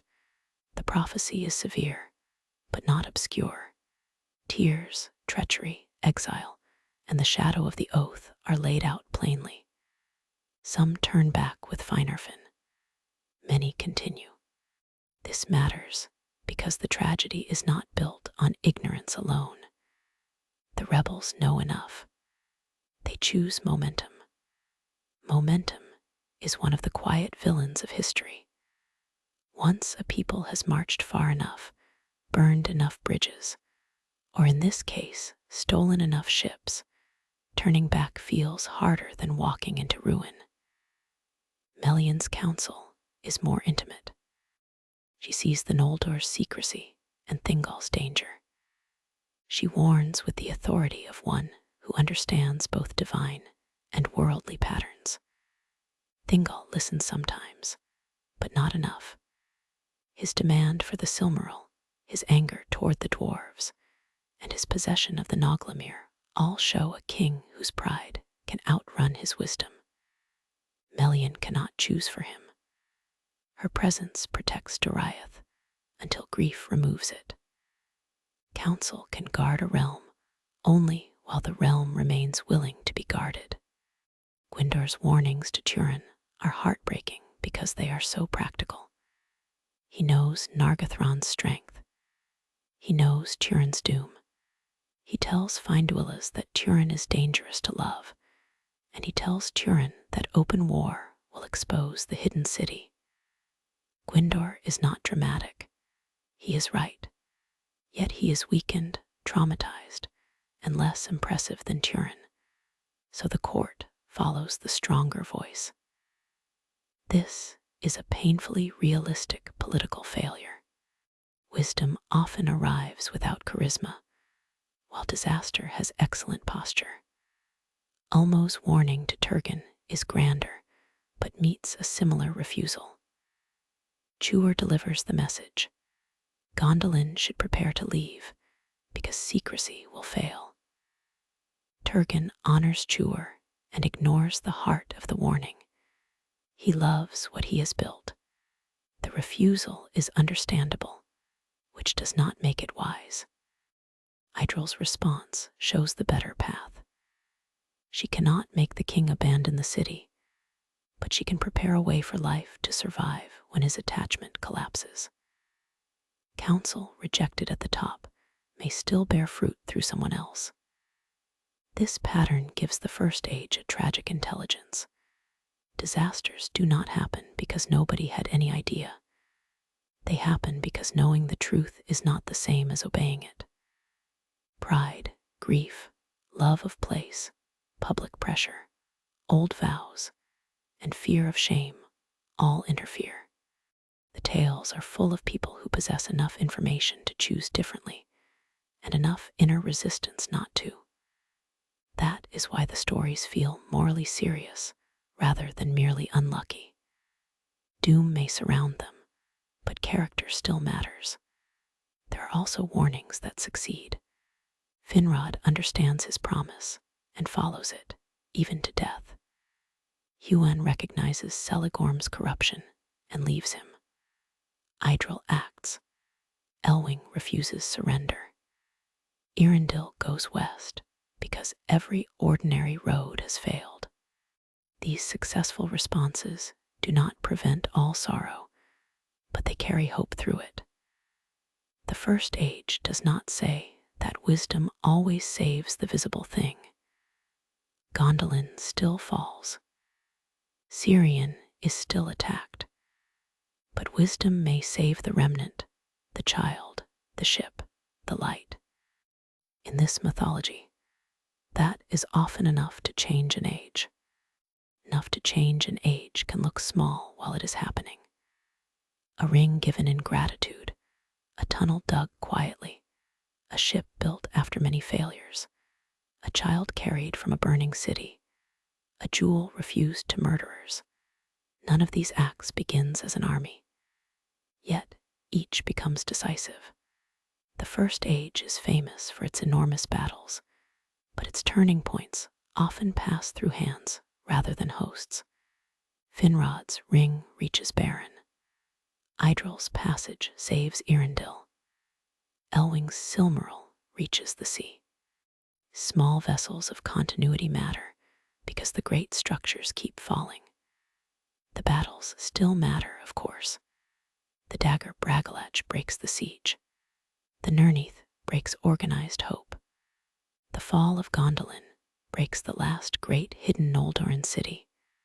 The War of Wrath breaks Morgoth's dominion. But battles in the First Age rarely solve the inner problem by themselves. A victory can be temporary. A defeat can open a necessary road. Fingolfin loses his duel and still wounds Morgoth forever. Azekul dies and still drives Glorung back. The War of Wrath wins and still drowns Beleriand. Military events are real, but they are never simple arithmetic. The smaller acts often carry moral clarity that battles cannot. Finrod chooses loyalty with full knowledge of cost. Idril prepares escape without applause. Huan follows the right master when his old one becomes dishonorable. Maglar's kindness to Elrond and Elrose does not erase his crimes, but it prevents him from becoming only his worst deed. These acts do not cancel tragedy. They keep tragedy from owning every meaning. That is an important distinction in a world where loss is so abundant it could start charging rent. The Silmaril itself changes meaning through such acts. In Feanor's hand, it is supreme craft and possession. In Morgoth's crown, it is stolen light. In Beren and Luthien's quest, it becomes impossible hope. In Thingol's treasury, it becomes dangerous pride. In Elwing's keeping, it becomes a trust. On Earendil's brow, it becomes guidance. The jewel does not change substance, but its moral context changes. This is one of the most elegant threads in the legend. Objects reveal the hearts and histories around them. The First Age also shows that remnants can matter more than empires. After Doriath, Nargothrond, and Gondolin fall, the future does not come from a triumphant kingdom. It comes from refugees, mixed lineages, and survivors carrying what they can. This is not a glamorous theory of history, but it is a humane one. The world is not saved by those who kept everything intact. It is saved by those who carry light after everything breaks. Earendil is not the prince of an undamaged realm. He is the child of escape. That makes the deep past surprisingly tender beneath all the doom. The story mourns lost beauty without pretending lost beauty was flawless. It honors courage without pretending courage always wins. It condemns evil without blaming every sorrow on enemies alone. It lets small mercies remain small and still matter. This balance is why the First Age can sustain long, quiet narration. It is not only a sequence of disasters. It is a long meditation on what survives disaster without becoming cruel. By the end, the great question is not whether Beleriand can be preserved. It cannot. The question is whether anything true can pass through its loss. The answer is yes, but not neatly. Songs pass through. Bloodlines pass through. Warnings pass through. Regrets pass through. The star of Earendil passes above. The sea covers much, but not everything. Memory continues, and in Tolkien's world memory is not passive. It is a form of stewardship. Memory is a form of stewardship, and songs are among its oldest tools. The First Age often feels as if it has been preserved by singers after the world they sang about vanished. This is fitting, since the mythology begins in music. The Aenir sing the world into vision. Finrod battles Sauron through song. Luthien moves powers greater than armies through song. Maglar wanders in lament. Elven histories are not merely written records. They are performed memory, shaped by rhythm, grief, and beauty. Song carries what stone cannot keep when stone lies under the sea. Finrod's contest with Sauron is especially revealing. It is not a duel of blades, but of songs of power. Secrecy against revelation, disguise against knowledge, memory against domination. Sauron wins, but the form of the contest shows how language and music operate in this world. Truth has force. Lies have force. Naming has force. A song can conceal, reveal, heal, or command. This makes the storytelling tradition of the First Age feel like more than later decoration. To sing a tale is to participate, however softly, in the same order where creation itself began as music. Luthien's songs carry even greater wonder. She sings before Morgoth and before Mandos, reaching both the darkest throne in Middle-earth and the halls of the dead. Her music does not work like a spell from a recipe. It expresses the fullness of her being, love, sorrow, beauty, courage, and power, inherited from both Elven and Maya lines. That is why it moves what cannot be moved by force. In a world of hammers, swords, and dragons, Luthien's song is a reminder that beauty is not weak simply because it does not arrive in armor. Maglar's lament after the loss of the Silmaril is the broken form of the same tradition. His song does not create victory or rescue. It preserves remorse. As the singer-son of Feanor, he becomes a living wound of memory along the shore. There is a strange justice in that. The family that began with a brilliant maker and a catastrophic oath ends with a singer who cannot make the past right, but cannot stop remembering it either. Song becomes penance, or at least the closest thing left to it. The elves are especially tied to this kind of memory because their lives are long enough for song and history to blend. A human song may preserve what no living person remembers. An elven song may be sung by someone who saw the event or spoke with someone who did. That gives elven lament a particular weight. It is not nostalgia for a vague golden age.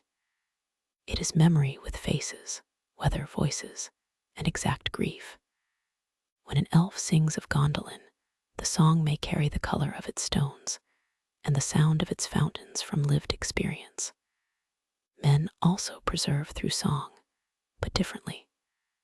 Their shorter lives make tradition more urgent.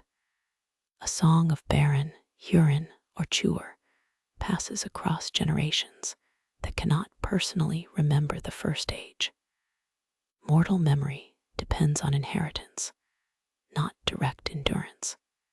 This gives human songs a different poignancy. They know that forgetting is always near. The Edain who sail to Numenor carry stories that will become the foundation of royal identity. Those stories can inspire humility or feed pride, depending on how descendants listen. Memory, like craft, is not morally automatic. The quiet power of song suits the sleep-like mood of these legends. After battles end and maps drown, what remains is voice. The names of lost rivers, hidden doors, dead kings, and brave hounds continue because someone sings them. The first age itself feels like a song heard from far away, formal in places, intimate in others, sometimes too sorrowful to stare at directly. It does not need constant noise to be vast. Its vastness often lies in the pause after a name is spoken. The pause after a name is spoken can hold an entire kingdom. And kingship in the first age is rarely comfortable inside that pause. Finwë, Thingol, Fingolfin, Finrod, Turgon, Oradrith, Dior, and others each show a different burden of rule. Kings are expected to guard memory, lead in war, judge disputes, preserve beauty, and somehow avoid turning personal feelings into continental emergencies. Results vary. The elder tales are not anti-kingly, but they are sharply aware that crowns magnify character. A private flaw in a shepherd may harm a flock. A private flaw in a king may redirect history. Finwë's love for Feanor is tender and disastrous in consequence. He does not cause Feanor's oath, but his family choices and loyalties form the emotional ground beneath it. Thingol's kingship is ancient, dignified, and proud. He protects Doriath, honors Beren only after impossible proof, and later dies through a quarrel sharpened by possession. Fingolfin is the warrior king at his noblest, riding alone to challenge Morgoth. His act is magnificent, but it also comes from despair. A king's courage can inspire even when it cannot save. Finrod may be the best model of kingship in the age. He builds Nargothrond, befriends men, keeps promises, and gives up his crown rather than abandon Beren. His authority is rooted in generosity and truth. That does not preserve his kingdom forever, partly because he dies before its later crisis. Still, Finrod's memory remains unusually clear of corruption. In a mythology full of flawed rulers, he stands as a sign that nobility need not become possessive. Naturally, the story rewards him by sending him to die in a dungeon. The First Age has a stern sense of admiration. Turgon shows the danger of preservation becoming attachment. He is not wicked. He is brave, serious, and devoted to the beauty entrusted to him. Gondolin exists because of his obedience to Ulmo's earlier guidance. Yet, when later guidance calls him to leave, he cannot. His kingship succeeds for a long time and fails at the exact point where success has made change unbearable. This is a subtle failure and therefore dangerous. Obvious folly is easy to mock. Loving a good thing too tightly is much harder to judge until flames are visible. Oradrith in Nargothrond shows a weaker form of rule. He is swayed by Turin's force and the mood of open war. His failure is not monstrous pride, but insufficient steadiness. Dior's brief kingship in Doriath is almost impossible from the start, an attempt to renew a realm already cracked by Thingol's death and Melian's departure. Gil-galad, rising near the transition into the next age, inherits a world where kingship must be more cautious, coastal, and defensive. The age teaches rulers that glory without humility is expensive, and the invoice may arrive after the feast. The sons of Feanor complicate kingship because they are princes whose primary loyalty is not to people, but to an oath. Medros can lead armies and govern lands, yet the oath keeps his authority morally unstable. Celegorm and Curufin show princely ambition at its ugliest in Nargothrond. The family has charisma, skill, and legitimacy of a kind, but its center is disordered. Tolkien seems deeply interested in this distinction. Authority can be inherited, admired, and effective while still being aimed at the wrong end. The best rulers in the First Age listen beyond themselves. Finrod listens to men. Melian, though queen rather than king, listens to patterns others miss. Idril acts with royal responsibility, even outside formal rule. The worst moments of kingship come when rulers mistake possession for guardianship. Thingol with the Silmaril, Turgon with Gondolin, Feanor with his jewels. Each holds something beautiful, as if love means refusal to release. Good kingship, by contrast, treats beauty as a trust. The First Age repeats that lesson until almost nothing is left standing to ignore it. The lesson is repeated most painfully through the sons of Feanor, who are often remembered as a group, but deserve separate shadows. Medros, the eldest, has grandeur and remorse. His rescue by Fingon opens a possibility of healing, and his later leadership shows real strategic vision. Yet the oath bends him until his better qualities cannot save him. Maglar, the singer, carries tenderness and guilt together, especially in his fostering of Elrond and Elrose after Cirion. His final wandering feels like music after the hall has burned. He is not innocent, but he remains capable of sorrow, which is not nothing. Celegorm and Curufin show the oath at its more openly corrupt. In Nargothrond, they manipulate politics, oppose Finrod's loyalty, and try to control Luthien for their own advantage.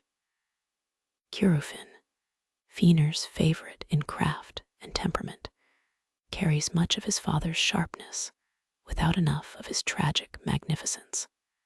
Celegorm has the great hound Huan, and still loses him through dishonor.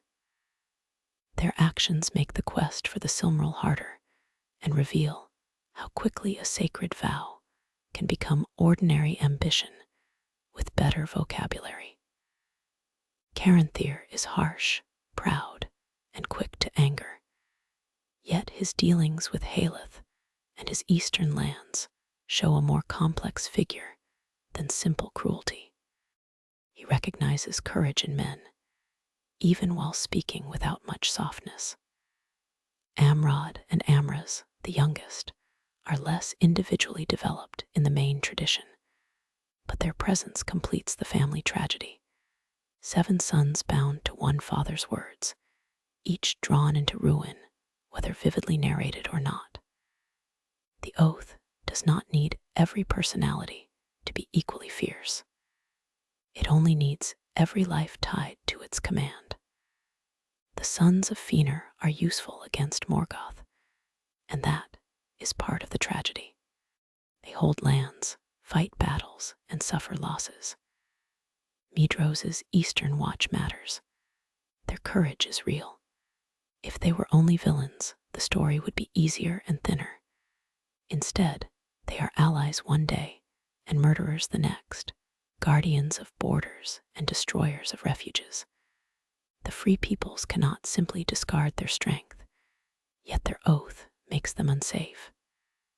This is political tragedy, not only moral tragedy. A necessary ally with a fatal vow is a problem no council solves neatly. Their final failure is spiritual as much as practical. After all the wars, after Morgoth is defeated, the remaining Silmarils burn Medros and Maglar.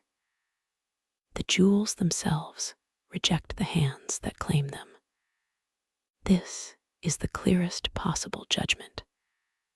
No argument about inheritance can survive it. Feanor's sons have kept the letter of the oath long after losing the moral ground beneath it. In the end, the jewels are not recovered by them, but removed from them, and their story dissolves into fire, sea, and lament. Fire, sea, and lament also shape the rhythm of the great battles, which form a grim music across the age. The early battles after the Noldor return have the sharp sound of arrival, sudden light, new armies, and the confidence of exiles who have not yet measured Angband fully. Feanor's death near the beginning is therefore important. It teaches the audience, if not the characters, that passion alone cannot overthrow Morgoth. The enemy is not a thief hiding in a cave with a few nervous guards. He is a world power entrenched in iron, shadow, and time. The dagger of Glerb, the glorious battle, establishes the long siege. Its very name carries confidence. The Noldor defeat Morgoth's forces and hem him in. For generations, this seems to work. It creates the conditions for realms to flourish, alliances to form, and men to enter the story. Yet the glory is provisional. The siege is a lid, not a cure. Morgoth is contained, not transformed. The patience of evil is one of the quiet terrors of the First Age. Angband can wait, while its enemies begin to trust the waiting. The dagger Bragalach breaks that trust through flame. It is a battle of rupture, turning landscape into ash and defense into retreat. The Nerneath Arnodiad then breaks hope at a deeper level. It is not sudden disaster, but organized effort undone by timing, treachery, and overwhelming force. The unnumbered tears marks the end of confidence that a united Beleriand can defeat Morgoth by ordinary war. After it, the story moves toward hidden places, curses, and final appeals. The battlefield has spoken, and it has not been encouraging. Smaller combats carry equal symbolic weight.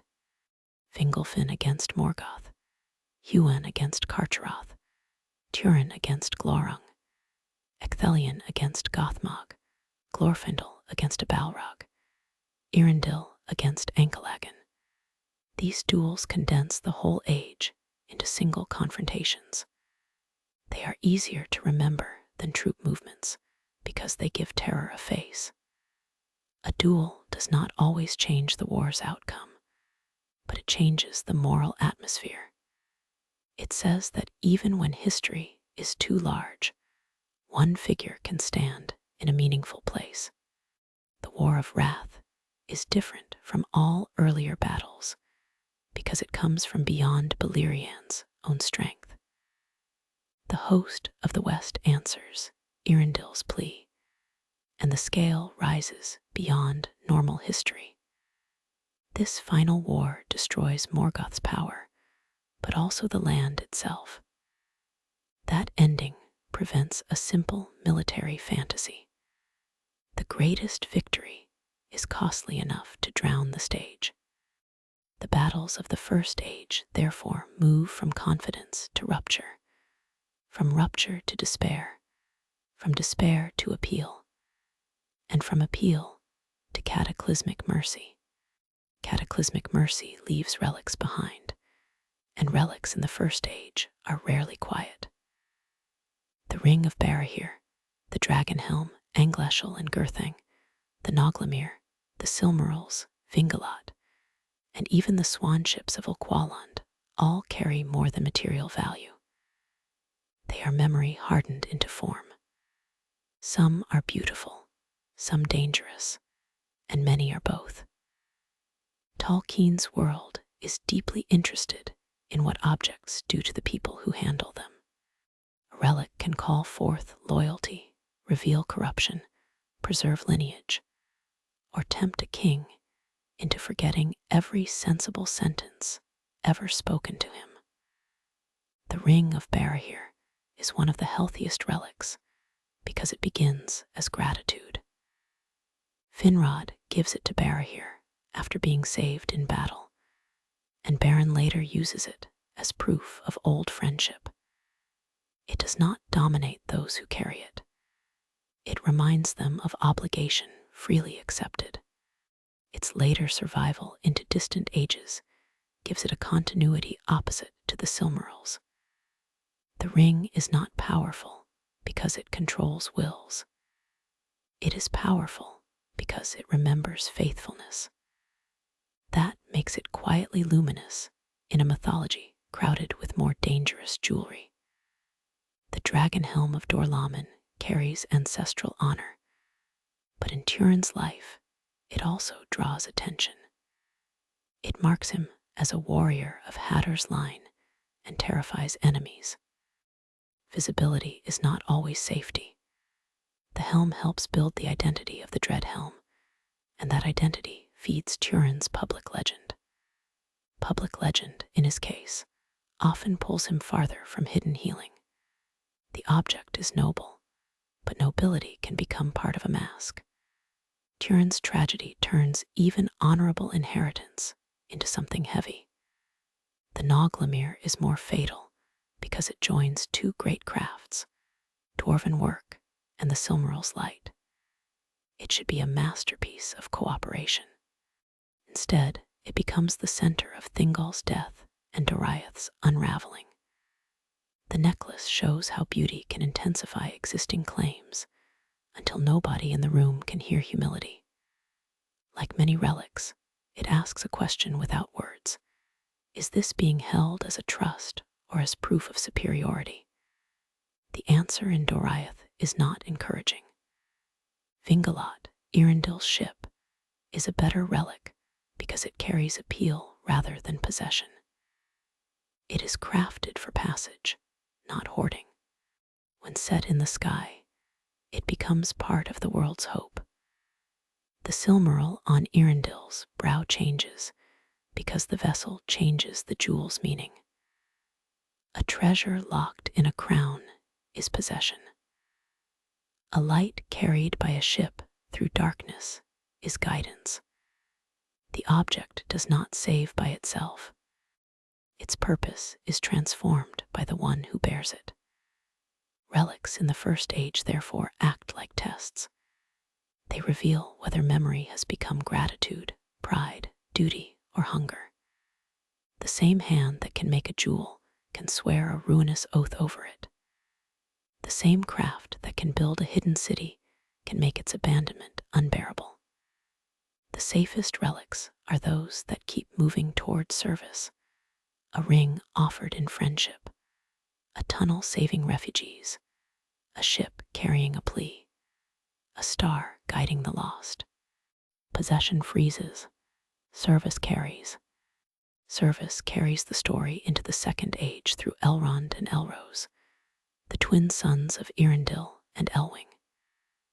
They are born at the havens of Sirion, in a community of refugees rather than a secure palace.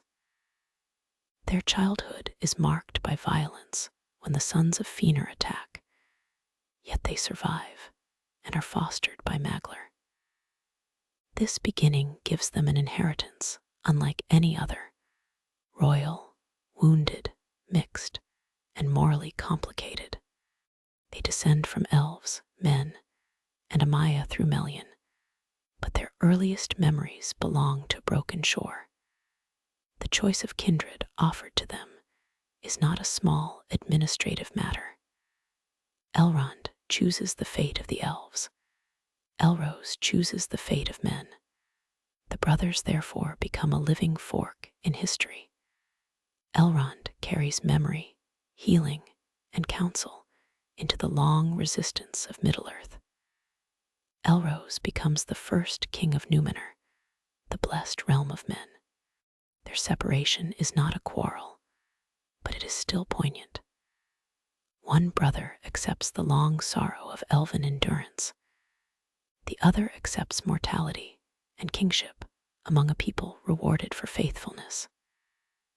Elrond's later wisdom has roots in the First Age's losses. He is not merely learned from books. His lineage contains Doriath, Gondolin, Sirion, the Edain, and the voyage of Earendil. He embodies the mingling that the great proud realms often resisted or failed to sustain. In later ages, his house becomes a refuge, not a conquering power. That feels like an answer to the First Age. After so many kingdoms fell trying to preserve greatness, Elrond preserves people, memory, and counsel. A valley of healing is a quiet reply to a continent of war. Elrose's path leads to Numenor. The island is a gift, but also a test stretched over centuries. Its people inherit nobility from the Edain and knowledge from friendship with the elves. They become mariners, builders, and rulers of great power. Yet the old fear of death waits beneath the blessing. Elrose chooses mortality freely, but later descendants will struggle with the same gift. This gives the First Age a long shadow over Numenor. The glory of men begins in faithful acceptance, and its later peril begins when acceptance turns into envy. Through the brothers, the First Age refuses to remain only past. Elrond's line and Elrose's line will meet again in distant descendants. The choices made after Beleriand's fall shape the fate of later kings, refuges, and wars. Earendil's star watches over both paths, one elven and one mortal.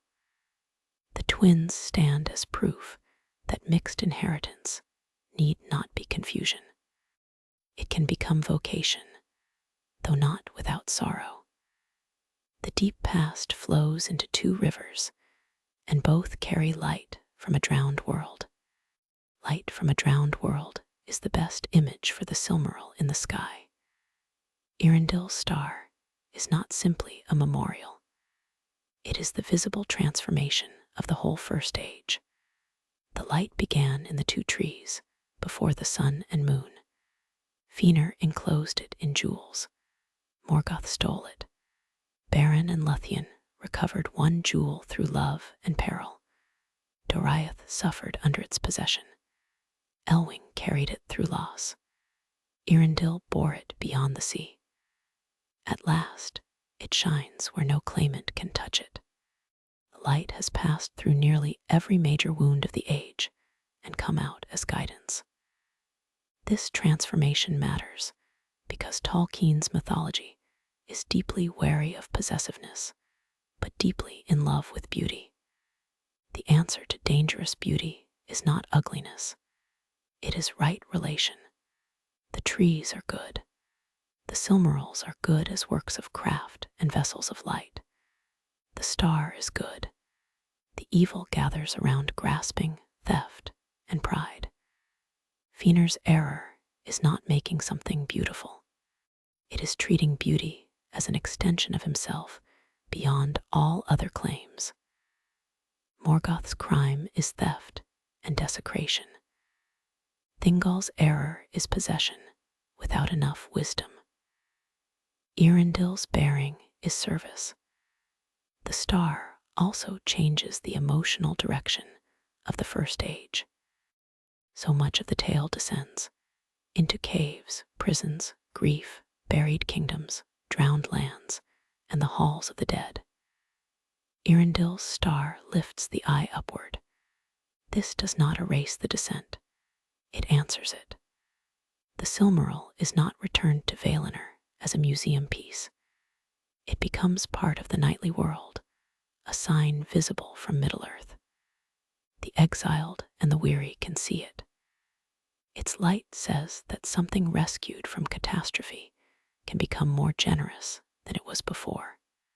In later memory, the star of Earendil becomes a source of hope against darkness. That hope is not naive. Anyone who knows its history knows the cost. It is not a cheerful lantern hung by someone untouched by sorrow. It is a jewel carried through murder, exile, impossible love, refugee grief, and divine judgment. Precisely because of that, its hope is durable. Cheap hope breaks easily. Hope that has seen Angband and still shines is made of sterner material. The other Silmarils, hidden in sea and earth, complete the pattern. They are not visible, but they are placed beyond ordinary possession. The world itself becomes their keeper. This distribution feels like a final correction to Feanor's possessive love. The jewels cannot be destroyed, but neither can they be owned. Their beauty is preserved in distance. The First Age therefore ends not with the recovery of treasure by rightful heirs, but with the release of treasure from the very idea of rightful grasping. The star's quiet presence is one reason the First Age can end without feeling only bleak. Beleriand is gone. Morgoth's wounds remain. The dead do not return in crowds. Yet above the changed world shines light from before the first sunrise. The oldest beauty has not been lost completely. It has become remote, but not absent. That is a very Tolkien kind of consolation. Not the undoing of sorrow, but a light strong enough to accompany it. A light strong enough to accompany sorrow is also the mood of the surviving elves after the First Age. Those who remain in Middle-earth do not live as if the past were over in any simple way. They carry it in speech, craft, and caution. The great westward road to Ammon is open for many, but not all depart. Some still love Middle-earth, even marred and diminished. Some have duties. Some are not ready to surrender the lands where memory has taken root. Remaining is not always rebellion now. It can be stewardship, weariness, or love of what is still beautiful east of the sea. Lindon becomes one of the chief remnant lands near the new western shores. It is not Beleriand restored. It is what can be held after Beleriand's drowning. Gil-galad's kingship belongs to this altered world, where elven power must organize itself around survival and defense, rather than the old dream of recovering the Silmarils or besieging Angband. Círdan remains by the sea, continuing the patient work of ships and havens. His presence connects the elder days to later departures. Some figures in Tolkien's world seem less like individuals moving through history, and more like quiet bridges history keeps needing. For elves who return west, pardon does not mean forgetfulness. The Noldor who go back to Ammon carry the memory of exile, kinslaying, courage, and loss. The blessed realm is not simply reset to the festival before the trees were darkened. The trees themselves are gone. The sun and moon now mark the world. The Silmarils are beyond reach.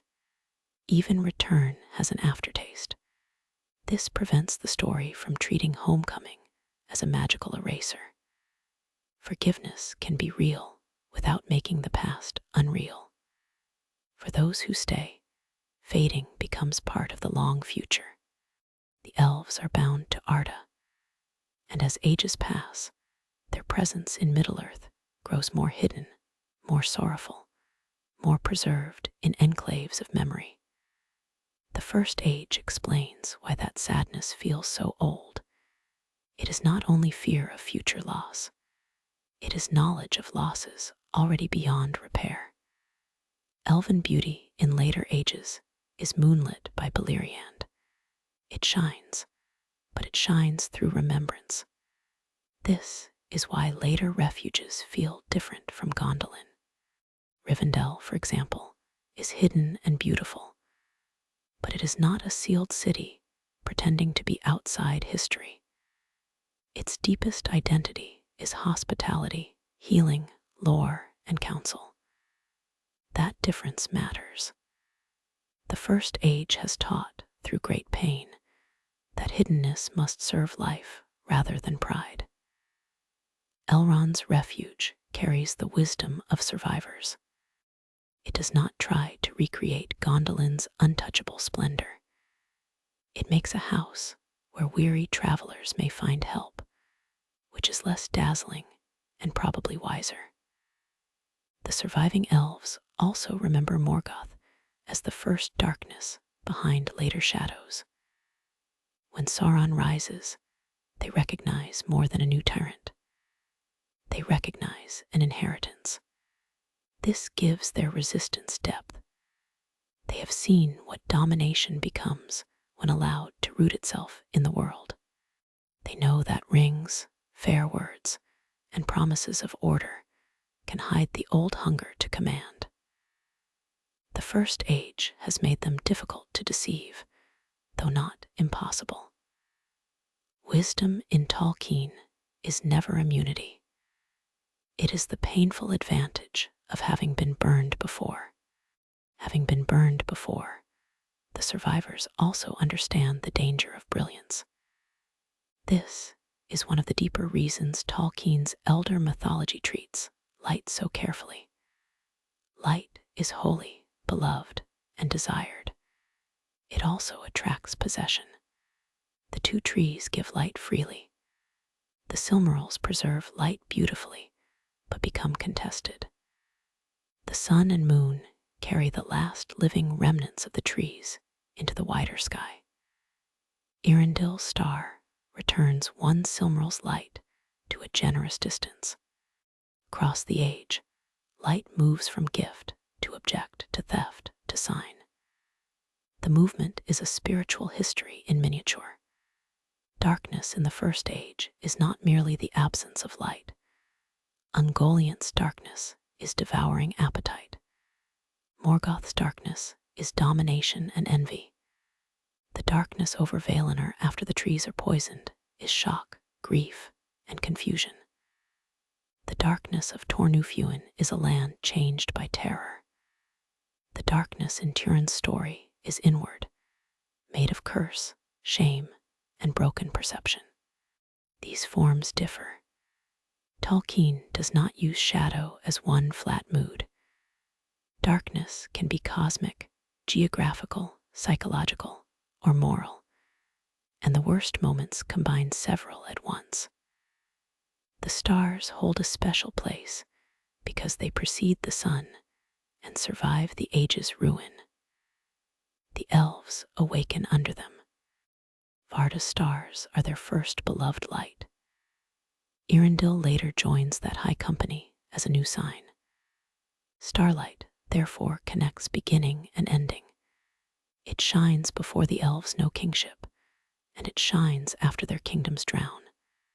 This gives the First Age a circular quietness beneath its violence. The oldest light is also the last visible comfort. fire is more ambiguous. Feanor's spirit is fire, creative, intense, and consuming. Balrogs are fire corrupted into terror. Dragon fire destroys armies and halls. The sun's fire brings new time and awakens men. Medros ends in a fiery chasm with the jewel he cannot bear. Fire makes, reveals, burns, and judges. Like craft, it depends on its ordering. The First Age never lets elemental images stay simple for long. Apparently, even metaphors in Beleriand have complicated family histories. Water, light, fire, and darkness form a kind of elemental map of the story. Water guides and covers. Light blesses and tests. Fire creates and consumes. Darkness hides, devours, or grieves. The peoples of the age move through these elements as through moral weather. A forest kingdom may stand in green shadow. A hidden city may shine white under mountains. A dragon may turn gold into dread. A star may make night bearable. The world itself participates in the drama. This elemental richness helps explain why the First Age feels older than ordinary fictional history.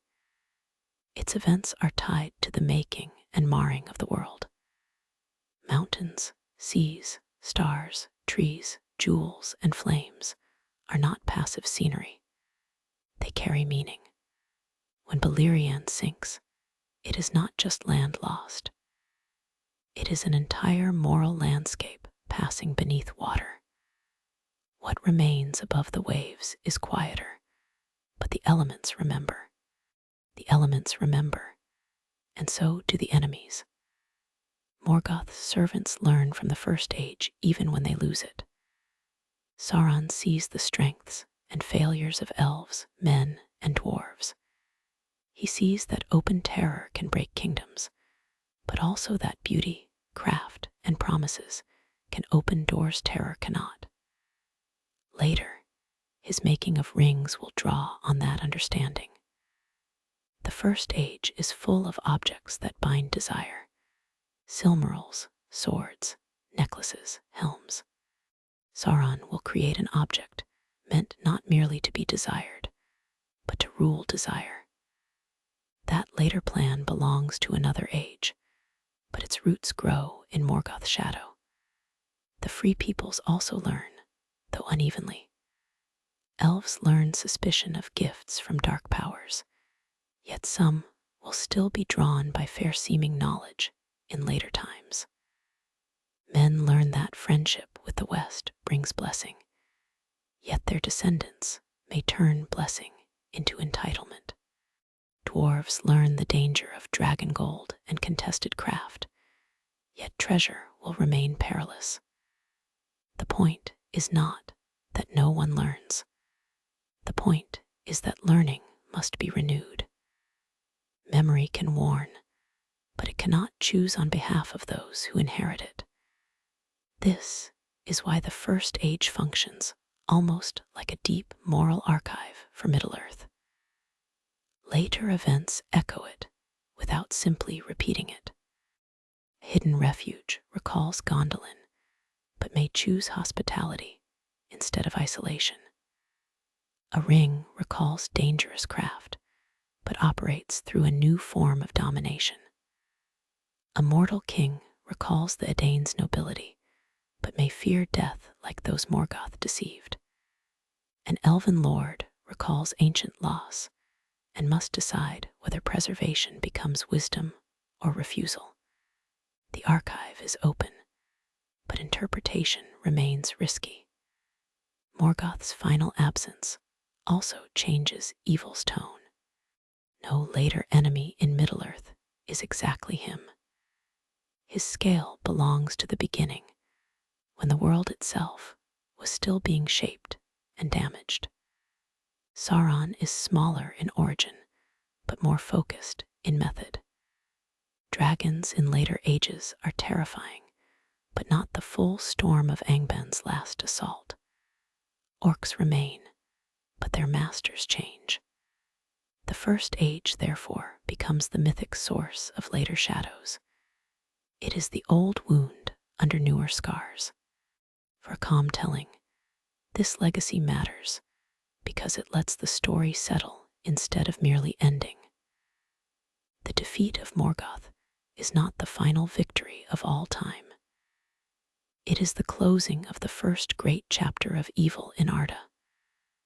The next chapters inherit its grammar: pride, fear, craft, mercy, exile, longing, and the possibility of unexpected help. The star of Earendil remains above those chapters as a reminder that the first darkness did not have the last word, even when it did serious damage to the paragraph. Serious damage to the paragraph is also a fair description of what the First Age does to the idea of glory. Glory is everywhere in the Elder Tales: bright armor, high towers, great songs, white cities, jeweled crowns, heroic charges, and last stands that deserve every harp assigned to them. Yet glory is never allowed to remain innocent by itself. It can inspire courage, but it can also attract vanity. It can preserve memory, but it can also make surrender feel impossible.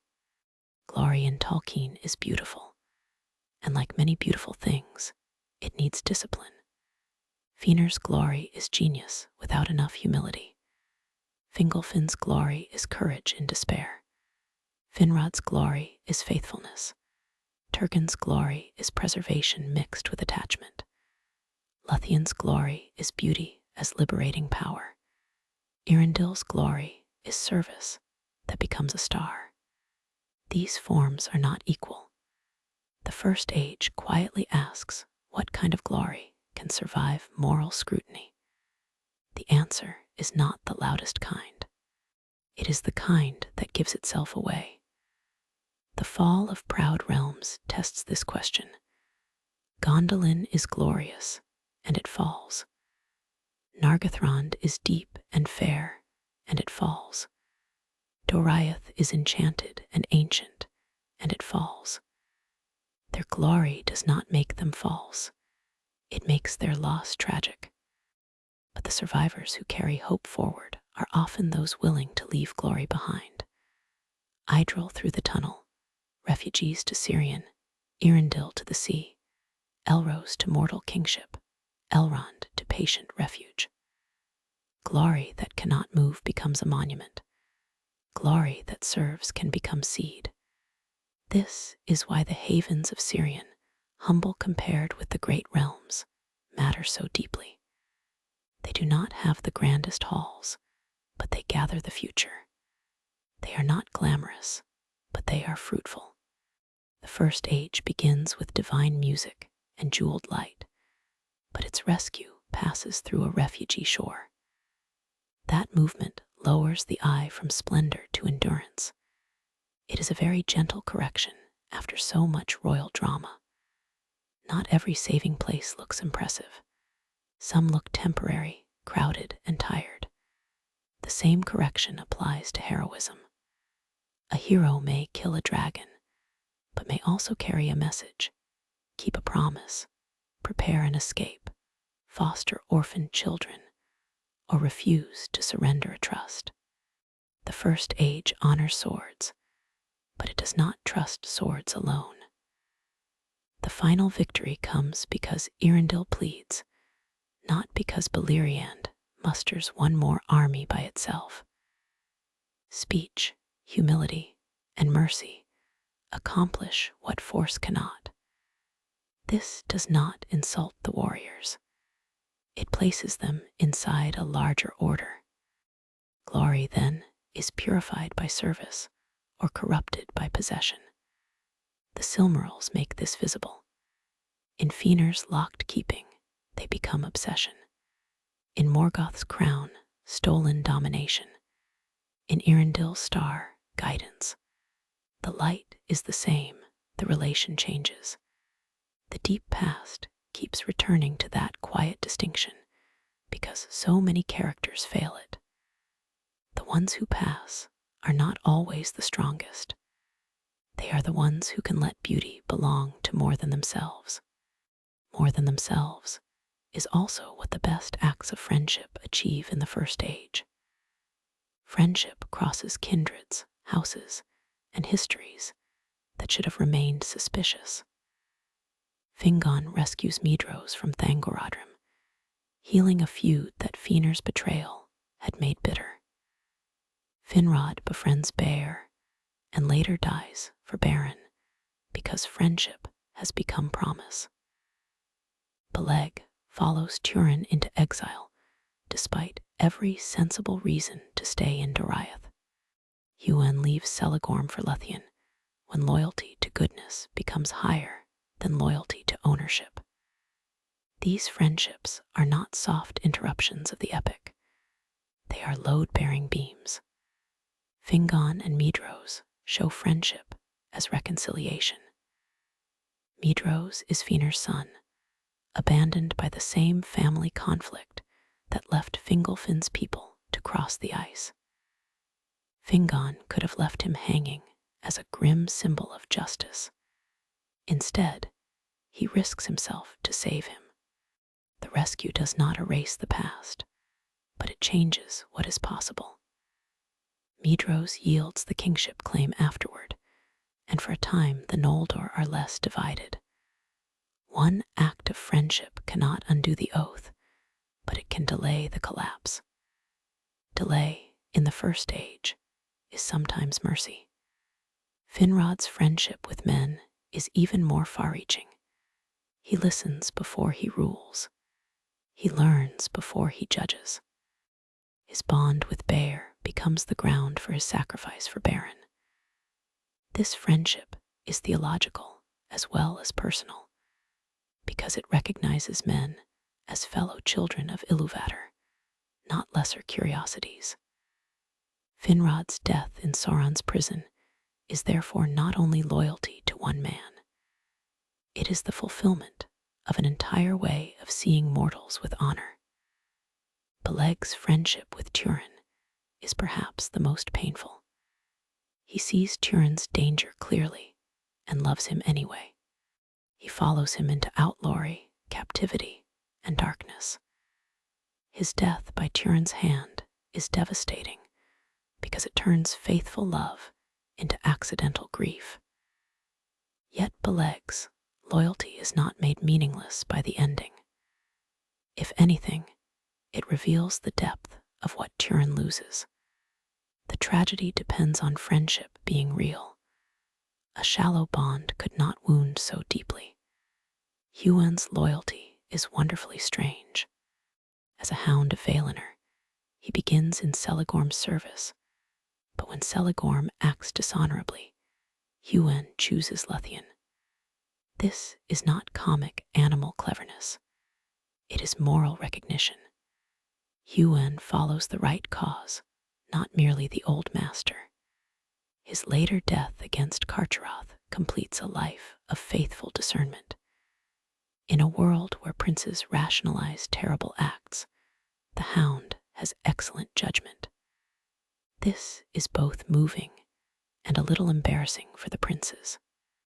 Friendship in the First Age often fails to save the beloved from death, but it saves meaning from isolation. Beren is not alone because Finrod and Luthien stand with him. Turin is not unloved, even if he cannot live well within love. Medros is not only Feanor's heir because Fingon's rescue gives him another possible identity.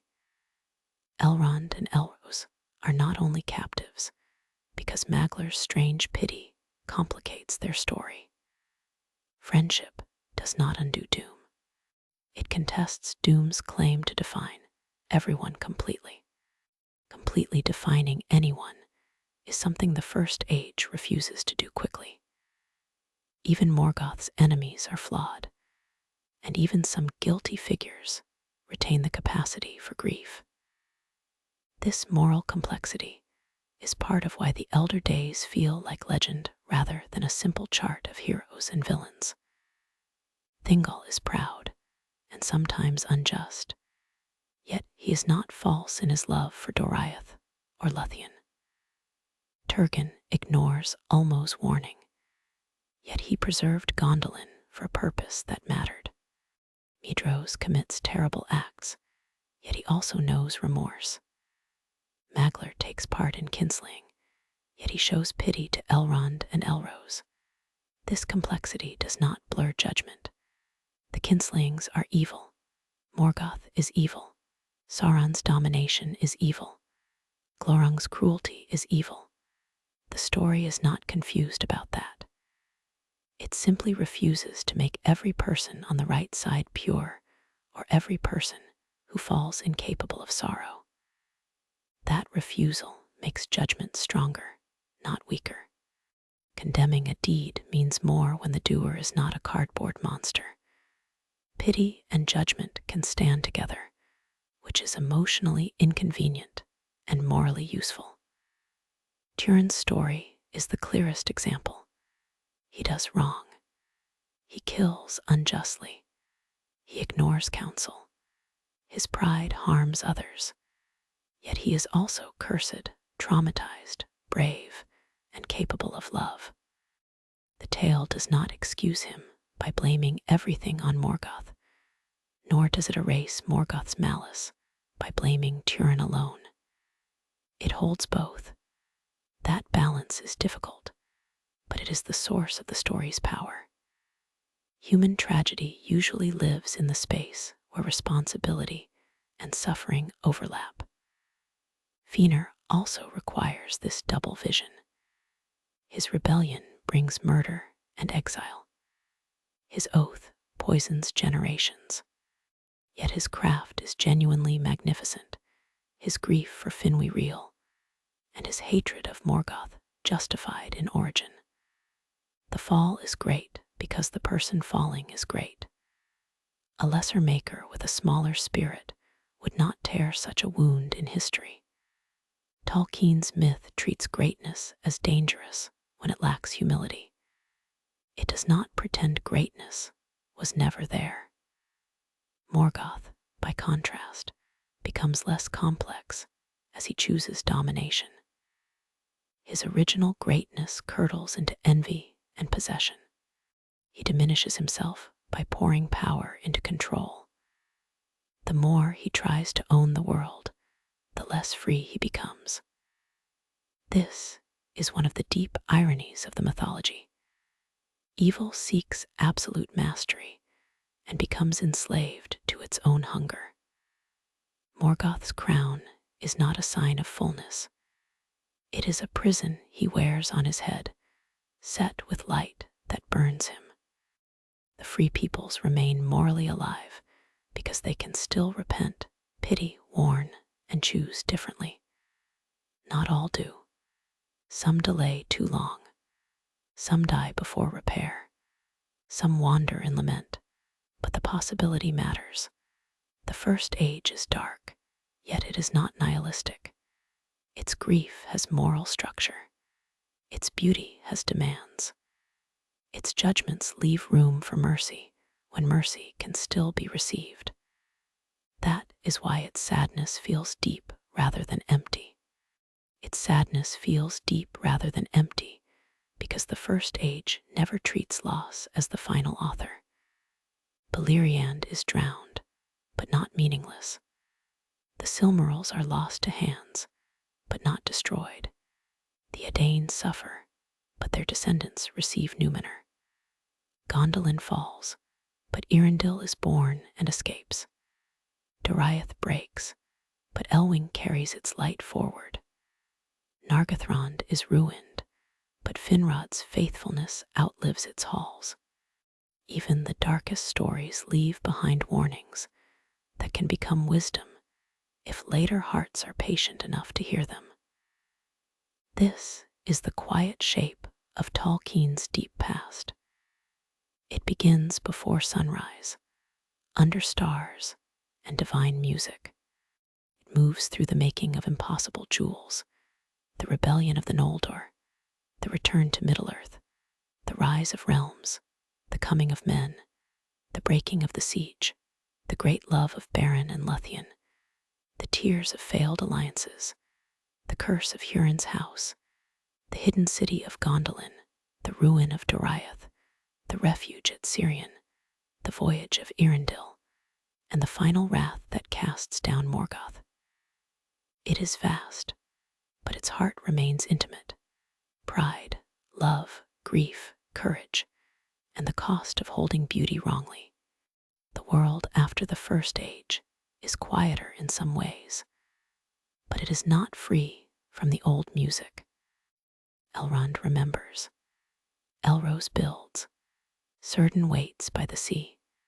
Sauron hides. The star of Earendil rises. The shores of Middle-earth face west toward a sea that covers forests, towers, graves, and roads no ship can now reach.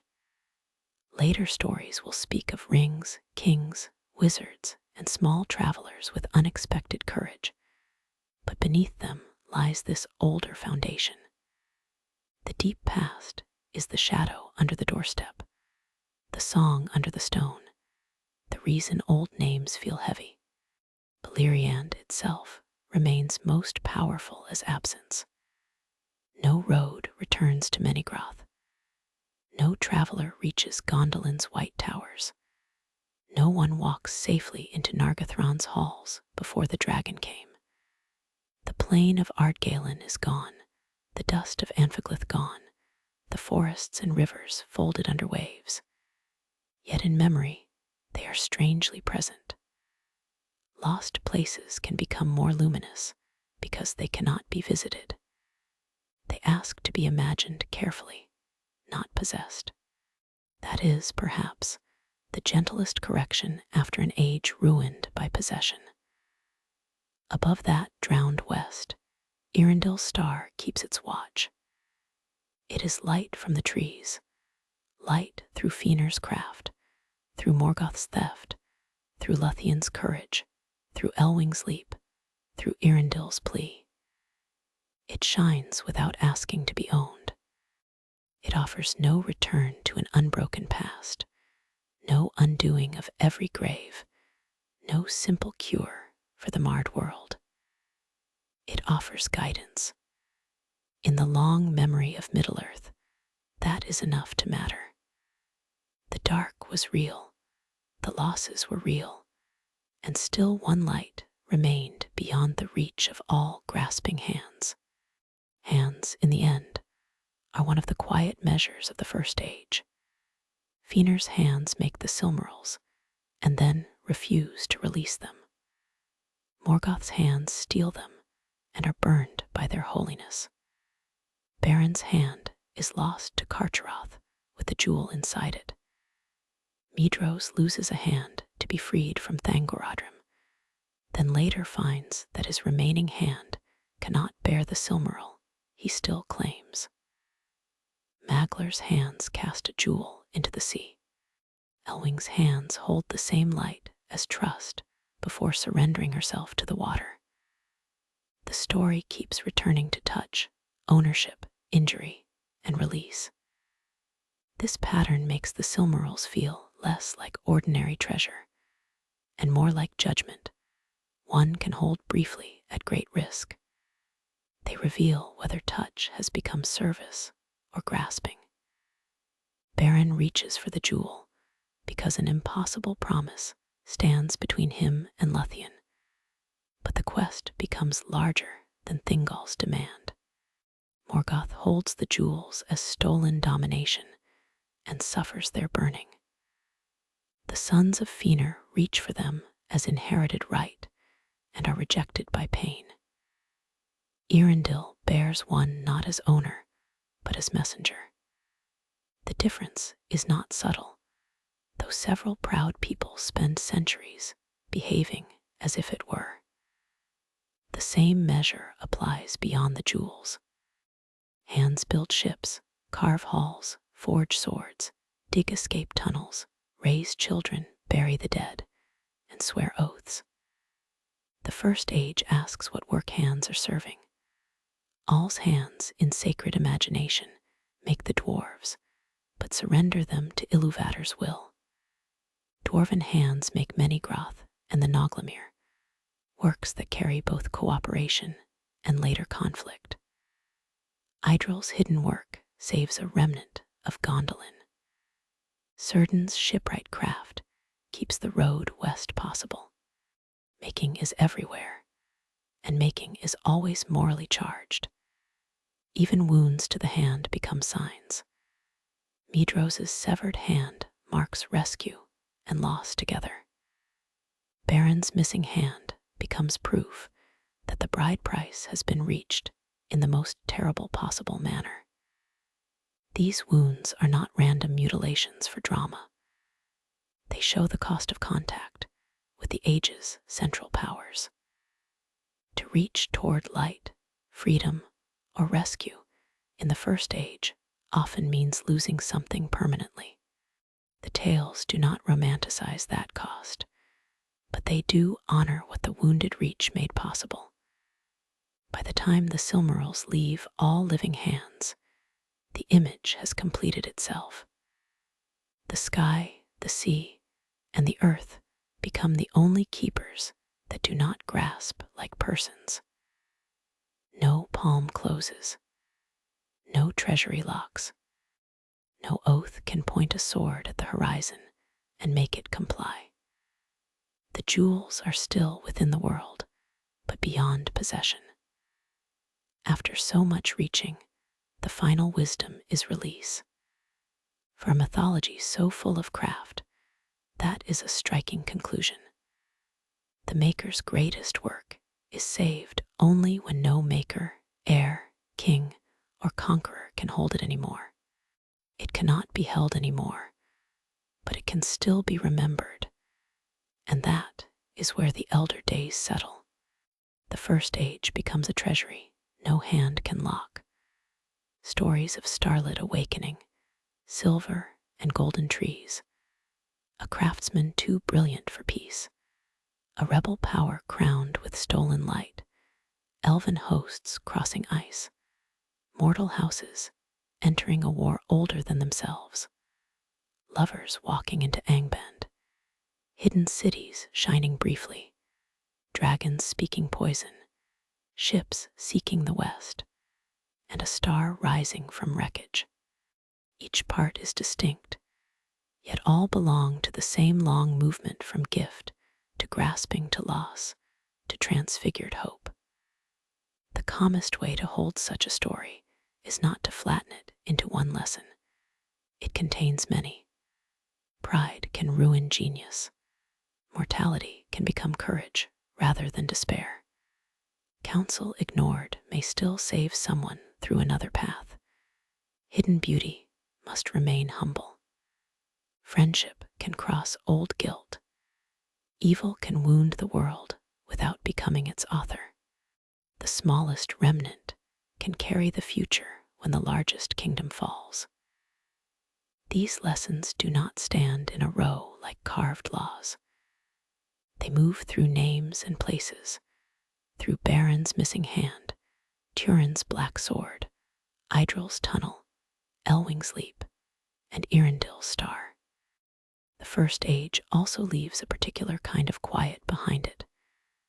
Not peaceful exactly, because too much has been lost, but quiet in the way a shore is quiet after a storm has moved far out to sea. The waves keep speaking. The wreckage has not all vanished. The sky looks wider because something terrible has passed through it. Later Middle-earth lives under that sky. Some remember clearly, some inherit only fragments, and some know the old names as half-legend. Yet the deep past remains under everything, patient as stone beneath moss. In that depth, Tolkien's world feels less like a simple invented chronology, and more like a memory of sacred history inside a secondary world. It has creation, rebellion, fall, exile, flood, mercy, and a light that survives beyond possession. It has enough grandeur to fill halls and enough grief to empty them. It has ancient kings, stubborn dwarves, mortal heroes, wise queens, doomed sons, faithful hounds, and one dark lord who discovers, after immense effort, that stealing holy light does not make it love him. That last point may be obvious to everyone else, but dark lords are not famous for reflective growth. So the road through the First Age comes to rest with Beleriand under the sea and the Silmaril above the world. The drowned lands keep their silence. The star keeps its watch.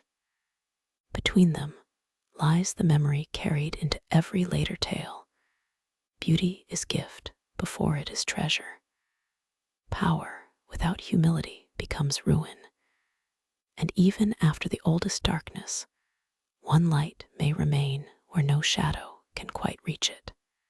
Where no shadow can quite reach it, the light does not deny the darkness below.